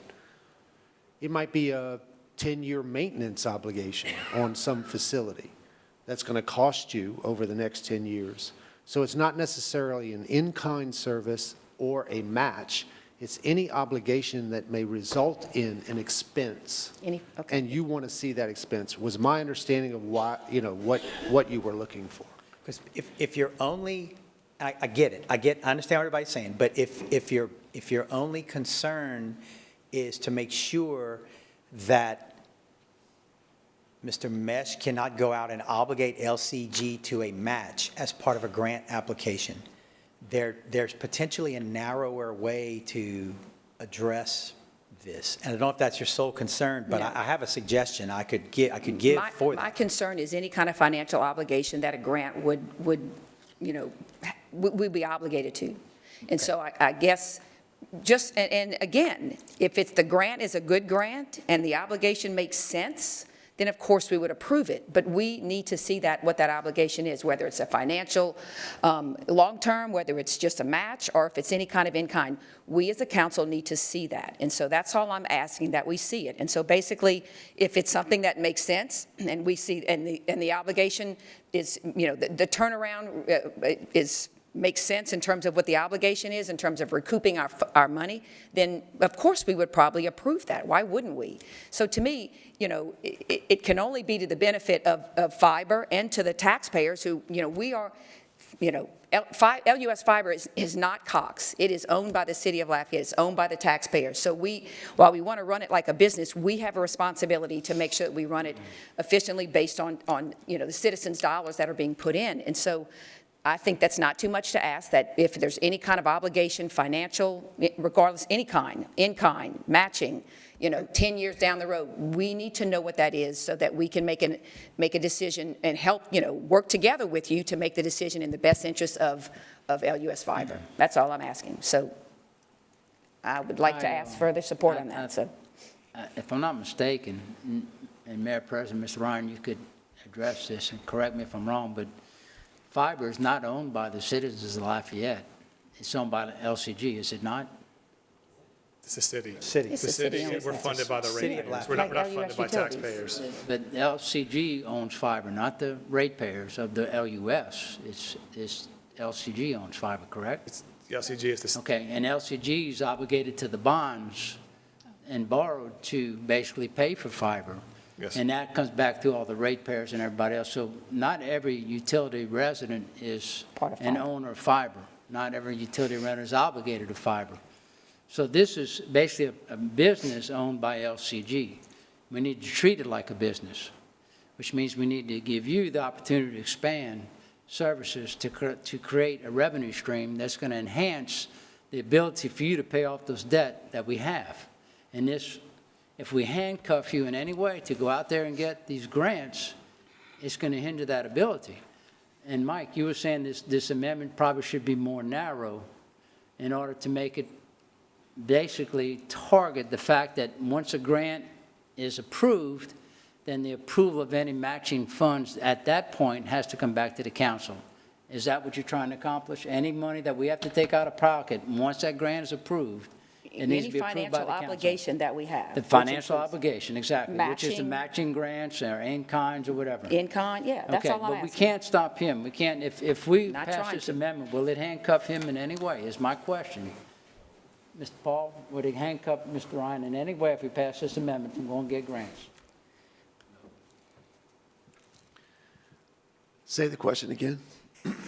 All right, this amendment too that we're long in looking this at, discussion. is it going to hinder our director, our mayor president, from going to seek grants to enhance fiber ability to expand? Well, the answer to your question let me say this. Right now, he has no authority to do that. He has to come to you For everything. for everything. Right. So This this ordinance grants some limited authority beyond what he already has. To go see. So the answer to your question is, no, it doesn't handcuff him, it loosens the handcuff. That's Does it the take the handcuffs off completely? No. That's the ordinance. It allows him to go look for the grants. I'm just saying, does the amendment in any way hinder the effect of the ordinance for him to go seek grants? The amendment is an attempt to clarify the scope of the limited authority you're trying to grant to the director to apply for grants. Okay. And is that already written into the charter, that once a grant is accepted, that money still has to come back to us for approval and appropriation? The charter does not talk specifically about grants, as far as I can recall. All right. So it's still, the money doesn't have to come in through Lori, doesn't have to come in and be put in and then budgeted back out. I'm sorry, say that again? I couldn't hear you. With this grant money that comes in, okay, by charter, from what I understand, talking with Lori and the mayor president, once that grant money comes in, it's got to come back in through the budget process to be allotted to be spent along with the matching funds. You have to recognize revenue, and Ms. Toops probably could tell you better as far as the details Have of to the recognize accounting, the revenue. but typically, there is a requirement to amend the budget to recognize receiving revenues. Right. That has nothing, my battery on my mic is going. That may not be the only thing that you would be concerned about.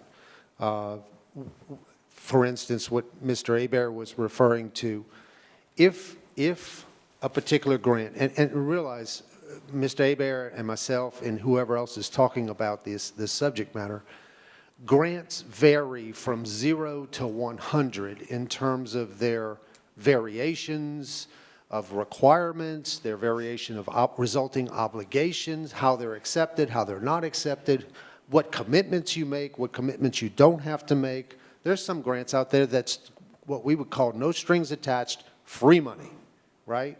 Well, it goes from that extreme to the bigger extreme of there's a lot of obligations that result. So the issue is when you apply for a grant, if part of that process says, by applying for this grant, you understand, recognize, and agree that if we, the agency, accept it, boom, it's over. You're committed. It's a contract, right? They may also have, I don't know, I'm not a grant writer or not familiar with grants, but they may have grant provisions in that application that say, and oh, by the way, if we do pick you and you don't accept the grant, there's penalties. We're going to put you on a list for the next year that you can't apply for grants to us again because you made us go through this process. We picked you and then you changed your mind. I mean, I don't know if that exists or not, but that's, you know, Possibility. all the issues. Okay. So I still didn't get the answer. It's not going to handcuff this man, is it? It's not. It's The way not going to handcuff Ron Mesh. Well, the way the original ordinance was written, the only reason they would have to come back to you is to amend the budget to recognize the receipt of the grant funds. Okay. Not the match, not the in-kind, not the maintenance services, just the recognition of the grant funds. That's how it's particularly worded. Okay. So the in-kind and the matching grants will still have to come back to the council for approval It's very vague. in the budget process. They would have to be appropriated, yes, and you Still may have to be, come back you to may be obligated to appropriate them because there may be a contract already created. Right, right. But that's our job, is to find the money, and Ryan's job to find the money. I'm not sure whose job it is, but Right. I guess that would be my question, too. If basically you come back, well, you don't come back to us, you get a grant approved, and there's a match of, say, $50,000, what, basically, where would that money come from? You wouldn't have to come to us. You would basically get it from you? Okay. I defer to Can you buzz off? Yes. Thank you. Okay. Let me see if we're all on the same page. I'm trying, because again, I appreciate this, okay? We're saying there's money out there. We don't have, the administration, the executive branch does not have the authority to go and apply for all these grants that our taxpayers pay hard-earned money to the federal government and the state government, okay? We're asking the council to allow our director to go and apply for grants. I don't think anybody's objecting to that. The concern is if there's any financial obligations on Lafayette Consolidated Government, the city of Lafayette, the council would want to have a say in that. That's correct? Okay. Correct me if I'm wrong. I don't think the amendment that's offered does necessarily that specifically. And what Mr. Hebert's saying, correct me if I'm wrong, is that the charter demands that if there's a appropriation, so if there's a match, it's not authorizing LUS Fiber to go appropriate funds because we don't know the amount. It would require the council to approve a match, so you would appropriate funds. That's a budget amendment. If the grant money comes in, we would have to recognize it. We can't, and the executive branch cannot do that unilaterally. It takes the legislative branch. That would be a budget amendment. So if the concern is spending any money or any action that has a financial obligation or implication to LUS Fiber with these grants, the council would want to have a say-so. We agree, but the charter agrees whether we agree or not. Is that accurate? On the financial side of that, that is accurate.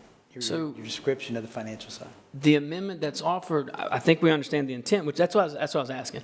So if the intent is to make sure that the council has the final say on appropriating for a match or recognizing revenue, if the charter demands that, I don't know if this amendment would help or hurt, but if it goes beyond that, I don't think it's necessarily fulfilling the intent behind what you're trying to achieve, which we all agree with.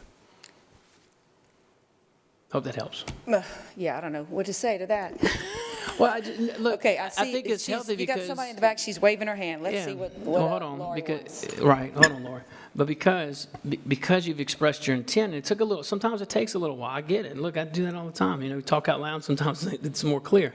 But if the intent from the council is that you have the say-so in what's appropriated or what's recognized, the charter gives you that authority whether we like it or not. So I don't know if the amendment would help or hurt that.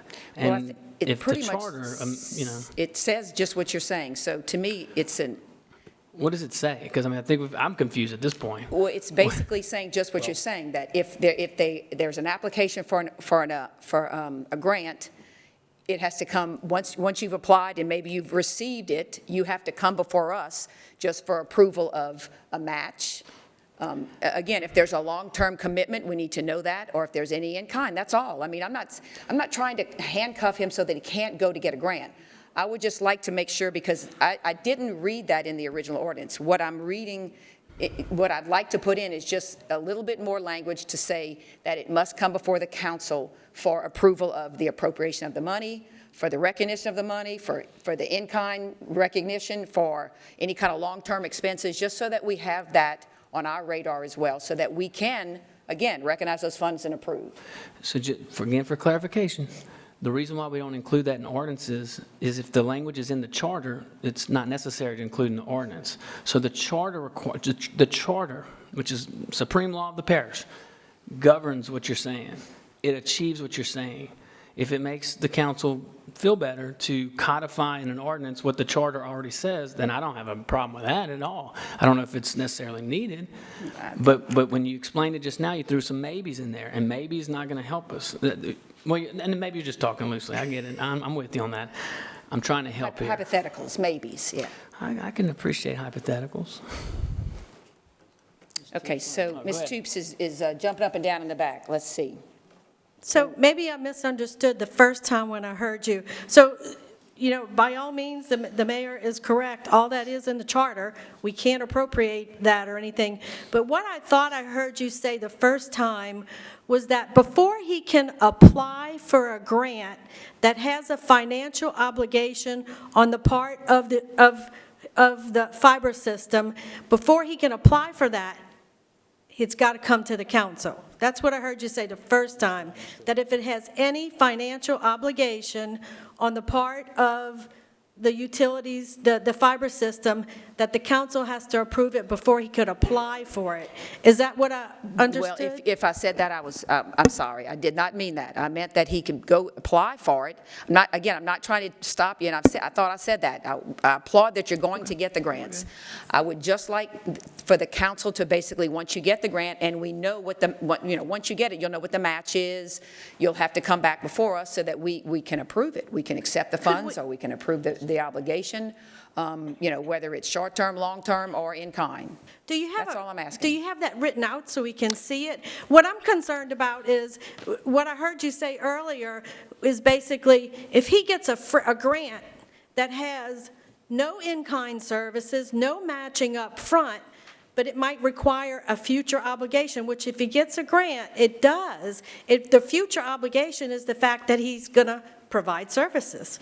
So whether there's an out-of-pocket match or out-of-pocket in-kind services, just the fact that he's going to be providing services over the next however long that customer wants them is a financial obligation, and that would prohibit him from going for a totally free grant.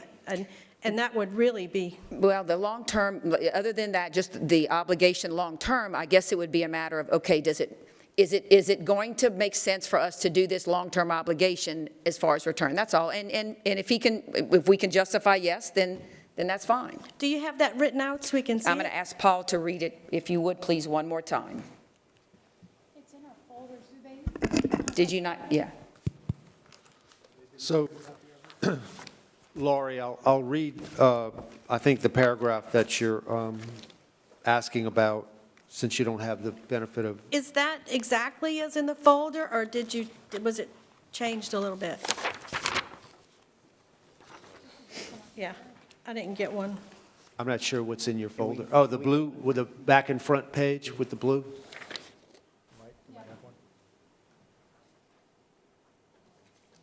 So I think the operative language that you may be asking about, I'll read it while you're looking for it. It'd be the first line of Section 2, as amended. It reads, "The Lafayette City Council hereby grants limited authority to LUS Fiber to submit applications for grant opportunities, provided that the submission of the application and/or the application process does not in any way obligate, commit, and/or bind, whether contractually, monetarily, or otherwise, LUS Fiber, the City of Lafayette, or LCG, to the federal, state, or other agency offering the grant and/or to any other third party." That's the operative language.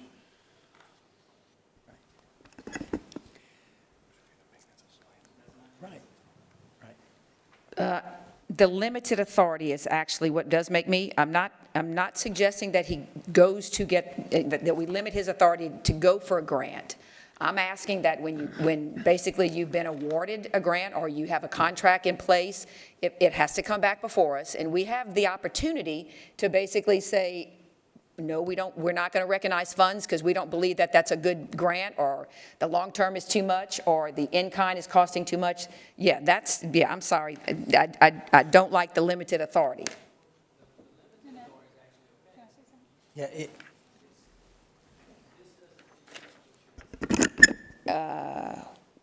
well, I have a difference of opinion there. Go ahead, Ms. Hebert. Okay, so we're getting closer, we're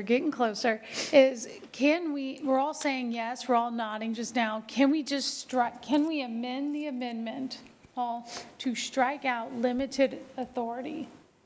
And then that I'm looking at Paul. So can we strike out that part? Because I think that's the big issue, is that, strike out I don't think that's really the issue. I don't think the word limited is really a big deal. Okay. I think that the notion that some of the descriptions of the policy reasons why we want to do this, I think, are narrower than what is stated here. Because this says an application is not authorized unless it, quote, does not in any way obligate, commit, and/or bind, whether contractually, monetarily, or otherwise, LUS Fiber, the City of Lafayette, or Lafayette Consolidated Government.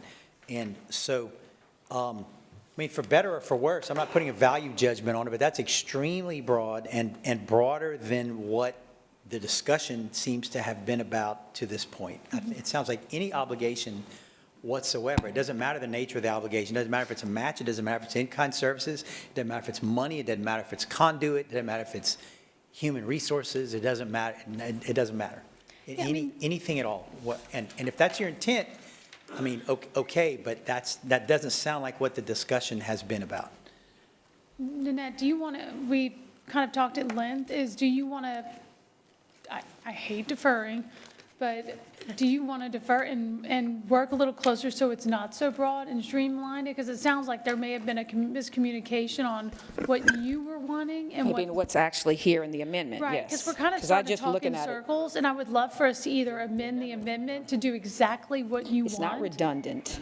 And I would have, Right, Nanette, is that, why don't we either A, because we could continue to talk about, we're all saying the same thing and agreeing, why don't we either A, amend the amendment so we're all on the same page saying the same language, or B, you defer this till next meeting with the, working with legal and the administration to get on the same page for respective time Okay. tonight. If we were to amend the amendment, let's just go with that. And basically, instead of making it quite so broad, Right.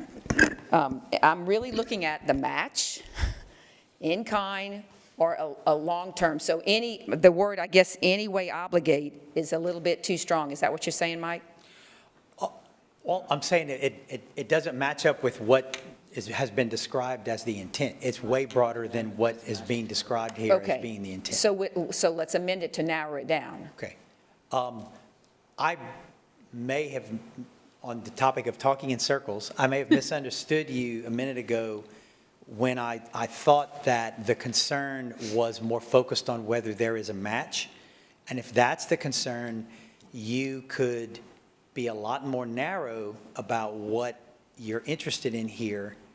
And I'm happy to make a suggestion about that. But what you could do in Section 2, where right now all it says is each such grant be brought before the Lafayette City Council for consideration by ordinance in order to budget grant funds, you could go on to say something like, I'm not, made up this language kind of on the fly, but this ordinance shall not authorize an application for grant funds that requires or imposes an obligation upon the city of Lafayette or upon Lafayette City Parish Consolidated Government to provide a match. Period.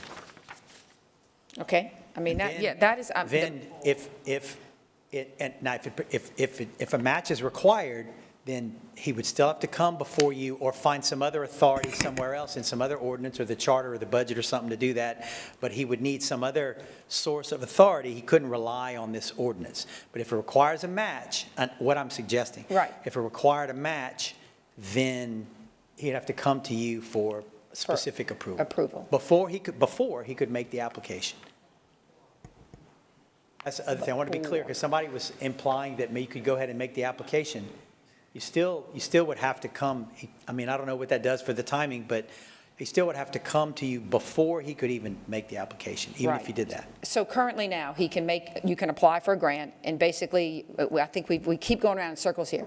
You can apply for a grant, basically receive the funds currently. No, Nanette, only talk to legal at this point, Okay. because everyone's either nodding or shaking their heads. Okay, It's so- legal. Okay, legal. So currently, right now, if Ryan wants to apply for grants, he basically, they write their own grants, so they apply for the grants. Okay, once the grant is accepted, and they, whatever it involves, a match, in-kind, long-term commitment, basically, he's able to accept the grant, and then he has to come before us to actually receive the grant funds. Right. Okay, at that point in time, as a council, already the contract's been done. So do we have the authority at that point in time to basically, once he's already got the grant, he comes before us, and can we at that point say, look, I don't know if we want this grant right now because the long-term commitment, doesn't make sense? or the in-kind that we're talking about is going to cost us a lot more money than even if there's not a match. So do we have the ability at that time to basically say, no, we are not going to accept this grant money, and grant goes away? Well, you do. You have to look at the legal consequences of doing that in each individual case, because as Paul said, I mean, every single grant's different. So, I mean, you may get some legal advice that you have no choice but to appropriate this, or you may get some legal advice to say, I mean, if that's what you want to do, you know, then go ahead and do it, and we can deal with the consequences. So, again, and we can't go into all the hypotheticals, but what we're trying to do right now is narrow down this ordinance, is that every grant is, you're absolutely right, completely different, and I will never claim to be the expert in grants, so I don't know if that situation would exist, that we'd be penalized, like Paul said. But in the case of what Nanette's trying to accomplish right now is narrowing this down to say that we are not stopping him from going get it, but he simply has to come to us for yay or nay on that particular grant, not any of the other scope. We're just trying to narrow down this amendment. So in the context of that, how does she narrow down this amendment to say those words? Not any of the other hypotheticals. Well, I'm asking Mike, how do we do that? Or Paul, how do we do that? What words do we use? I just need an amendment. I don't want to answer a question with a question, but is the issue... You don't? Have we decided? No. Is the issue limited to whether there is a match? If the answer to that question is yes, then I think, you know, we just talked about a possibility for that. Mike, yeah. Quick question. Sure. Right now, before this ordinance is passed, does Ryan have the authority to apply for any grant he wants without first going to them? Not any that he wants, but he has some authority to apply for some grants. And what are those conditions? What grants can he or can't? Because I'm not sure they understand that he, right now. He has the authority. That he does or doesn't? You said some he can and some he can't. Yes. And what are the ones he can't? The 2020 ordinance that I described gives him some authority. The charter has some general contractual authority granted. It's more to the mayor, but if there is a project or purpose that is sufficiently identified in the budget, then the mayor can enter into contracts without coming to the council at all. You know, those are the two primary ones that I can think of at the moment. Absolutely. And this isn't in the budget, so that's why you're coming to us with this ordinance, is that you cannot apply for grants for this. Anything non-COVID, right? I mean. Yeah. I mean, this is all why I went through that kind of boring history at the beginning, because, you know, these previous grants all, you know, arise out of COVID in some form or fashion, or at least are reasonably related to COVID, or funds that have been appropriated by Congress for COVID, or broadband expansion related to the COVID pandemic. That's not going to continue to be the case on, you know, forever and a day. So, you know, this is an effort to try to get beyond these kinds of questions about, do you really have the authority to continue to do this? So that's part of the purpose of doing this. I'm going to buzz out, but again, Nanette, I'm going to recommend we either narrow this down tonight or you defer it to, and I don't want to defer, we've spent enough time on this already tonight, is either we can not spend another hour on this conversation, we narrow it down, or take a deferral and work on it with legal. Your call. Or go to a vote, as is. That's, I'll buzz out. Thanks. Okay. Yeah, I'm not opposed to narrowing it down to some extent. Mr. Lazard, can he go? You want to step off for a minute, and I'll come back to you? You want to, oh, he's giving you, okay. Okay. Again, I appreciate this. I really think we're overthinking it. Look, we're coming to the council to give authority, and it is limited authority, to our LUS director to go and find grants and apply for free money, okay? I've heard the council express its intent that before there's an appropriation, before there's money spent on a match or whatever obligation that has a financial impact, that the council would want to vote on that and have to say so. We agree. So does the charter, okay? Recognizing revenue. So let's say he gets the grant. We probably need to change that language. I don't know if it's necessarily getting. If he gets approved for the grant, that doesn't in and of itself mean we're going forward with the grant, because then we have to recognize revenue. We have to appropriate matches. That all requires council approval. It's redundant. The charter covers it. However, I'm here to work with the council. So if the council would feel better to restate what the charter says, I don't have no problem with that. But the way that y'all are explaining it does not do that intent. What I just heard is that you want the fiber director to come before the council before every grant. And I see you shaking your head. I agree with that. So don't overcomplicate it. He's coming to ask for we are coming to ask for permission and authority to go and just seek, go find them, go apply for them. But when it comes time to recognize revenue, you don't like the grant, don't approve it. If it has a match or financial implications, the charter already requires there to be an appropriation, there had to be legislative interactions and approval. So my recommendation, if you just want to do an amendment and clarify what the charter already says, then say it. But I think we're adding some language that would have the consequences that it goes against your intent. That's all I'm saying. Mr. Lazard, you have something to say?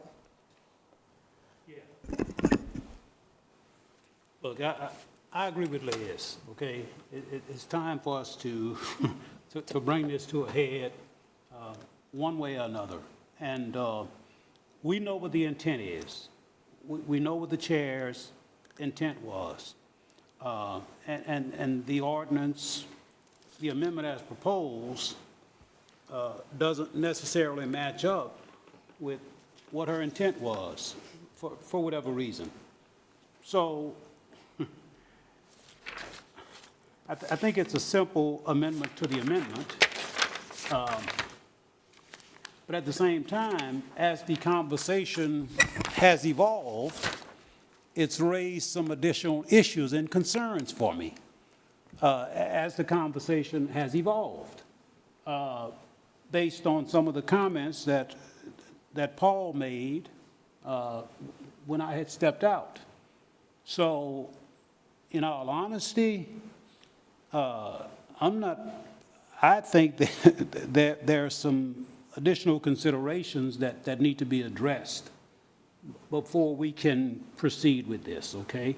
And as much as I hate deferrals myself, I think that would probably be the best thing to do. I don't think 2 weeks is gonna really kill anything, in my humble opinion.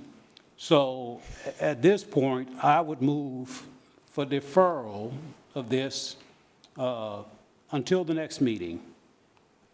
That's my motion. And I would ask that we don't defer this, that we go ahead and get it settled tonight. And if my intention is kind of what you're talking about over there in terms of what's already in the charter, I would still like to state it again. I would like to codify it. Basically that if, go get your grants, okay, and you come back before us and we get to, we review it and basically, and I'm sure it's going to be fine, but we need to have oversight as what the match will be, what the long-term obligation will be, and what in-kind may be, what other financial obligations comes with the in-kind donation as well. So that's all. That was my original intent, to kind of just put those three things in place so that when we come back, and again, just to make sure that it comes back before us. My intention was not to handcuff you so that you couldn't apply, because I think you go for the grants, see what you can get. I mean, those are, that's free money for the most part, unless it's got a match that we can't afford or a long-term commitment we can't afford. And that is all I'm asking, is that it comes before us and we look at that. I don't know if this amendment actually says that. So if I can get a little help from Paul, There's a motion on the floor to defer until, until June 21st. You need to see if there's a second. Right. Not seeing a second. Okay. So the motion to defer fails. Right. And Madam Chair, in response to your question, I think it would be easier, and I think Mr. Hebert may actually, he said the proposed language, it sounded pretty concise based on the conversations that occurred tonight, but it would be easier if the current motion to amend were disposed of, and we simply entertain a second motion to amend based on the language proposed by Mr. Hebert and deal with it that way. Because I think the current amendment on the floor is too convoluted to bring it back to what we now know based on the discussion was your intent. Okay. I think that makes sense. So let's see, where did V go? Vote on the amendment. So basically, I guess we'll take a vote on the amendment, and then we come back and just No, you wanted to. recodify it. You want to amend your amendment. I think Paul's saying we just throw that one out, and he gives us a new amendment. I missed that part. Yeah. So if we're all good with that, first, I guess, any public comments on the current amendment? No. What you need? So I'm being told, and I had stepped out, but there's no motion or second on the floor for the amendment. Okay. No. So basically, so we're good. Okay, so we haven't actually voted on the amendment. anything but No. this one. And And there's no motion on the floor for the amendment. Okay, so basically, we go back and start over. So- Now, with a discussion with Mr. Hebert, Right. you may be able to, he may provide you with suggested language that someone may want to make a motion to amend based on that language. Okay, go, give us your Shall magic I? words. Ready, go. Okay. You got it. So, Section 2, the only amendment, Section 2 of the ordinance would read as follows. LUS Fiber is hereby authorized to submit applications for grant funds, provided that, number 1, what the language that's there now, each such grant be brought before the Lafayette City Council for consideration by ordinance in order to budget grant funds, and 2, this ordinance shall not authorize an application for grant funds that requires or imposes an obligation upon the City of Lafayette or upon Lafayette City Parish Consolidated Government to provide a match. Okay. Period. I would also add, I would also add to, I would say, any monetary contribution or in-kind services. Okay. And instead of match, I would change the word match. I would suggest leaving match in and Okay. say match, comma, Match. monetary contribution. Or in comma, kind. Or in-kind services. Correct. Okay.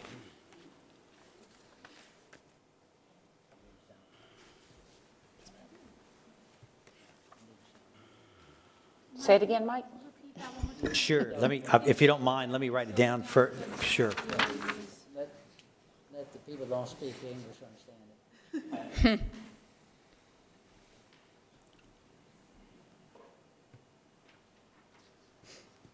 So, read the whole thing? Okay, section 2.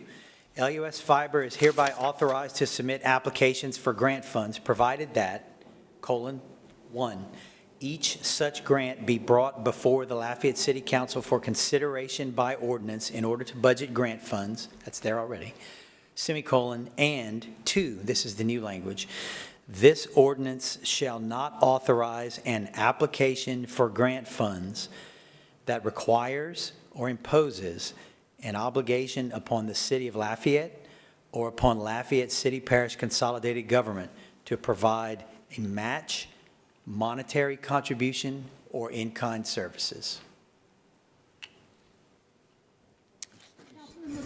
Is that? Oh, you Councilman Lazard, you have the floor, but I have a question. Oh, go ahead, go ahead. Okay. Is number one, am I hearing this correctly, that he can go to get applications? Am I hearing, whenever you said 1, that he can go The without provided our mean, the permission? provided in our world means under these conditions, only under these conditions, provided that means you have to follow those conditions in order, it limits that authorization. LUS Fiber is hereby authorized to submit applications for grant funds, provided that he does 1 and 2. Got it, okay. Okay, so are you saying then that he can't go without our approval to even go for a grant? No. Okay, Opposite. good. Just, The okay. I misunderstood, Okay. I misunderstood, okay. Okay, Yeah. that's, because I don't want to do that, yeah, Yeah. okay. Okay, are y'all, does this make sense?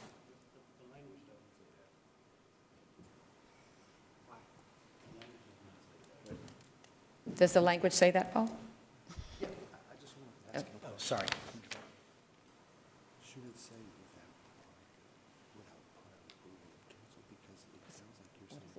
You can put that in, sure. That's helpful. That's helpful. Okay. Yeah.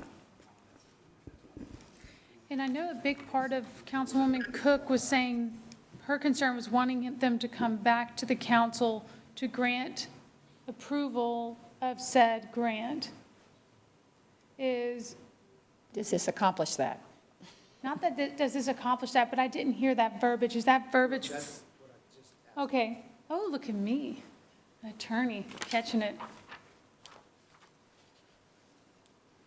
So I think that's the biggest part of what Councilwoman Cook's trying to accomplish. That's just what I'm trying to accomplish. I don't think it's. We're all trying to accomplish. Right.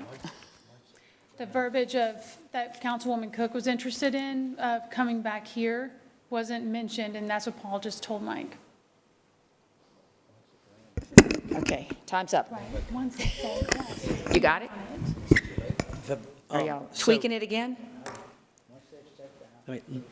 You want to take a shot at that, say that language, and I'll write it down. Okay, yeah. One more addition, and then a question. And my concern, Mike, was that it was handcuffing Ryan without saying that extra phrase at the end. Yeah. Like, it was almost like he couldn't do it at all, but it's adding the phrase without the prior approval of council. You understand what I'm saying? Yes, uh-huh. And I don't, So, Okay, read it one more time, please. LUS Fiber is hereby authorized to submit applications for grant funds, provided that, 1, each such grant be brought before the Lafayette City Council for consideration by ordinance in order to budget grant funds, and 2, this ordinance shall not authorize an application for grant funds that requires or imposes an obligation upon the City of Lafayette or upon Lafayette City Parish Consolidated Government to provide a match, monetary contribution, or in-kind services without the prior approval of the Lafayette City Council. Okay. I'll release my time. Back to you. Let him go first. Okay, you need to buzz out. Okay, go. Glenn. I think I'll wait till, yeah.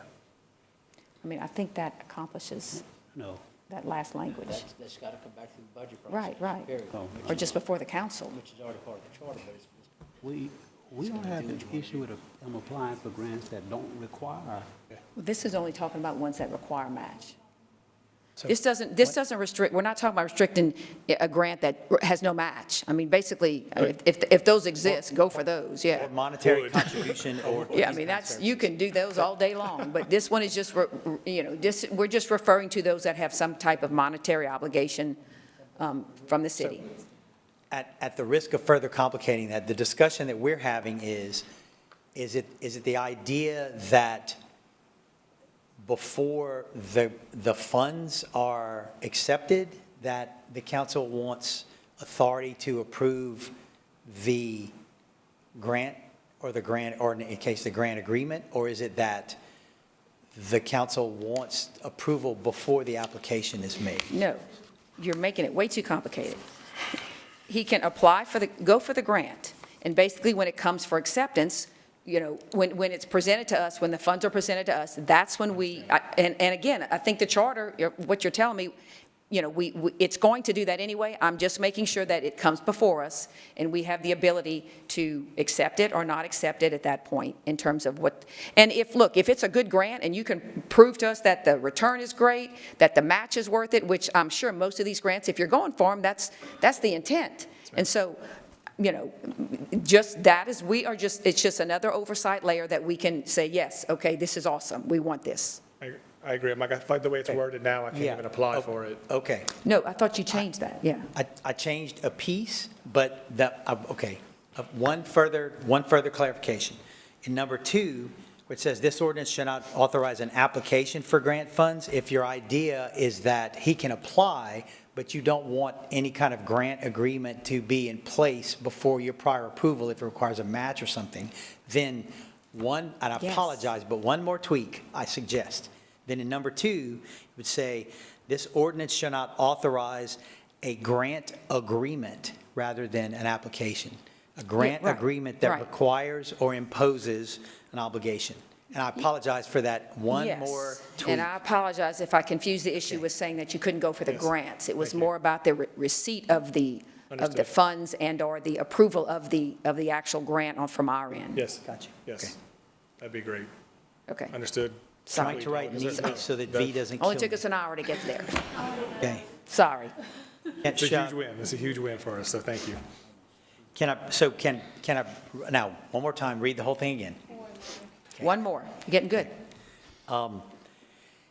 LUS Fiber is hereby authorized to submit applications for grant funds, provided that, number 1, each such grant be brought before the Lafayette City Council for consideration by ordinance in order to budget grant funds.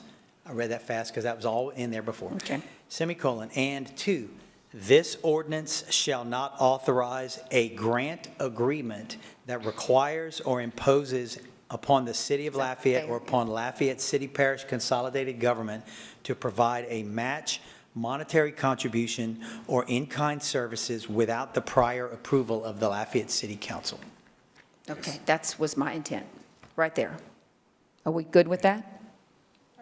I'm good with that. That was my intent. I think we need to call for the vote.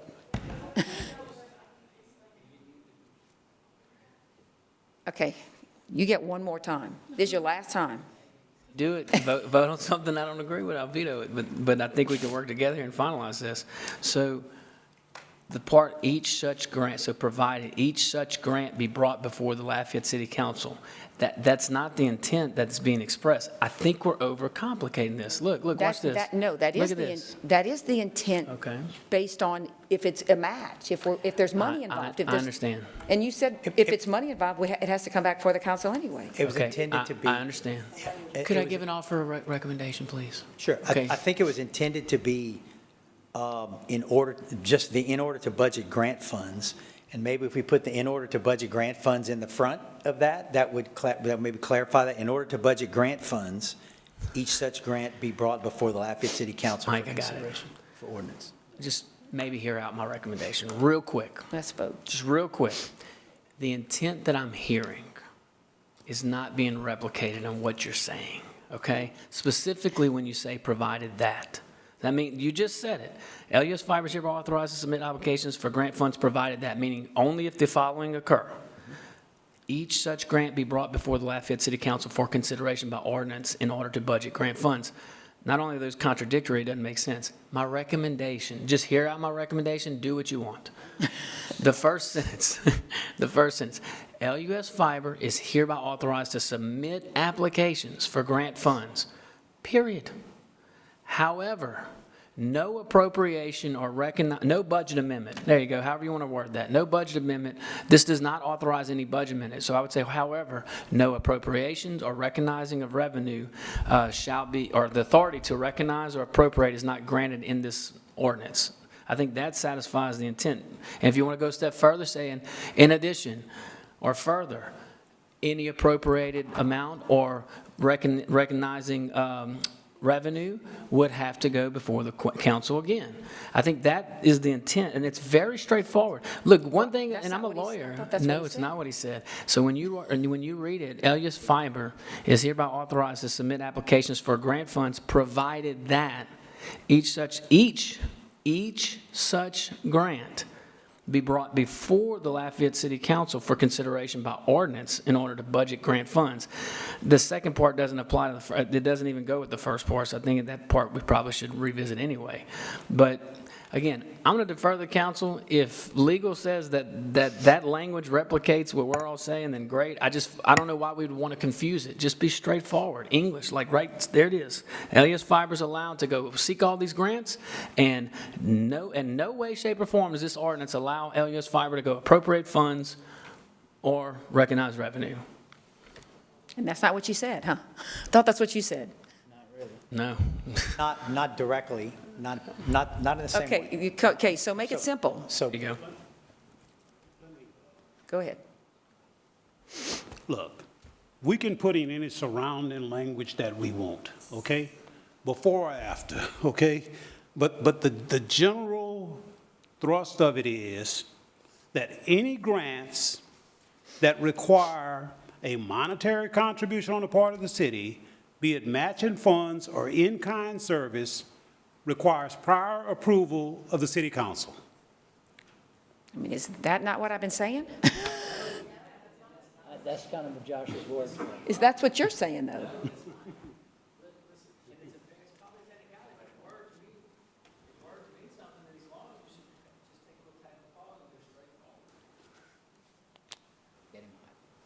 Hang on, I'm coming. Unless this is not the council's intent, but I'm hearing the council's intent to allow our fiber director to go and apply for grants. You're giving him authority. He doesn't know. He has some I'm sure you're working on, but he has some that he just doesn't know. You're not saying that you want him to come back to the council every time he applies. You just said if it doesn't have any money. No. Right. Nobody So said that. I agree, but the way that you worded it does that, okay? No. Okay. What I said was, I said that, and we can use part of Mike's language, that, and what I'm trying to address is, I'm trying to address the concerns that Paul expressed earlier, okay, is what I'm trying to do, okay? But isn't the gist of it that we want them to come back to the council for approval before entering into any grant agreements? Yeah, that's not what you said. No, but that's what I'm saying now, okay? Okay. Any grant agreements Okay. that require yada, yada, yada. Yes, appropriation or recognizing revenue. Okay. Yes, That's all I'm saying. but that's Simple. not what you said. If you say that, I'm good with it. Okay, simple. That's what I'm saying. I agree. Okay? But I did understand your intent. Okay, that's what I'm saying. Yeah. Mike, Is that, phrase it that way and we're done. There you go. yeah, I mean, that's kind of my intent, too. So what if, could you accommodate both those two views if you They're just the same view. They're the completely- same view. It's the, They're the same Same view. view. They are the same view. Phrase it that way and we're done. yeah. Okay. The notion that there's a concept in here that's already provided for in the charter is basically number one of this 1 and 2 right now. So what if you just took out number 1 and it said, LUS Fiber is hereby authorized to submit applications for grant funds, provided We that already know this- that. Wait, go ahead, let him finish. Go ahead.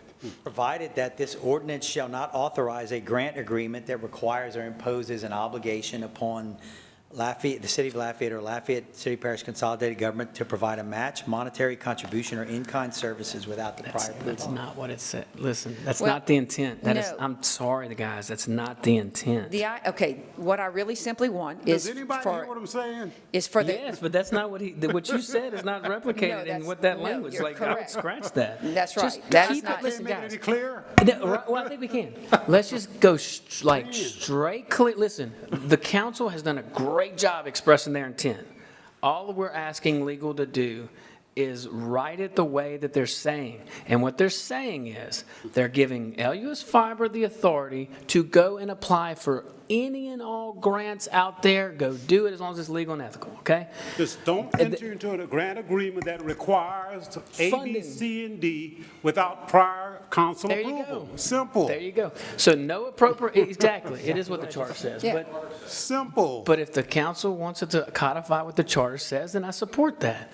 I agree with you, Councilman.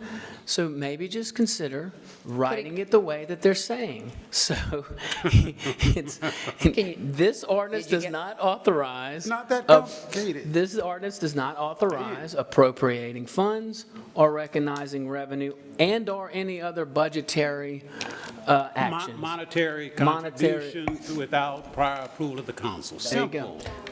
Simple. Right. Yeah. Look, listen, even if you want to if you just want to make a note, if the rules allow, and I'll defer to our clerk on this, even if you just put a note for the sake of efficiency, where council's authorizing director to go and seek grants, and then put charter language, and just copy and paste. I think that satisfies the intent. There's no room for misinterpretation at that point. Everybody's getting thrown off by the application versus entering into an agreement. Right. And that's, you know, let's kind of, it's real, I don't think I could have worded any clearer than that. I mean, you know, that's. Okay, Paul, one more, y'all got one more huddle, that's all you get, one more time, and then this is it. I think we're close.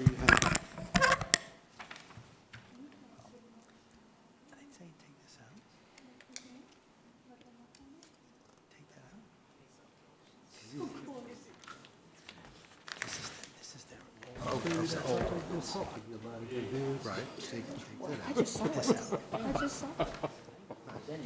Well, exactly what you're saying is what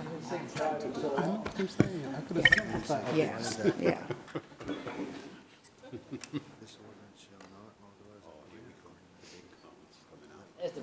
Man, I didn't realize I was going to stump 3 lawyers. Look at that, you know? Here we go. Maybe I had to go down there and join them, make sure they. Okay, it's not that complicated, right? I could have rolled this up in 30 seconds. I mean, come on.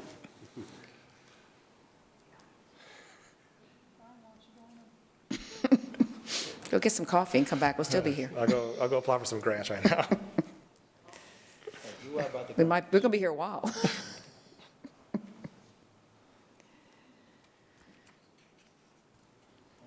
Okay. Any more council discussion on this? No, right? We're all good? Are we okay where we are? I'm fine I mean, I can't. the ordinance like the way Just the way we said it, yes. Josh was saying is perfect. The apply for the grant. I don't want to handcuff this. No, and that was not my intention. I just want to make sure that it comes before us so that we can approve if there is a monetary, any kind of monetary and/or in-kind services. And, you know, I'm being told that is what's going to happen because of the charter, but I want to make sure that that's in place. Is your concern that there's some grant application that's applied for, and you don't want a grant agreement to result that is To result in a obligation. a financial obligation? Okay, all right. That is correct. Then this language is what you're saying. Or the charter. The charter already says it. Right. Well, good. We're going to say it again just to make sure. Right? Okay, so. Like to be Well, that's the thorough. same language, but that's the same, If it says it already, then there should be no problem. Reread it and is let's. the idea that you also want the concept in there that the ordinance doesn't authorize any appropriation or recognition of revenue without council approval? Do you want that statement in the? Correct. You Correct. can do it with all the technical legal language. Okay, the fact of the matter is, we know what the ultimate goal and objective is, right? Well, I don't know. But you can't do 15 that because you're minutes ago. voting on an amendment. I really wouldn't overthink this, guys. Yeah. Give him I'd the say- authority, yeah. give him the authority to go apply for grants. That's one sentence. That is literally one sentence. The next sentence is very straightforward.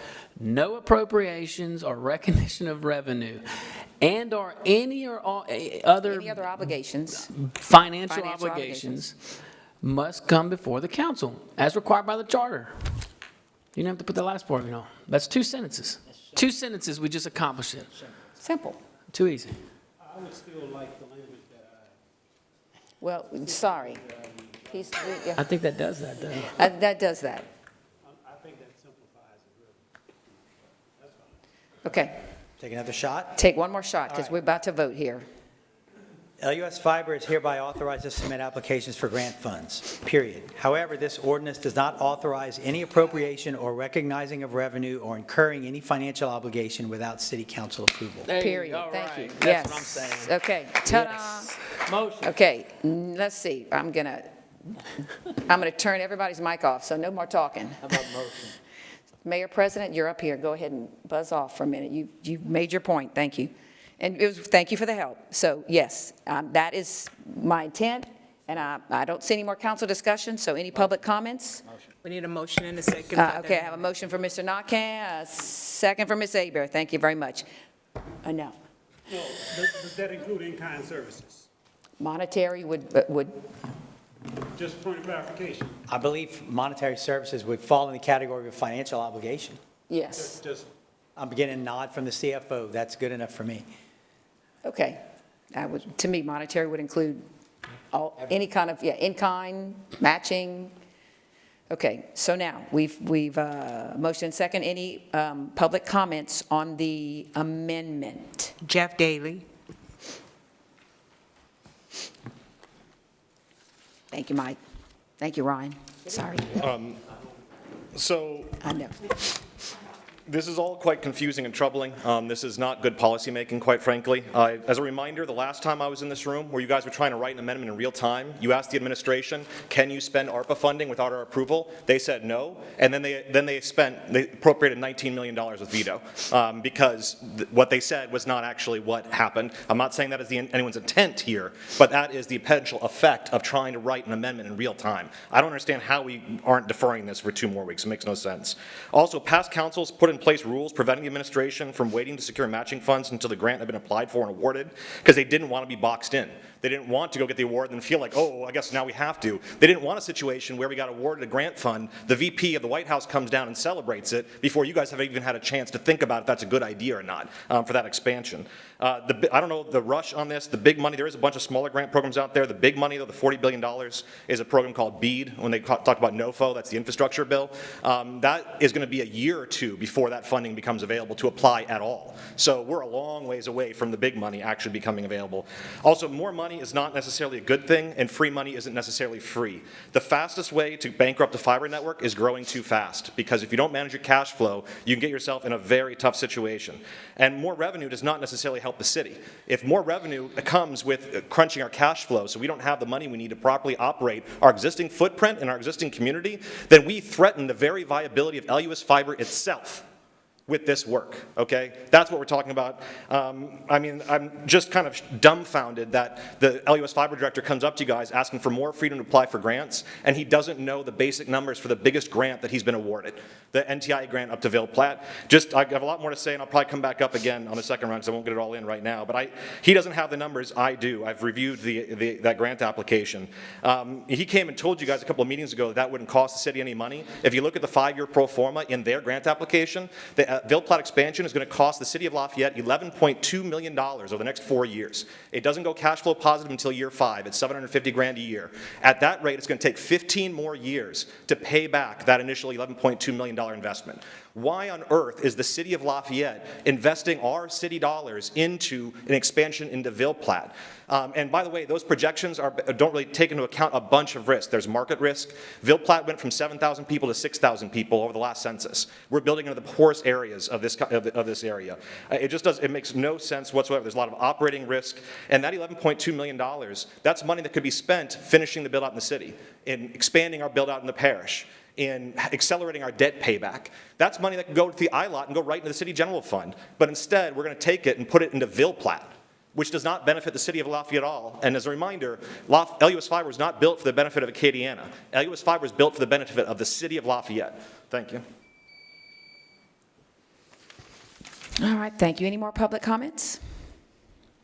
No, sir? No, ma'am. No, ma'am. Sorry, your time's up.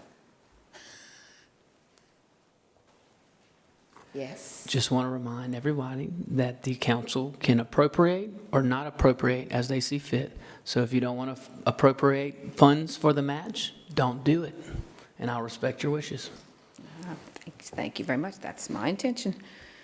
Okay, so no more public comments. Can we call for the vote on the amendment?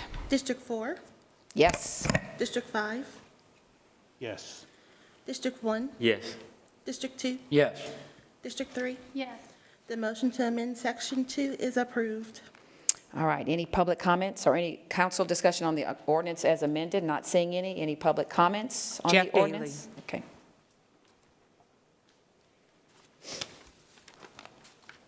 Just a few more comments. I covered some of the stuff. And my last one, I apologize for getting passionate. This is something that I believe quite strongly in. And I'm not doing this, for any reason other than I cared about my community. The mayor president wants to talk about LUS Fiber running like a business. No telecom business would invest $11.2 million into an expansion that would take 20 years to pay back. That's not running like a business. That's running like a government. And if we're running like a government, then why are we doing something for the benefit of Ville Platte versus the benefit of the city of Lafayette? And why have I not given you guys the courtesy of coming and presenting all this to you months ago, right? This has been in the works for a long time, right? And there still has been no evidence that this project, this expansion, is going to benefit the city of Lafayette, other than a amorphous reference to it's going to increase revenue, with no consideration for all the risks that are associated with that. And there are serious risks. So in their own pro forma, the NTIA grant, they show that the cash for capital for LUS Fiber is going to drop to $3.5 million in 2022. Obviously, that timeline's a little delayed because there's a delay in getting the federal funds. Normally, they have about $7 to $8 million cash for capital. That's basically the money we have to reinvest in our own network, right? Well, they've also applied for 7 gumbo grants without your approval, without coming, talking to you, asking your permission, getting you informed in any way. The matching fund requirements for those 7 gumbo grants is about $3.5 million. So you can do the math here and see we're getting very close to a point where, because of the obligations of the in-kind contributions and the matching contributions, that LUS Fiber is not going to have the cash on hand to be able to properly operate and maintain its existing network. And when you combine that with the fact that they've been losing dozens of employees over the last year, and they're operating on a skeleton crew. I know they're outsourcing a lot of that, but it's not like when you outsource, you still got to manage the people you're outsourcing. It's not like there's no overhead requirements at all. And now, I mean, they're talking about expanding everywhere from, an hour south of here to an hour north of here, and yet they're going to be able to manage that with the existing workforce when that workforce is significantly less. Basically, all the guardrails have been taken off of LUS Fiber. We are careening off the cliff, and they're basically making the case that we can drift, get 3 wheels off the ledge, and then pull ourselves back in, because eventually there'll be enough money to pay for everything. But there's been no talk of Ville Platte going to the poorest areas. There's something called bad debt in the telecom. You may get people to sign up, but that doesn't mean they're going to keep paying. That doesn't mean that they're going to stay in that community, not move away. Again, they've lost 1,000 people in Ville Platte from 2010 to 2020. This is not a growth area. There's a reason that other telecoms have not gone and deployed these areas. This just doesn't make any sense from the city. And so the fact that we have already applied for 8 grants, that none of which are necessarily in the best interest of the city, and they're coming to ask for more autonomy to be able to apply for more grants without necessarily having to talk to anyone about this stuff, I honestly think it's completely reckless, and I certainly hope that what my fears aren't going to come true, in that this is the administration that ends up leading to the death of LUS Fiber. Thank you. All right, any other public comments? No, ma'am. Now let's call for the vote on the ordinance as amended. District 5, No. District 1, Yes. District 2, Yes. District 3, Yes. District 4. Yes. The motion to adopt as amended is approved. City Ordinance 68, 2022, an ordinance of the Lafayette City Council amending the fiscal year 21-22 capital budget of the Lafayette City Parish Consolidated Government by transferring a total of $27,188 in funds from Bridge Repairs City budget line item to 1-ton crew dually flatbed replace 1, 3/4 ton truck extended cab replace 1, and 5 crew dump truck replace 1 budget line items for additional funding needed within the Traffic, Roads, and Bridges Department, Streets Division. I need a motion and a second. I have a motion from Mr. Nakhan, a second from Ms. Hebert. I am not seeing any council discussion. Any public comments? No, ma'am. Let's call for the vote. District 1, Yes. District 2, Yes. District 3, Yes. District 4, Yes. District 5. Yes. The motion to adopt is approved. City Ordinance 69, 2022, an ordinance of the Lafayette City Council amending the fiscal year 21-22 capital budget of the Lafayette City Parish Consolidated Government by transferring a total of $9,000 in funds from new traffic signal Veros Vinson budget line item to 1/2 ton crew truck replace 1 budget line item for additional funding needed within the Traffic, Roads, and Bridges Department, Traffic Signals Maintenance Division. I need a motion and a second. I have a motion for Ms. Abear, second for Mr. Nakhan. Not seeing any council discussion, any public comments? No, ma'am. Let's call for the vote. District 2, Yes. District 3, Yes. District 4, Yes. District 5, District 1. The motion to adopt is approved. City Ordinance 70, 2022, an ordinance of the Lafayette City Council amending the fiscal year 21-22 capital budget of the Lafayette City Parish Consolidated Government by transferring a total of $23,000 in funds from traffic signal wiring upgrades budget line item to 40-foot budget truck or place 1 budget line item for additional funding needed within the Traffic Roads and Bridges Department, Traffic Signals Maintenance Division. I need a motion. I have a motion for Mr. Lazard, a second for Mr. Lewis. Any council discussion? Ms. Abear. Nanette, I know this is your district, but I know this is a highly anticipated project. Is that project completed? The traffic light on Verot? Is it installed? Did I hear a yes? It is installed? I don't travel Verot. Okay, and that's complete. This is just additional funding because you came in under budget. All right, thank you. That's all I had. We're off, that was the last ordinance, right? I was wondering what she was, I was going, that's not mine, We're on 11 right now, but that's all right. And we have a lot of truck replacements, huh? Is that, all of a sudden, we got a lot of truck replacements? Is the last one and this one, is that what those are? Oh. To cover it, okay. All right, so let's see. We had a motion from Mr. Lazard, a second from Mr. Lewis on this one. Any council discussion on this one? I'm not seeing any public comments. No, ma'am. Let's go ahead and call for the vote. District 3, Yes. District 4, Yes. District 5, Yes. District 1, District 2. Yes. The motion to adopt is approved. City Ordinance 71, 2022, an ordinance of the Lafayette City Council amending the fiscal year 21-22 capital budget of the Lafayette City Parish Consolidated Government by transferring $925,000 from the completed East Pont de Mouton Road widening project to the Lake Farm Road Extension Calais Saloon to Settlers Trace project within the Public Works Department Capital Improvements Division to create project account. I need a motion and a second. I have a motion from Ms. Abear, a second from Mr. Nakhan. They motioned in second. Yeah. Any council discussion? Mr. Nakhan? The reason I seconded this is because I think we needed to have some discussion from the administration on this. I didn't find out exactly some details, but I think they could enlighten the council on what's going on with this ordinance. If you could get Mayor President in. Okay, his mic is just going to be hot all night here. Okay, you're on. All right, thank you.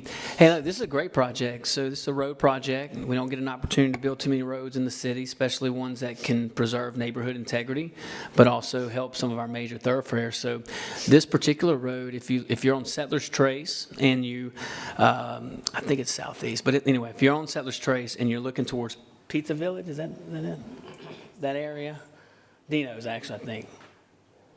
Do you know the general area where I'm at? Okay. So there's a roundabout that's a de facto roundabout. It's a road that just stops. Okay, just about 300 to 600 feet short of Settlers Trace. That's Lake Farm Road. So we would extend it to connect to Settlers Trace.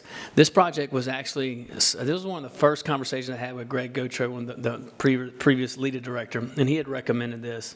The saloon's on the property, so we had Traffic Roads and Bridges, Public Works go analyze it. But yeah, this is this is an easy win if you ask me, but we've been working on this for about 2 years. Yeah. So, there's not too many opportunities where we can take traffic off of Ambassador Caffrey. So this is a good one. Is this $925,000 the complete cost of this project? Or is this just to get started on this project? That's what I was going to ask you. It's a short period. Yeah, it's construction because we designed it. Actually, the property owners designed. They paid for the design. So TRAB is working with them because we want to put lights or whatnot. I think that was the only holdup. But that's construction cost to my knowledge. So the wording to create project account is the project's there. It's all in place. You just need the money to get it going? Yes, we need money to construct it. So this is the project. It'd be the Lake Farm Road extension. $925,000 should be the complete project. If you guys look at a map or drive over there, it's a very, like, it's a small, It's little. a short area, okay? Yeah. So this is not just something that we're pulling out the sky and want to do. This is something that's been in the works and in the plans for a while. No, yeah, about 2.5 years we've been working on it. Design done already? They had the design done, everything's done already, yeah. Yeah, and the reason why we're coming to you now is because we didn't have the legal right-of-way. So we've been working with the property owners. They've agreed, not only do they agree to give us the legal right-of-way, but they also agreed to pay for engineering. But it's a good opportunity. So it's. Thank you, I'm done. Okay, Mr. Lewis. Yes, the money that's coming from District 1, the district that I represent, I wish I'd have known about this. It's the first time I'm hearing about it, because there's a lot of needs in District 1, and we're getting ready to do the budget. We're getting ready to do the budget, and this is what we all look for, money for, to do things in our district. And there's a lot of things I identified, and I was going to use a lot of this money, probably if not maybe more than that, to in fact, I'm getting some costs on some issues that, not issues, but some needs that I have. And again, there has been monies that were taken from District 1, but I knew about it. No one talked to me about it, then the money was replaced. So again, now we talking about something on College Saloon Road on the other side of town, that this money belongs, should stay in District 1 or on this side of town. That's my take on that. And again, I wish I would have known about this. And what you guys tell me, that's about a roundabout that more or less, it started with the roundabout, but the roads still need to be completed. And that's where I'm at. It's money that's for District 1. We're getting ready to start the budget. I'm identifying this money to put in the needs that I need for my district. Simple as that. I'm going to wait to hear other comments. So just a point of clarification. This is not taking money from your district. This is not taking money from any district. If you look at East Point to Mouton, that project is complete. So we're taking money from a completed project that was in your district. Right. And we're using it appropriately for a road project that would help out the entire city, or at least that area. And now I'll tell you now, and I know sometimes it's tempting to kind of pit districts against each other, but if you look in that budget, which we worked on, your district's getting a lot of money, especially for road. North St. Antoine, what's the other one that we did the drainage the other day? Raintree Coulee. Pretty much anything you come to me, I try to make it work. I understand that, but there's a lot of things being done in other districts as well, not just District 1. We need to understand that. But you got the most. There is a lot of things that's going on in other districts too. And we know that for a fact. We're getting ready to start the budget. We'll be looking for money, and I'm not going to go to another district and ask them for money. I'll look for things. And this is a project that is completed, but there's some funding that's there that I can use for other needs in the district. Come talk to me. Come tell me what I mean, project. you're saying come talk to you, but I wish somebody would talk to me about this as well. Well, we are. We're submitting an ordinance. The project is complete. Well, now it's not about an argument. It's just about what's going on right now. The council president hadn't talked to me. No one. I think you're trying to grab talking points. Huh? I think you're trying to grab talking points. No, I'm not trying to grab talking points. I'm just saying the facts. That's all. That's not the facts. The facts is the facts. The facts is the fact. Okay, Mr. Lewis, are you done? For now. All right, Ms. Abear. Thank you.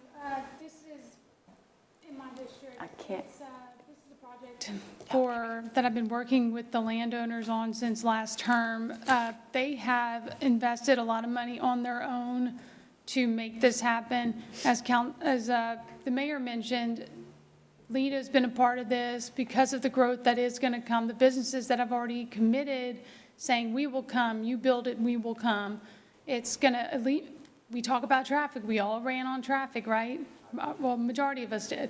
And this is going to alleviate a lot of traffic off of Ambassador Caffrey, which is one of the busiest roads in Lafayette, especially come Christmas time and especially in that area. So I would encourage you guys to, and why this wasn't a budget line item last budget was because we didn't have the cost, because they were still working on the drawings. So there was nothing to line item yet because it wasn't ready to be line item. So I'm asking you, I would never do this if Councilman Lewis' project was not complete. Right. And I don't even want to take credit for doing this. This was 100% the administration, but thank you for that. So I'm asking you to support this, support the residents that have already put in the capital to be able to get this done. So thank you. Mr. Lewis. I can't support this because, again, we're getting ready to start the budget. We always are trying to identify money. And just like Councilman Liz Hebert said that what she's talking about, they've been working on it. I wish someone would have talked to me about it. We talk at least twice a month. You call me sometime. You could have talked to me and tell me what your intent was. Now, this is final. We had opportunity last council meeting on May 17th. Someone could have talked to me about it. No one did. But now, because it's final adoption, now you're talking about it. So that's why I can't support this. Again, there's some needs in District 1. Even though this project is completed, it doesn't matter. I have needs in District 1. Find money like people say before, find it somewhere else. I'm just going to say something.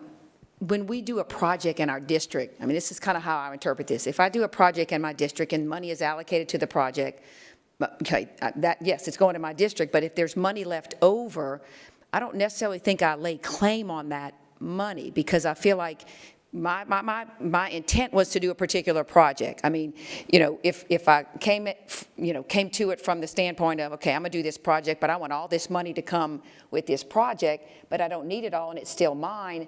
To me, you know, my intent was a specific project. And I understand what you're saying, Mr. Lewis, in terms of if this money, in fact, I was going to ask, I wasn't sure about this project. I didn't know what it was. I didn't know how far along it was. And my intent would have been to ask money that was taken from your project that was complete, put back in capital until you come back with a project. But if this project is already in place, then to me, we do that. We kind of move the money from a project that's finished. And if it, you know, I've had projects in my district that when there's money left over, I don't necessarily feel like that's my money at this point. If there's another project that benefits the city, then it should go there. So I understand what you're saying, but I feel like this project is one that has been, you know, worked on. It looks like it's ready to go. It's not one that's, well, we're just talking about it. I mean, it's ready to go. So if we have the funding left over from the money that was spent on your project, then, you know, to me, that's where we should go with this. So, Mr. Notkamp. When I originally had discussed this with Councilman Lewis, you know, I was in agreement with him that this would look like a money grab because I didn't know about the project and the mindset that this was just something that y'all had not been working on. It was just to create a project account. There was no plans in the work. There was nothing there, judging by the wording. But that's why, Councilman Lewis, I asked him to speak toward it because in discussing further, I found out that this is something that's been in the works. Councilwoman Hebert had stated how she had been working on this since the last term. So this is an important project, obviously. I mean, the landowners have skin in the game. And again, we're not trying to do money grab. This is money from a completed project. I've had that happen in my district before. Everybody's had money come out of their district before from completed projects. In fact, probably District 2 has probably the less capital improvement projects of any district going on because it's in the center of the city and it's so grown over right now. There's just so much growth that you can't only do so much with the center of the city. So I can understand the administration's need for this money that was basically budgeted and not spent, which is, I got to give Public Works a compliment for that. They saved money, you know. They went less than what was budgeted. So thanks to Public Works, you know. Mr. Lewis, you know we're going to accommodate things in your district, and they have, and I promise you that we're always going to reach out to you. This is just money that's left over for a project that's been in the works. All right. I'm not seeing any more council discussion on this. Any comments from the public? Jeff Daly.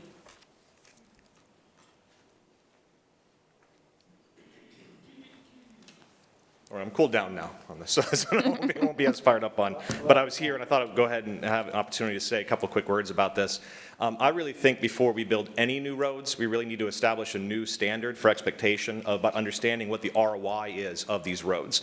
Because oftentimes what happens is we say new road equals economic development, and we kind of wave our hands. This isn't to knock this project in particular. It's kind of just a general philosophy we've had towards new roads. But we've had strong towns come in, do a whole bunch of analysis over the years, that generally speaking, every new road you build is actually creating a larger maintenance liability than it's going to generate in new tax revenue. Now, this is a very short amount of road. Presumably, there's plans to develop around it. So this might actually be one of the few new roads that does pay for itself, but right now we don't know. Right? We're kind of assuming it's going to, and it's surprising how little money we actually pay in taxes for roads. So even if it gets developed, it won't necessarily be enough tax revenue for roads to offset the maintenance liability of this road, because it's not just the annual maintenance, it's the fact that every 30 years we have to re-asphalt the road. That's a very significant cost. And generally speaking, across our city and parish, very, very few places actually generate enough tax revenue to pay for that. So every time we build a new road, we are increasing our unfunded liabilities for road maintenance, which is actually hurting all the roads in the city at that point. So my preference would be on projects like this that it's not that hard to really do. Try to take, if you're talking to the landowner, say, okay, what are your plans? What do we think the assessed value of that land is going to be once it's developed? How much revenue is that going to generate? And you know what? If it generates enough to pay for the maintenance, heck yeah, let's just go, right? That's just a no-brainer at that point. But if it's not, then it's a serious question, because now we start getting to the fuzzy side of things of, is the public benefit of this project worth it, right? And in this case, just looking at the geography of it, like the main thing it's going to do, I don't know if Liz, if there's been any traffic modeling done to see how much traffic it's going to take off Ambassador, because if it's going to take a lot off, that'd be cool for the public to know, right, about what to expect out of that. Otherwise, when I look at it, I mean, the main value seems to be, help River Ranch area get to Costco a little bit faster. And that's not to knock anyone, because I'm not saying that's a bad thing per se. But when I'm looking at, how it's going to benefit, that's the only. And so is that benefit worth $1 million? Right? Because that $1 million could be spent on a lot of different things. This money doesn't have to be spent on a road. It could be spent on anything at that point. So again, I'm actually not speaking out against this project. It's more the process itself that I want to get a chance to talk about, because I think we should be thinking in these terms, especially with all this new infrastructure money coming up, right? Because there's going to be a temptation to build a lot more roads, because we're going to have all this infrastructure money coming in, but those create unfunded liabilities for us that I think we need to be cognizant of. So thank you, guys. All right. Mr. Lewis has one more comment. Yeah, no, it's not a comment, it's a question. Oh. Is this Ambassador Caffrey or Kali Saloon? It's The agenda said Kali Saloon, so I just want to know, is it Ambassador or Kali Saloon? Here, hold on, I'll get you. Let's see, where are you? Hey, Bear, go ahead. It's tucked in there, so if you're kind of thinking Ambassador Caffrey, where the target is on Ambassador Caffrey, you're going up to Kali Saloon like you're going to Highway 90. You're going to intersect there. So the road will technically go from Settlers Trace to Ambassador Caffrey along Ambassador Caffrey to Kali Saloon. You could basically do one big square. It's that's where it's at. Do you now have a better idea of where I'm talking about? Yeah. Okay, perfect. Did I? Mm-hmm. Yeah. Yep, it's going to alleviate traffic. Mm-hmm. Yeah, I understand now. I wish you would talk to me before, simple. Okay, we're good? Everybody's happy? All right, any other comments from the public? Let's go ahead and vote on this one. District 4? Yes. District 5? District 1? No. District 2? Yes. District 3? Yes. The motion to adopt is approved. City Ordinance 72, 2022, an ordinance of the Lafayette City Council amending the fiscal year 21-22 operating budget of the Lafayette City Parish Consolidated Government by transferring $100,000 in unexpended funds from C&G Service Station Supplemental Fund Net Loss Use of Fund Balance to Equipment Maintenance Budget Line Item for additional funding needed within the Public Works Department Vehicle Maintenance Division. I need a motion and a second. I have a motion for Mr. Nakaz, a second from Ms. Abear. I'm not seeing any council discussion, any public comments? No, ma'am. Let's call for the vote. District 5? District 1? Yes. District 2? Yes. District 3? Yes. District 4? Yes. The motion to adopt is approved. Excuse me, District 5, if you can verbalize your vote. Yes. Because I know you electronically did it. Thank you. City Ordinance 73, 2022, an ordinance of the Lafayette City Council amending the fiscal year 21-22 capital budget of the Lafayette City Parish Consolidated Government by transferring $15,000 in excess funds from Flusher Truck New 2 budget line item to 1/2 ton crew truck RPO 3 budget line item for additional funding needed within the Drainage Department. I need a motion, a second. Mr. Nakkan, I have a second for Mr. Lazard. I'm not seeing any council discussion, any public comments? Let's call for the vote. District 1? District 2? Yes. District 3? Yes. District 4? Yes. District 5? Yes. The motion to adopt is approved. City Ordinance 74, 2022, an ordinance of the Lafayette City Council amending the fiscal year 21-22 capital budget of the Lafayette City Parish Consolidated Government by transferring a total of $15,552.13 from the Upgrade Public Works Administrative Fire Alarm System, Upgrade HVAC, Lafayette Science Museum, and Upgrade Energy Management System budget line items to Building Renovation Repairs budget line item used for various building maintenance projects managed by the Public Works Department Facilities Maintenance Division. I need a motion. I have Mr. Nakkan, a second for Ms. Hebert. Not so, Mr. Lazard. You have the floor. So I'm assuming that all these projects are complete, Which one, which, that the funds are being transferred from? for the upgrades?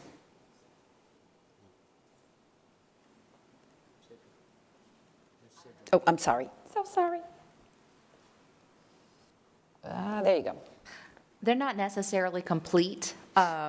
So the Science Museum, the HVAC upgrade, I can't necessarily speak specifically if they're complete, but it was recommended coming from Public Works, Facilities Maintenance, to move some of this funding around. So I think that either, whether it be complete, I didn't specifically ask them because it wasn't a huge amount, but whether they're specifically complete or whether it's more funding than they needed to complete the project, it wasn't a significant amount, and it's coming from various pools, so I didn't really dive into it. I can't say specifically. I wouldn't want to definitively say on the mic.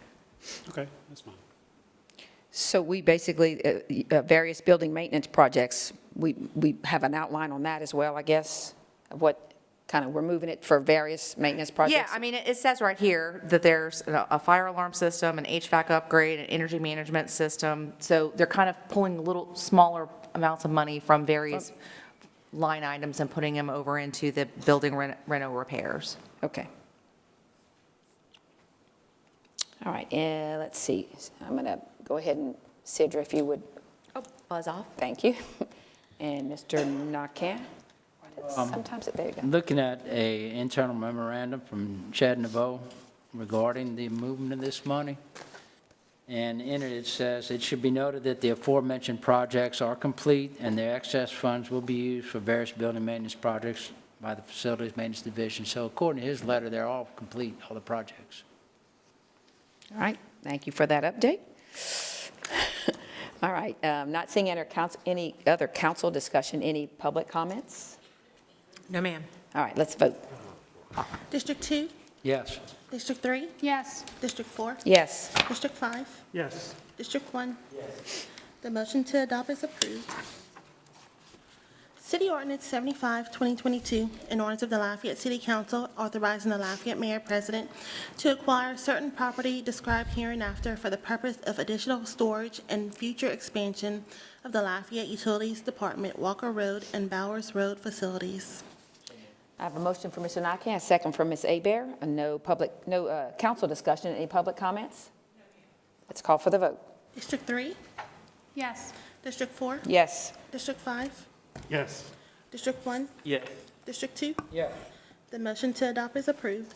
City Ordinance 76, 2022, an ordinance of the Lafayette City Council amending City Ordinance 129, 2021, and the Lafayette Development Code so as to reclassify case number 0N-2021-0026, select properties on Carmel Drive between Louisiana Avenue and Holly Street, administrative rezoning, and conditional use permit located generally north of Hague Street, east of Louisiana Avenue, south of Carmel Drive, and west of Holly Street.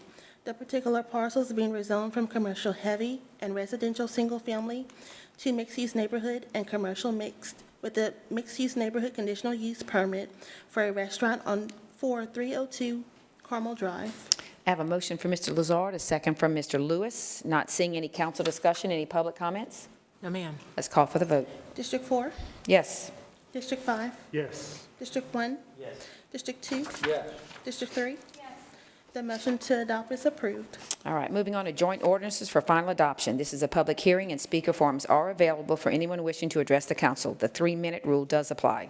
Cindy, please read. Joint Ordinance 28, 2022, a joint ordinance of the Lafayette City Council and the Lafayette Parish Council authorizing the Lafayette City Parish Consolidated Government to sell at public internet auction surplus vehicles, equipment, and other miscellaneous movable property which are no longer needed for public purposes as per the attached list internet auction.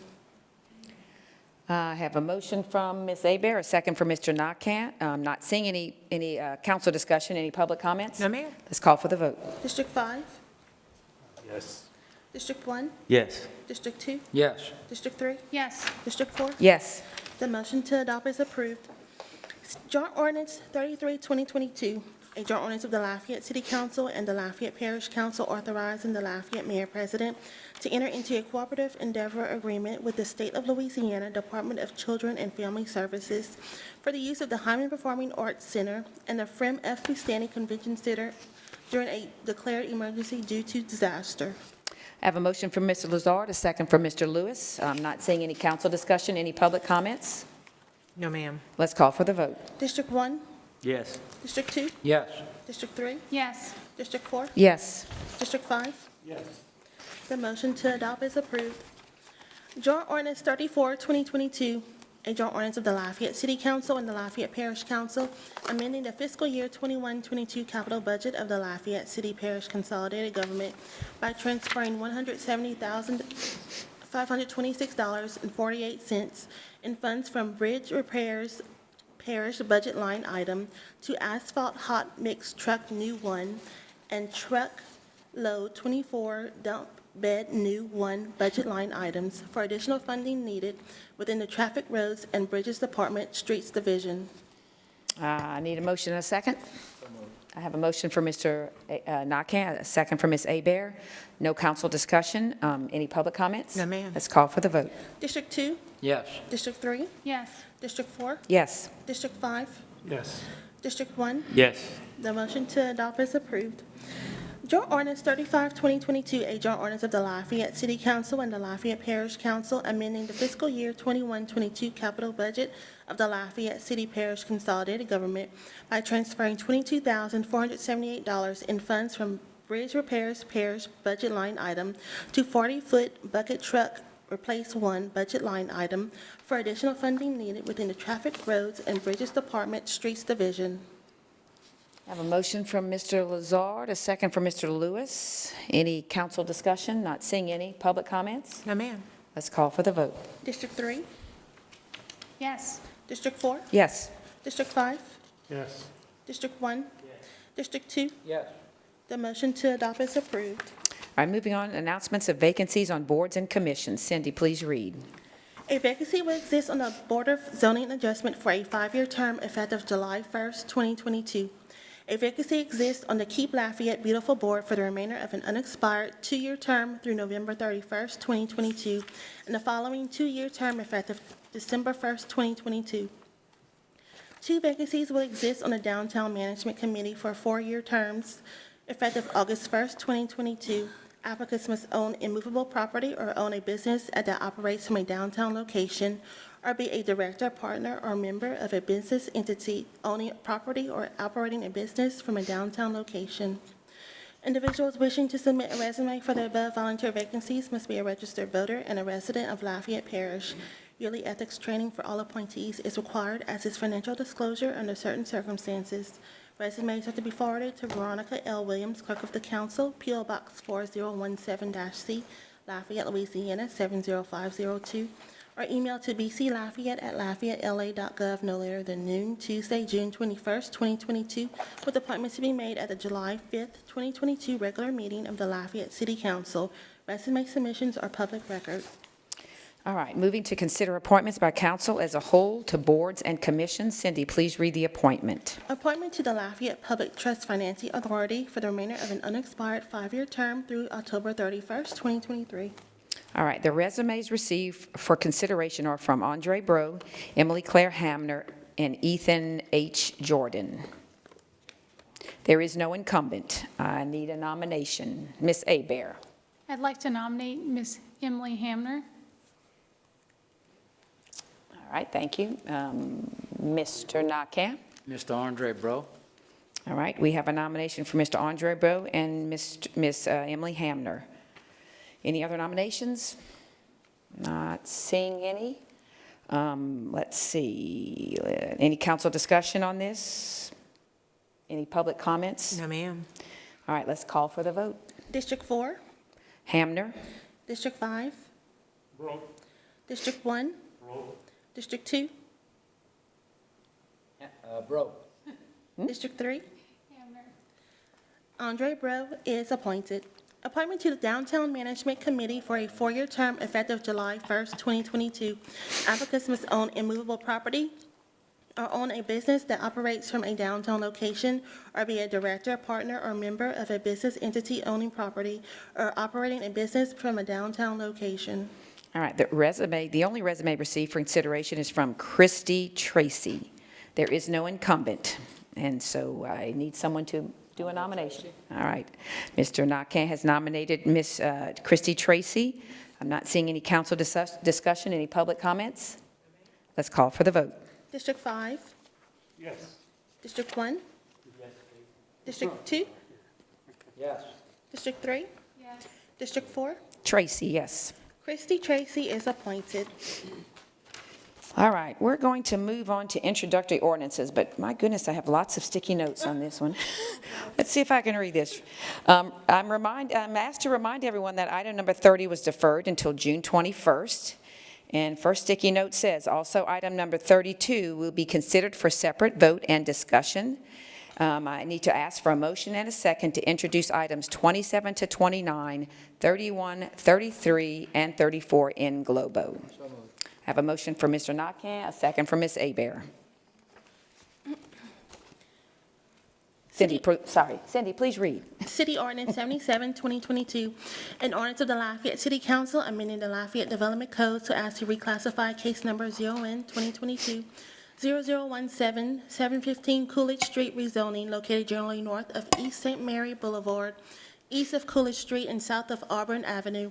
The particular parcels being rezoned from residential mix to commercial mix.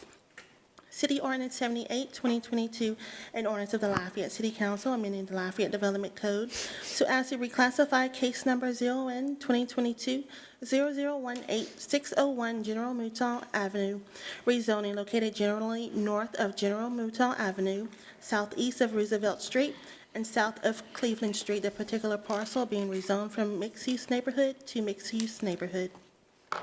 City Ordinance 79, 2022, an ordinance of the Lafayette City Council amending the Lafayette Development Code so as to reclassify case number 0N 2022 0019 300 East Marshall Avenue, rezoning located generally north of Eldridge Drive, east of LeGardine Way, and south of East Marshall Avenue, the particular parcel being rezoned from residential mix to public institutional light.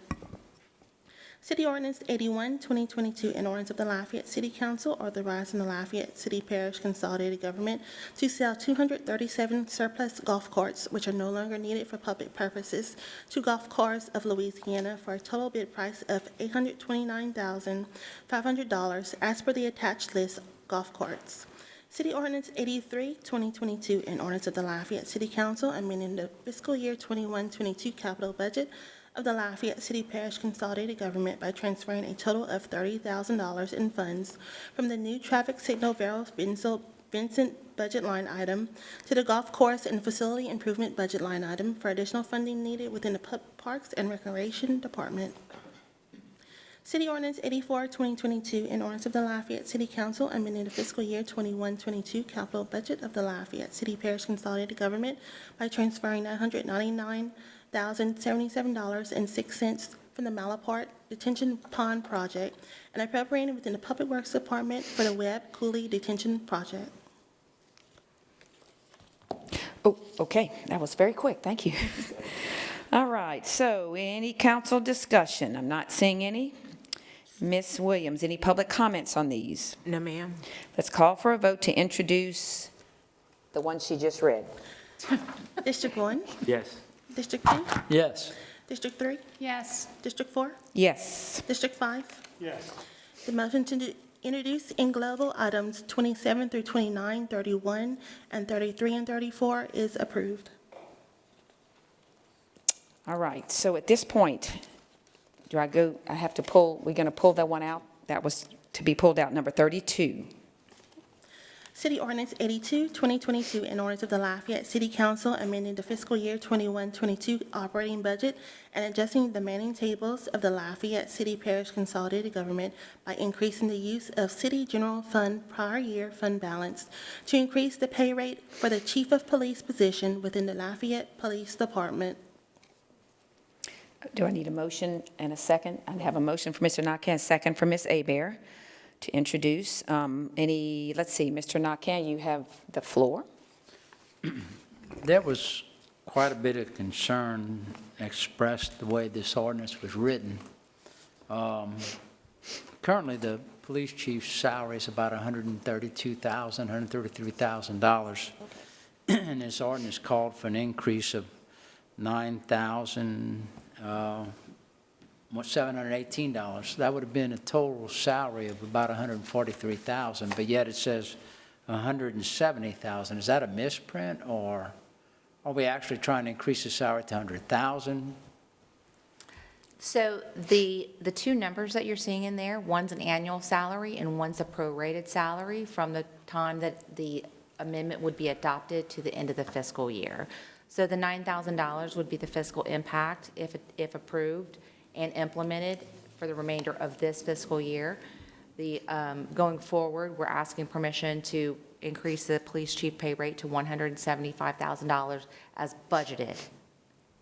Be in the new budget would be $170,000. Correct. Okay, so we were confused looking at that. I know I was. When I was told the actual numbers, I said, wait a minute, this doesn't add up. So that explains it now. So the purpose of the increase to $170,000 beyond the $132,000 we already have budgeted is for what? It was recommended by two different recruiting firms, police chief recruiting firms, to make our application more attractive, to attract more candidates, a broader, more diverse range of spectrum of candidates.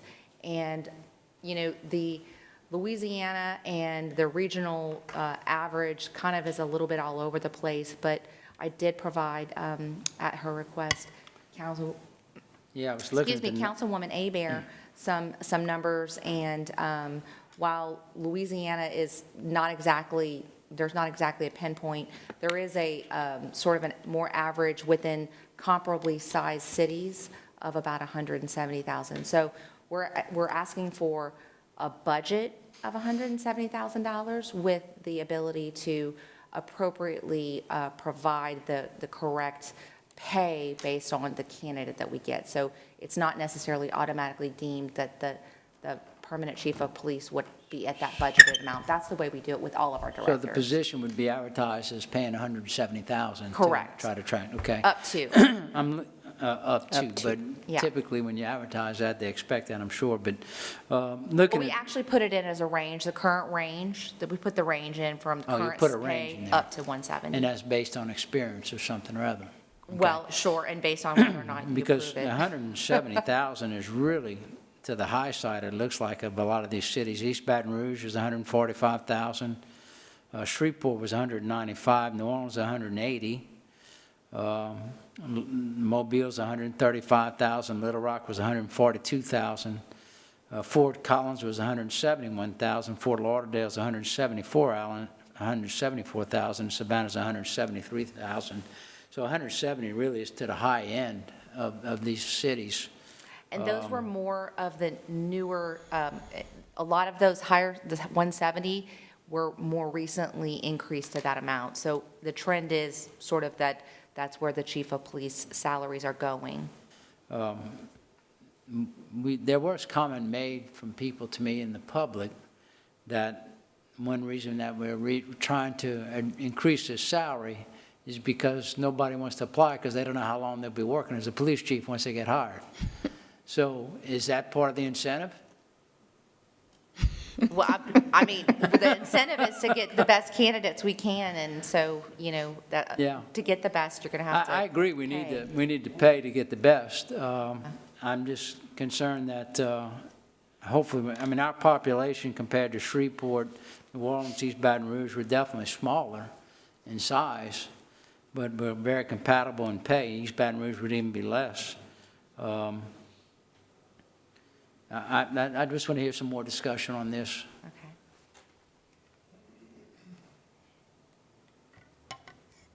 Let's see, Cedric, could you just kind of press your button for a minute there? Okay, Ms. Hebert. Thank you. As Sidra mentioned, I had requested that she send me some of the averages of the different police chiefs in similar size markets. She sent that to me this morning, and I forwarded it all to you, so you should have that in your email. If you could pull it up on your phone if you want to view it right now while we're talking. Sidra, where are we now with the police chief search? Because whenever you and I last spoke at our meeting a few weeks, 3-4 weeks ago now, we spoke about that there was going to be a process that was different than the last one that we had, so that we're all going to be involved in the different meetings. Have you started? I know we're working with a firm. Can you give us an update and when we can anticipate, let's say this is a success, when that new police chief would start? Lots of questions.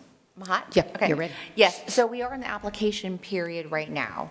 That application period closes on June 17th, so I guess that's next week.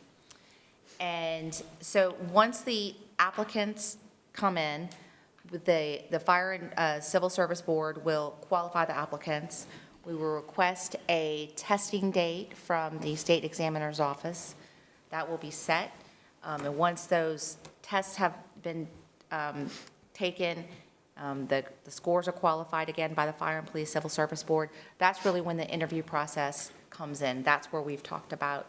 That would be a little bit different than the previous search committees where because of the, making sure we don't have a quorum, it was more select. We were going to take the approach that we had taken with the LUS director opportunity where we're going to create 3 smaller committees so that everybody will have the opportunity to participate on the city council if you like. So we are, unfortunately, just because of the timing of everything and it takes a while for them to go through the vetting process, the testing process, we're really not even looking probably until September before the interview process at the earliest, maybe mid-September at the earliest before that interview process will start. So I guess that leads to my question is if it's not until September, why are we doing this now and not waiting? Because the application period closes next week. And you want to be able to say, we are currently able to and budgeted and Yes. currently paying somebody. Budgeted, correct, yes. Budgeted and Yes. currently paying the interim police chief X amount of dollars. We want to be able to say we have the ability to pay the police chief. Right, but the interim police chief will get this salary increase as well? So what we budget and what we actually award are not necessarily the same Right. things. Okay, so the interim police chief will not get this salary? That's not a part of the discussion one way or the other, but the ability will be there to increase the budget. Okay. His salary, yes. Okay, so will be, okay, so, because I guess my question was, why not wait till budget? But that answers it, so thank you, Sidra. Yes.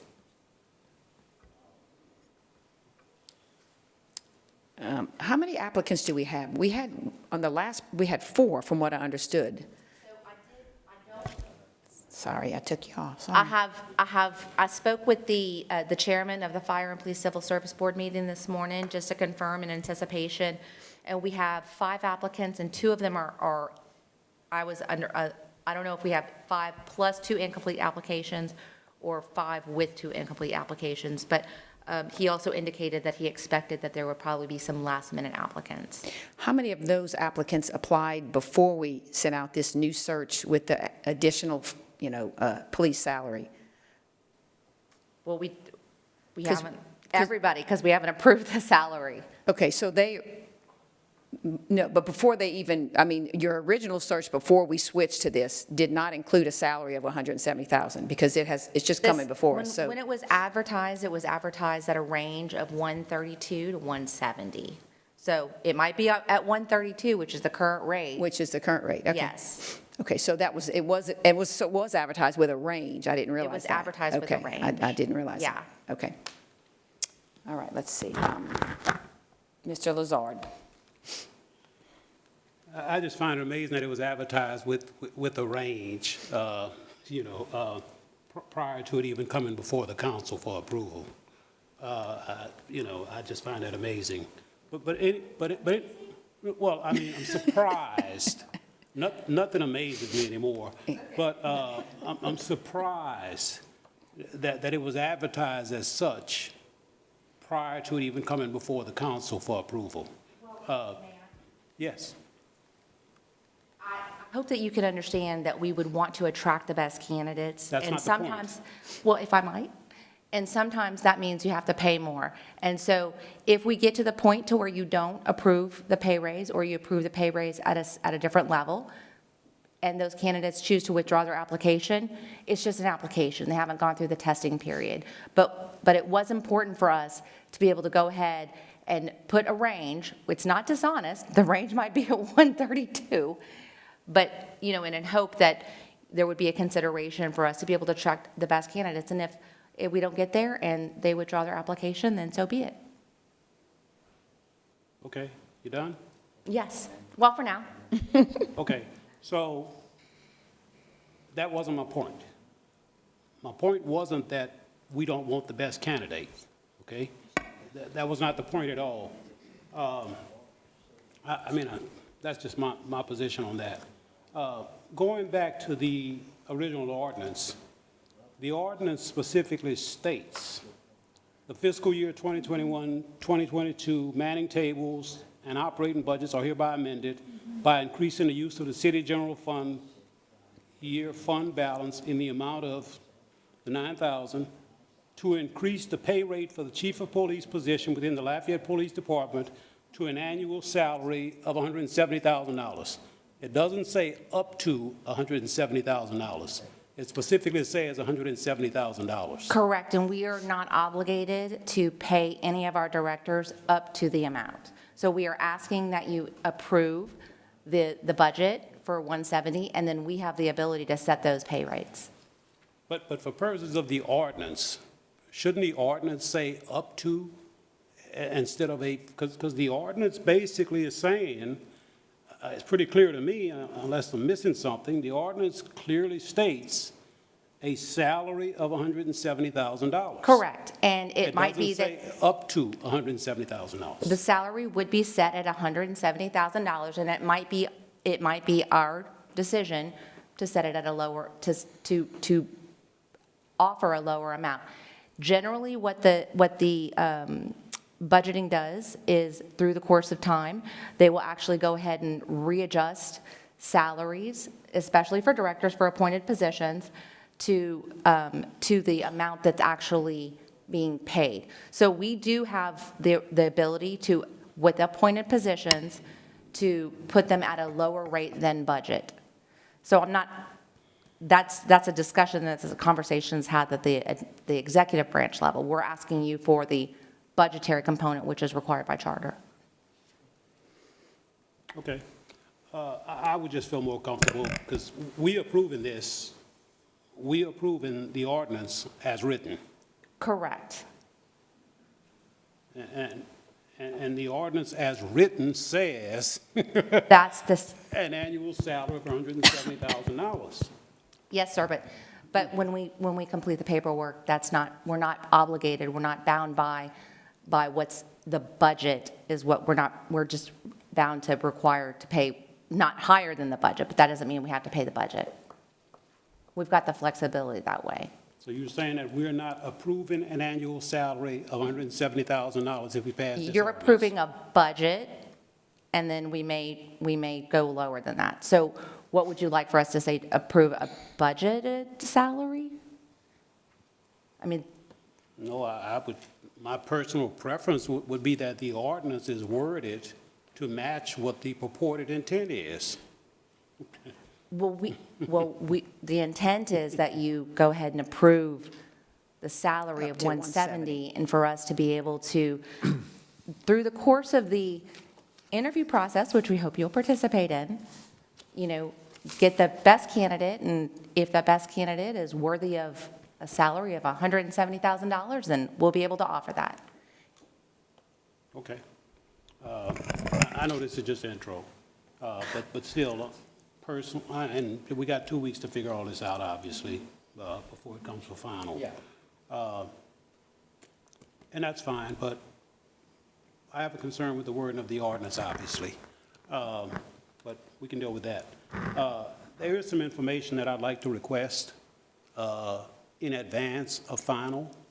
One is a copy of the contract with the search firm. We don't actually have a search firm. We don't have, can I? Oh, I'm sorry. Just kidding. We don't have a search firm. We did attempt to engage two search firms, but we were unsuccessful. So I thought that, okay, so when I thought the search firm recommended the increase. They did. So I thought we don't have a search firm. We don't. Who's on first? We interviewed, and we had great conversations with them, and both of them said, Gotcha. you need to increase your salary. And the 170 was actually the amount which was recommended by one of the firms, and the other one didn't give us a specific amount, even though we asked. They just said, you need to increase your salary. So when the Civil Service Board granted the 30-day extension, Correct. it was reported that it was to hire a search firm. It was reported so that we could have more time to drive applicants to the application process, I'm and just telling you that what was mentioned in the engaging, press yes, release. and we were engaging a search firm, and unfortunately, we weren't able to do that. Okay, Yes, so you're correct. That was part of our application extension request to drive more applicants to the application process, and we were unable to engage that search firm, and a secondary one after that. okay, so in lieu of that, I would like to see copies of any advertisements. Sure. That will run for the position. Yeah. The source, dates, et cetera, copies of the actual advertisements. You bet. Okay. I'm sure that we've already provided them to the media. Well, hadn't been provided to us, so I'd like to see those, okay? No problem. We advertise a lot of stuff, too, so But I'm just interested in this. I'm not interested in all the other stuff. no problem. All right. Okay. Let me get back to the board here. Okay, Sidra, if you wouldn't mind, I think, unless someone else ask you another question, Mr. Lewis. Yeah, Citra, I have a question. When it kidding. comes to the advertisement at $170,000, that's what you're talking about, $170,000. But if you're advertising $170,000, not a range, who's going to take that job for under $170,000? I mean, you're saying 170, and you're telling us that it's you guys' prerogative to say, well, we're going to offer you whatever number it may be. But if you're saying $170,000, who's going to take it for less than $170,000? Actually, I'm glad you asked, because I think 4 of the applicants had applied prior to a subsequent advertisement of the range of 170. Well, they did, but now they seen 170, and now I'm looking at, Well, oh, I mean, 170. If I it guess ever that's been part me- of- that's if part it of the ever been interview me, process. I would have accepted Okay. the application. I mean, I would apply, and then I see 170, and I'm bargaining at maybe 130, 140, now it's 170. I'm not going to go down for 170. Well, there you go. I mean, from less 70, so I guess that's you what I'm won't saying. have the I think job. maybe we should be a range from there up to 170, and just 170, leave it blank. That's what I think you're saying, a range. No, she's not saying that. She's not saying that. She's Okay. saying that it's 170, and then they can decide to pay less. But the advertisement's saying Correct. 170. Am I correct? Well, that's what a range means. You can be anywhere from this number to this number. You do have a bottom figure? Yeah. Yeah, Oh, 136, yeah. That's the range, And what is the range? 132 132. to 170. Okay, it's in the contract, it's in the advertisement. Yes, because 132 is our current salary, Mm-hmm. current budgeted salary. But am I understanding that 4 people you said actually have applied at the? It was either 4 or 5. At the Yeah. 132 rate, before you put the range in? Yes. Okay.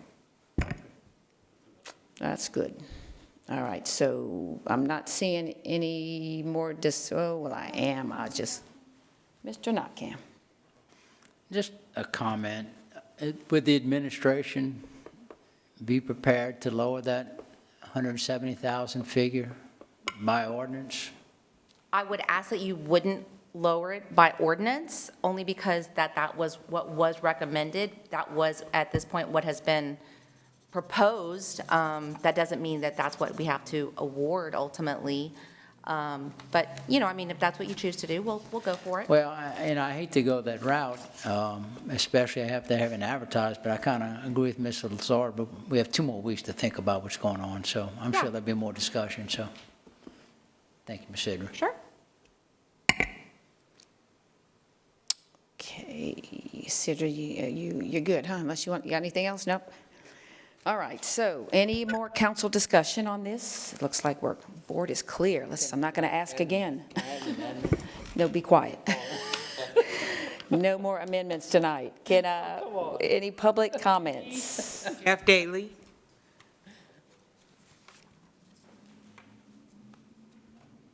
Did Sidra just say that we advertised 170? Just say that? 32 to 170. But they don't have the authority to do a range up to 170 because that hasn't been approved in the budget. Correct. So why are we advertising something that hasn't been approved by you guys yet? That's a big red flag if that's what happened right there. Clearly, this issue is not a priority for the mayor. He's not here right now, even though we knew this was going to be pulled. I don't know what else is more important to him right now than the safety of our community, but he's chosen not to be here. They asked for an extension of the application deadline so they could hire a search firm, as Andy brought up. They didn't hire a search firm. Didn't really make sense anyways because it's only 30 days. So, a search firm needs time, right? You got to go find them, hire them. I mean, 30 days was a ridiculous timeline regardless. As a reminder, it has been 9 months since we've had a permanent police chief. I think Monty has been doing a fantastic job as an interim, but that is a long time to go without permanent chief. Also, the application deadline is 10 days from now. So if you guys approve this, actually, this won't even be approved in time for that because 2 weeks from now is 14 days from now. So they can't advertise this, literally, right? Because they don't have the authority to do so. This whole thing is just a mess. I don't understand why this issue wasn't brought up months ago if it is a concern. But, and I know I've heard the administration doesn't want to hire internally. That's why they keep trying to extend it, because most of the candidates currently in there, applicants, are internal. But let me ask a very simple question here. This is the elephant in the room that Andy kind of referred to. Why would anyone who's qualified move to Lafayette to work for a mayor who has fired the last 3 police chiefs without cause and without notice? Why? Right? And especially one that only has 1.5 years left in office for sure. I mean, he may win re-election again, but you don't know. And whoever the next person is, it may not have the same opinion of who they want to be as police chief. So there's really no way at this point to get the best candidates to apply. That ship has sailed because of the actions of the administration, and they're really going extremely slow on this. Because no one qualified is going to move here because of a higher salary with so much job uncertainty and an unstable mayor. And how are we going to even get other applicants to know about this increase? Because again, they're not going to even have time to advertise it. So this is not, unless they already have someone they know that wants to apply that hasn't yet and isn't going to apply unless they get more. That's the only reason, the only justification for this, because the effect of what they're going to do is not going to actually change the caliber of the candidates who are applying. And we're increasing the salary off of informal recommendations of one search firm that we actually didn't hire. So that's not a very credible source right now. And quite frankly, they say they want to mirror the LUS Fiber process. As a reminder, they appointed a mayor president, LUS Fiber director, circumventing what should have been the intent of your authority in the charter. And they appointed someone, the consulting engineer, deemed unqualified and lied to you guys about it. So I think you should not do any sort of raises for this because there is no merit to their argument. Thank you. All right, any other public comments? No, ma'am. All right, let's call for the vote on ordinance, to introduce ordinance 32. District 2? Yes. District 3? Yes. District 4? No. District 5? No. District 1? No. The motion to introduce fails. All right, I need joint introductory ordinances. I need a motion and a second to introduce items 36 through 41 in globo. So moved. Have a motion for Mr. Nakka, a second for Ms. Abear. Cindy, please read. Joint Ordinance 36, 2022, a joint ordinance of the Lafayette City Council and the Lafayette Parish Council, redesignating Article 10 of Chapter 98 of the Lafayette City Parish Code of Ordinances as Article 4 of Chapter 98, and repealing and reenacting Article 4 of Chapter 98 to provide for the regulation of commercial pedal carriages. Joint Ordinance 37, 2022, a joint ordinance of the Lafayette City Council and the Lafayette Parish Council, amending Chapter 6 of the Lafayette Consolidated Government Code of Ordinances relative to the issuance of a BYOB permit within the city and unincorporated parish of Lafayette. Joint Ordinance 38, 2022, a joint ordinance of the Lafayette City Council and the Lafayette Parish Council implementing the conditional 2% pay increase for municipal, fire, and police civil service employees of the Lafayette Police Department, and the conditional 2% pay increase for the employees of the Lafayette City Parish Consolidated Government reporting to the Lafayette City Council, Lafayette Parish Council, Lafayette Mayor President, and/or classified under the City Parish Municipal Civil Service System, as well as other employees on LCG's manning tables. During fiscal year 21-22, in lieu of including the 2% pay increases in the fiscal year 22-23 proposed budget, and to implement 2% statutory pay raise for eligible municipal, fire, and police civil service employees of the Lafayette Fire Department during fiscal year 21-22, in lieu of implementing it at the beginning of the fiscal year 22-23. Joint Ordinance 39, 2022, a joint ordinance of the Lafayette City Council and the Lafayette Parish Council, amending the fiscal year 21-22 operating budget and adjusting the manning tables of the Lafayette City Parish Consolidated Government by increasing the use of the City General Fund prior year fund balance to increase the pay rate for one administrative specialist and adding one digital communication specialist within the Mayor President's office. Joint Ordinance 40, 2022, a joint ordinance of the Lafayette City Council and the Lafayette Parish Council, amending the fiscal year 21-22 operating budget of the Lafayette City Parish Consolidated Government by increasing the use of prior year fund balance in Fund 550 in the amount of $225,000 and appropriating within the Public Works Department and Environmental Quality Code Enforcement Division for additional funding needed for contractual services used for grass cutting and debris removal.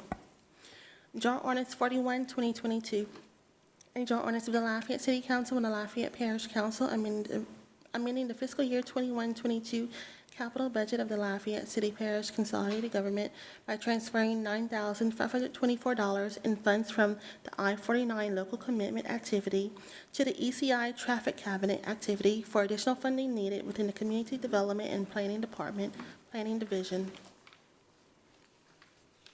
All right, I'm not seeing any council discussion, any public comments. Let's call for vote to introduce in global items 36 through 41. District 3? Yes. District 4? Yes. District 5? Yes. District 1? Yes. District 2? Yes. The motion to introduce items 36 through 34 is approved. All right, I'd like to adjourn the city council meeting, and we're going to move on to the special meeting. I call the city council special meeting to order. I have no chair announcements at this point. Cindy, please read reports and discussion items. Follow-up discussion on drainage projects to include a discussion on public bid law, contracts, and legal services. Thank you. Yes, Ms. V is actually going to pass out some questions. We are going to submit some questions to administration just for some clarity on a couple of things. Say a couple of things. There's several things on this list. You know, in light of all the drainage projects that are happening in the community, some of them that are in litigation and some of them that are actually happening, there's several things going on that I personally need a little more clarity on to understand what some of these projects are and where we are in the projects in terms of funding, what money is left in a lot of our emergency drainage funds. So these questions, I'm not sure if everybody has them. I'm going to just kind of briefly go through them. I'm not going to, and I don't expect an answer from administration at this point on this because these are a lot of questions. What I am going to ask is that we get a response in maybe 2 weeks if that's okay. If we can get it done in 2 weeks, we're not going to have it at the next meeting, but basically just submit the answers or just submit some of this information to us in 2 weeks by email, and then we can have that discussion at that point. And then we'll put it on the agenda for the following meeting in July, first meeting in July, if we have to, for any more discuss, if we will have discussion. So let me just kind of run down quickly some of the questions on here, like for instance, number one, for each check or wire transfer made to Rigid Constructors for the beginning of the fiscal year 2020 to 2021, budget to today's date, there's a list of following information for each individual check or wire transfer that we're asking for. Things like date, the project, what it is, just so that we, again, can understand what money is being, what Rigid Construction Company is being, receiving funds based on these projects. Number two, a complete breakdown of payments associated with work completed in connection with the following ordinances. We have passed so many ordinances related to flood control, which is great. I'm not saying that's not a good thing, but there's a lot of money out there, and I guess which I need is looking to see basically where we are in the work completed, the process, where it is.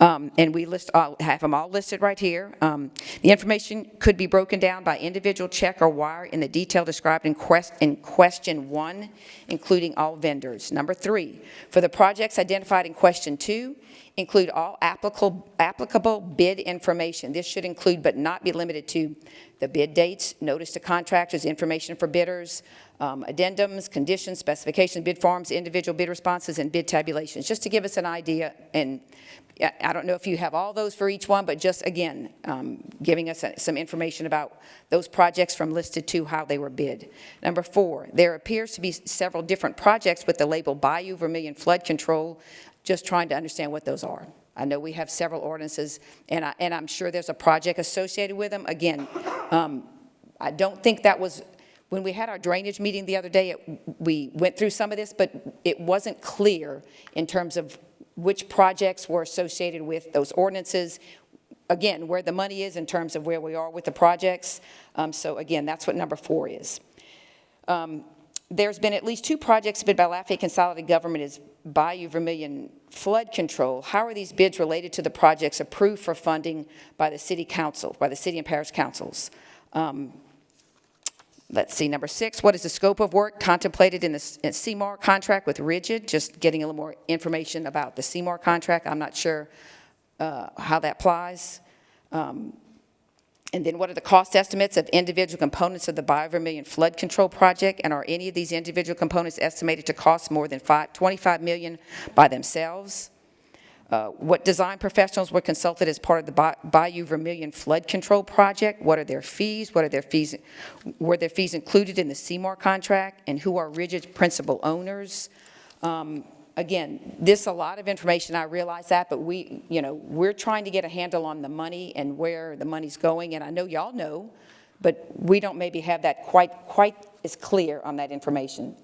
There's a few more. Number 10, has Rigid utilized the services of subcontractors in connection to its work for LCG? If so, what are the names and addresses of these subcontractors hired by Rigid in connection to its work for LCG? Number 11, please provide the Copeland Act weekly statements for Rigid and all subcontractors. 12, please provide the payroll information required to be preserved and disclosed to the owner under the terms of the Davis-Bacon Act, including the payroll statement of compliance by Rigid and all subcontractors. And again, I'm not sure if all those apply, but I'm just throwing those out there. What was the guaranteed maximum price for Phase 1 of the Bayou Vermilion Flood Control Project? How was the guaranteed maximum price memorialized? Please provide the contractor's GMP proposal and any written acceptance or proposal amendments to the proposal. A lot of proposals there. Number 14, for each project managed by Rigid Constructions, please provide a breakdown of mobilization charges. Those were hopefully included in the original bid price. Why was the as-needed evacuation project utilized to remove the spoil banks in St. Martin Parish?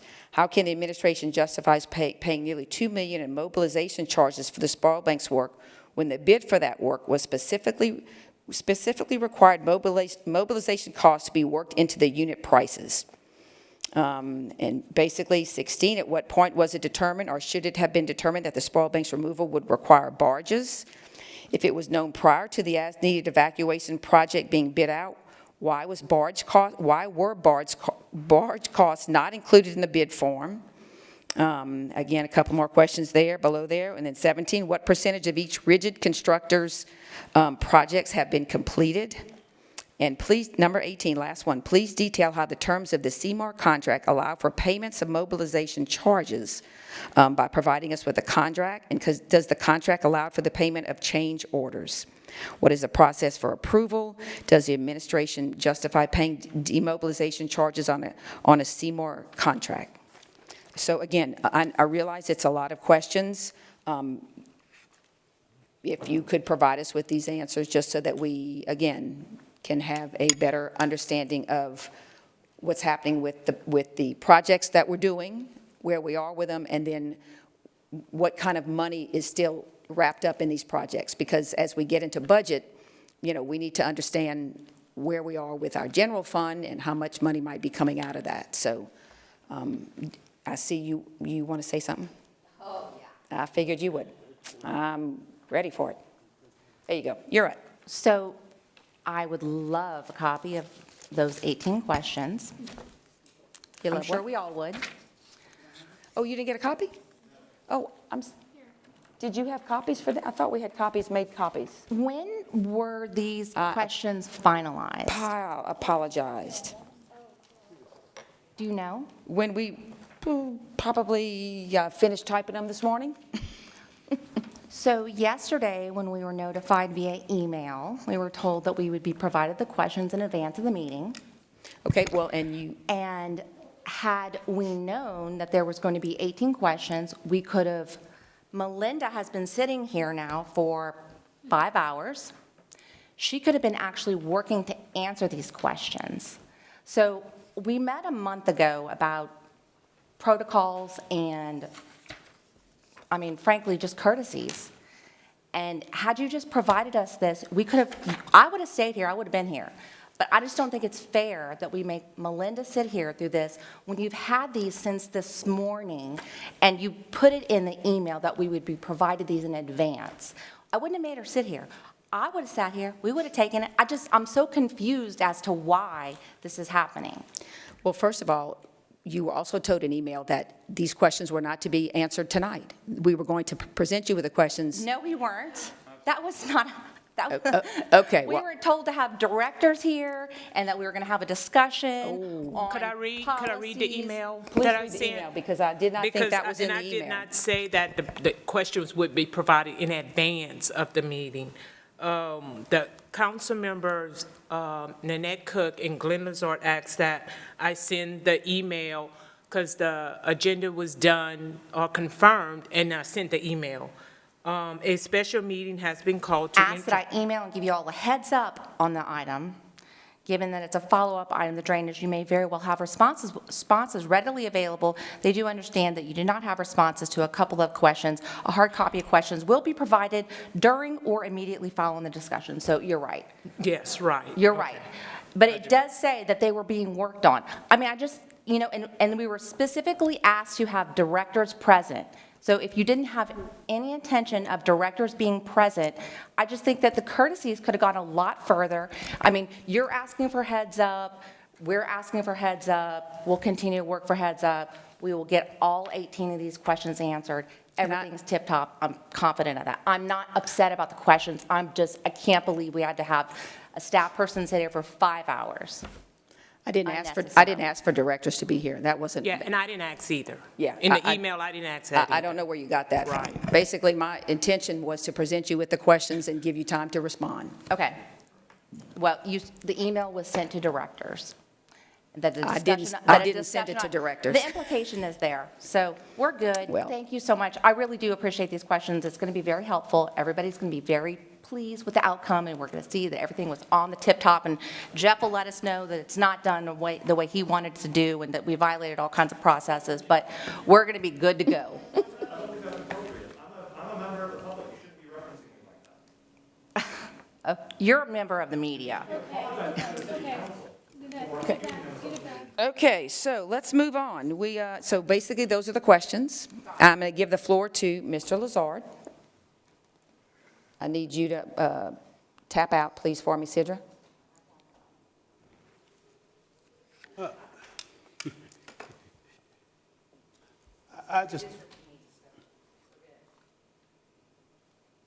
You have a question, Mr. Lazard?